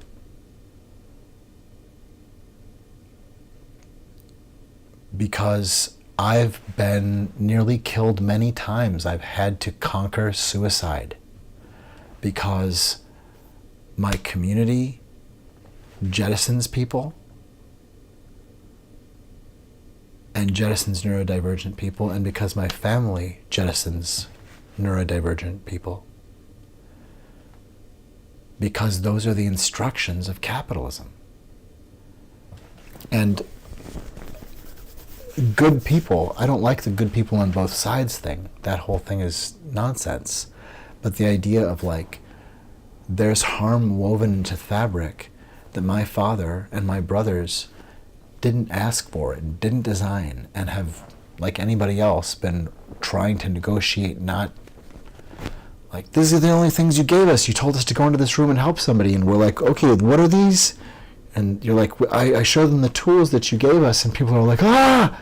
Oh yeah, no, those are guns. Don't you know how to use those? What? We're giving each other, just reintroducing trauma. And I'm fortunate that my father is showing up with care, that when I'm experiencing a trigger and say, how did you not know this? I don't know how you would not know that this is a way to pour acid into my food today. How would you not know this? It's not pleasant to receive on either end. But the particle of doubt, and that introduced with gaslight or introduced with a malice that we're indoctrinated into, that we like watching each other crash and burn once we've been told, you're not so special, you're too big for your britches, and oh, you think you can. We're supposed to smack each other down and say you're not special and say you thought you were so great, and it's just a degrading, humiliating, rupturing, breaking thing that we're supposed to break and rupture as a part of our codec. It's just mapped in there.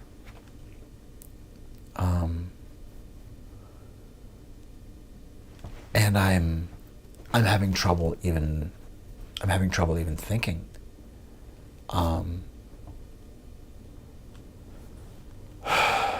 And I mean, to some extent, that is my sensitivity, not in terms of, oh, I'm so sensitive and someone shows me a slight and it really affects. Sensitivity is not a volume level turned up. It's a mapping into a breadth of stuff that when there's something amiss here, there's an entire web of all this stuff that's telling me about, oh, this is what's out of balance, and I feel it. I feel it deeply throughout every fiber of me. And that's how I'm woven into relationship and knowing, is through deep scouring attention. And that attention can be intense. It can scare people. And that thing about knowing, like knowing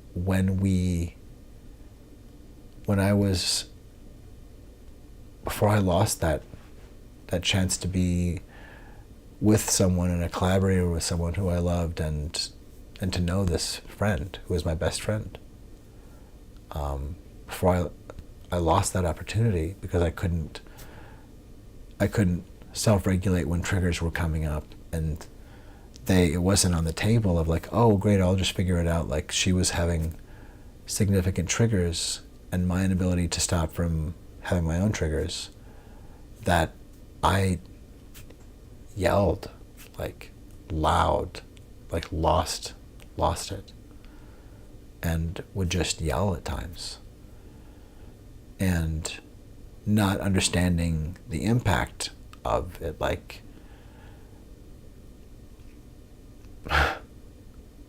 and if I knew what I know, it wouldn't have continued. But a pretty perfect cocktail of being very isolated, and friend groups of both of ours having just jettisoned us as individuals, and scapegoating in our families of origin and everything. We were really isolated, and we're overjoyed to know each other, but not understanding the severity of those triggers, and that we couldn't get around them. My point is, people who are trying to do the right thing can make terrible mistakes, and not drill down on something because there's so much to do, and oh God, if I really look into that, God, I'm gonna be here all day. You want me to do some therapy so that I can not be so scary? Can I take a month off? Like, there's a lot to unpack here. Like, I won't.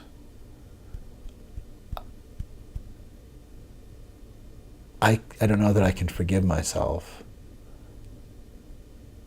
I won't know what it would have been like if we could have continued friendship and relationship and partnership, or I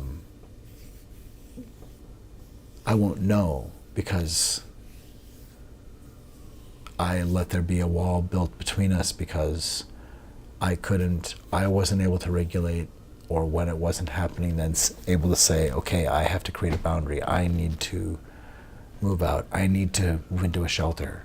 Like, I'm doing okay doing this cooking job, but I'm barely able to, and my attention looks to you like I'm furious. I'm not. I love you.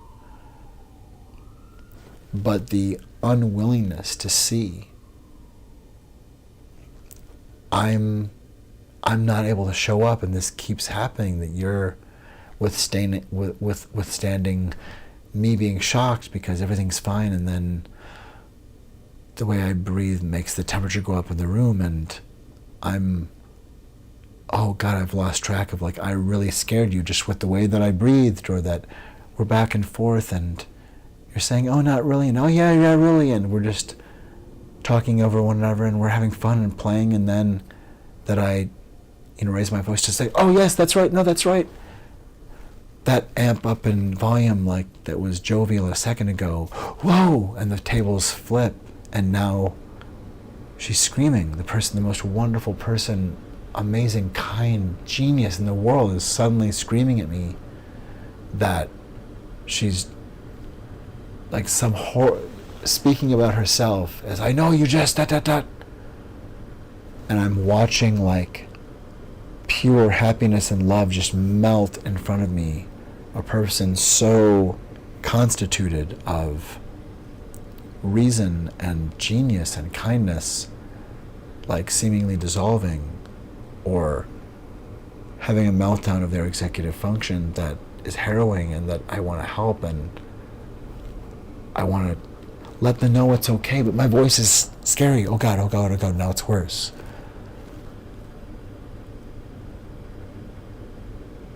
But I let the falsehood say, oh, you're doing, not, oh, you're doing enough, everything is fine, but I mean, in the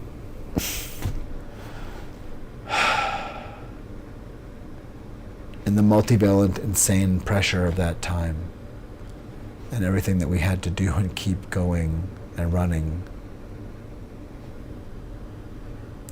regardless, it doesn't matter. If there's a way in which you're not able to show up and it's having an impact in people's lives, it's having an impact on people. I was telling myself, she knows, I'm on the team, we're going through this together, I know this is really tough, but I'm not trying to do this, and she knows that, and well, it wasn't much longer before, needing some time was like, I don't think we have anything more to talk about. And for what we were working to build, for what we were so happy to have, the partner, an amazing person to work with, it's a huge loss. Just to us as individuals, to have a friend and collaborator and partner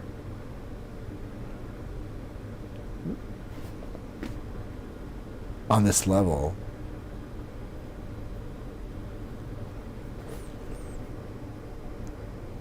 And I didn't want to let them down. And I didn't know how to speak from my own boundaries to say, I'm sorry that you feel betrayed that I'm behind on finishing this music for your piece. I'm so excited to do it. I'm terrified and having trouble feeling comfortable. And there was just disconnect.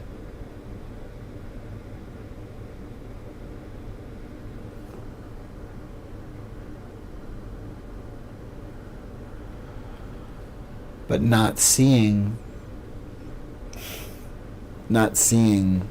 for myself, like, hey, it's not a question of, can I try a little bit harder and I'll evade this trigger tonight and it's going to be, figure.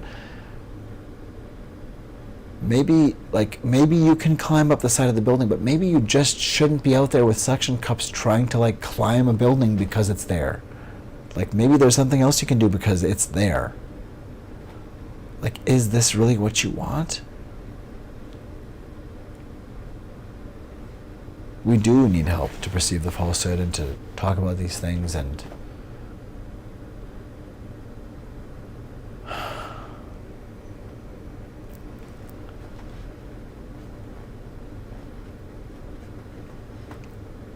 I think what I want to say in terms of, I'm going to go on into the night starting to do, I'm too fractured, I think, to just try to launch into doing scenes as I've presented them previously. I'm going to share some of the pre-recorded things and hopefully foster the creation of a scene that I can do some recording with tonight. But unless I'm really at ease and in a real state of flow, I need not to have an unexpected psychological attack like I endured today. So strange. So I think I am calibrating, I'm getting there. But the point to say, the falsehood, what is this about in terms of, to a large degree, our history around race and conquest and genocide. It needs to be said on this day, when a lot of people are voting to re-veneer the matrix of white supremacist patriarchal terror, it was that bad. It was far worse. And people who would try to recloak that and say it wasn't so bad, or say that, well, because white kids don't want to hear about that, they're going to be uncomfortable, we just won't talk about it. Like this, no. CRT is not taught in schools. But if you're talking about, hey, let's watch it, let's not talk about race, let's not talk about, like, we're not going to talk about issues that are basic to our time and understanding one another, and just pretend that we're not.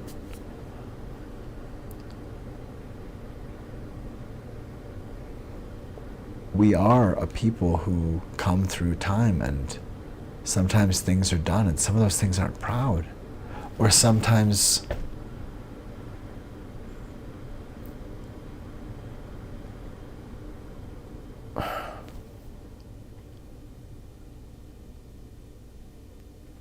we accept a degraded form.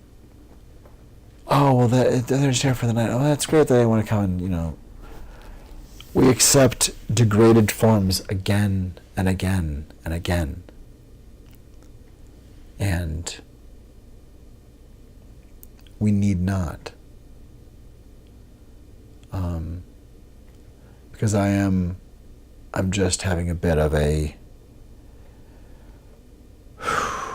need to just, I think, meditate and prepare to work on sharing a bit of a scene in a bit here. I am going to share, I'm just going to play 60 Feet of Separation, and the intent is to share, I think, something clarified, but that's been dashed or somewhat rescheduled, or we'll have to coalesce that. And that may come. I may find in the next 10 minutes that I'm a lead on paper drawing my trail with a pencil and cursive.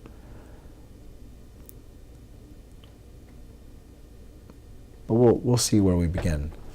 I think it's important with, and again, we're maybe people are just about going to be done with casting their votes. It seems like we're there. That should be the vote. It's just about tabulating now, I think, and there are absentee things and things like that coming in. But it'll be interesting to see what's happening. I am going to play. I'm going to play this. I may pause the stream here and reconstitute to share something, maybe overnight tonight, or to share just small segments. Because I'm really, if you're just joining me, or I'm just experienced significant trigger today, and I want to be mindful about just continuing to process, and processing in public with work that I want to be mindful about administering.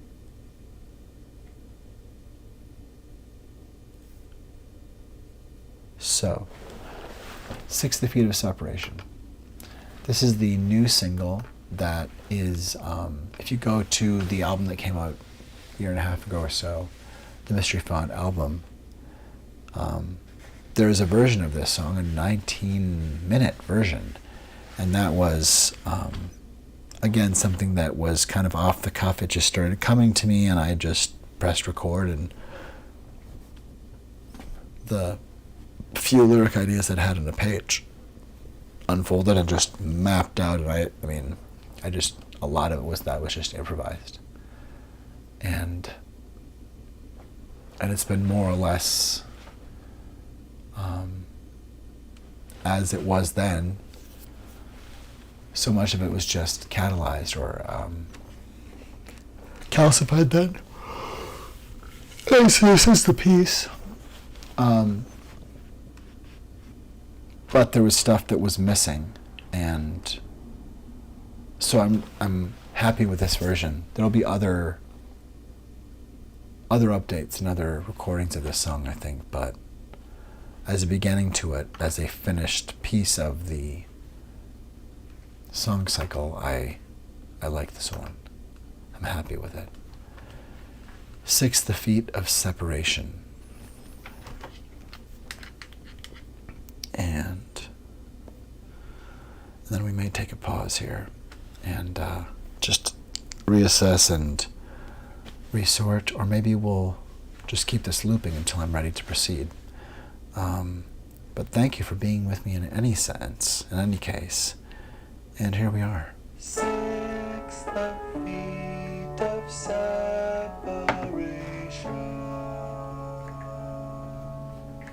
6 degrees of separation. 6 degrees of Kevin Bacon. 6, the feet of separation.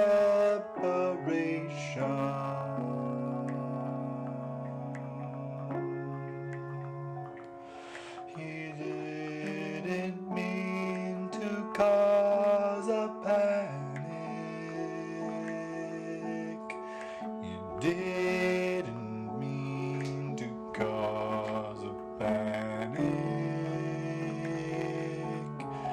Prepared people can plan and plan quick. You didn't mean to cause a panic. He meant to draw iceberg Titanic. He didn't mean to cause a panic. The falsehood will tell.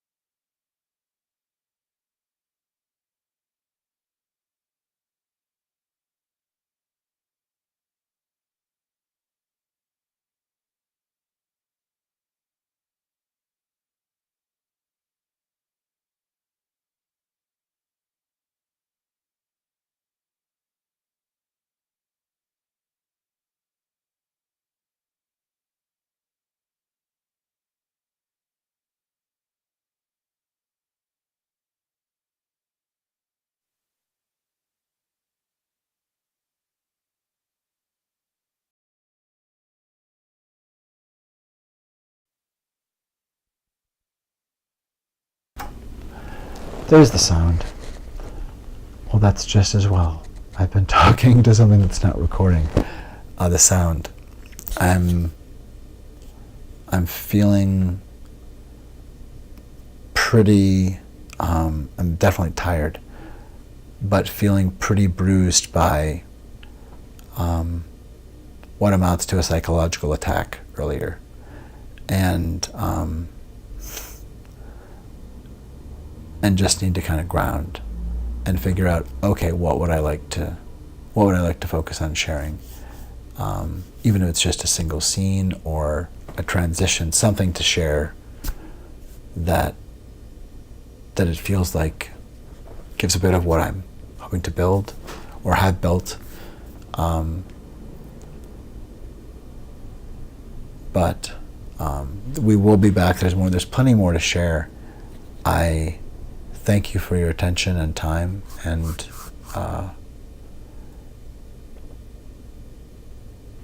I hope to calm down and meditate and be back soon. And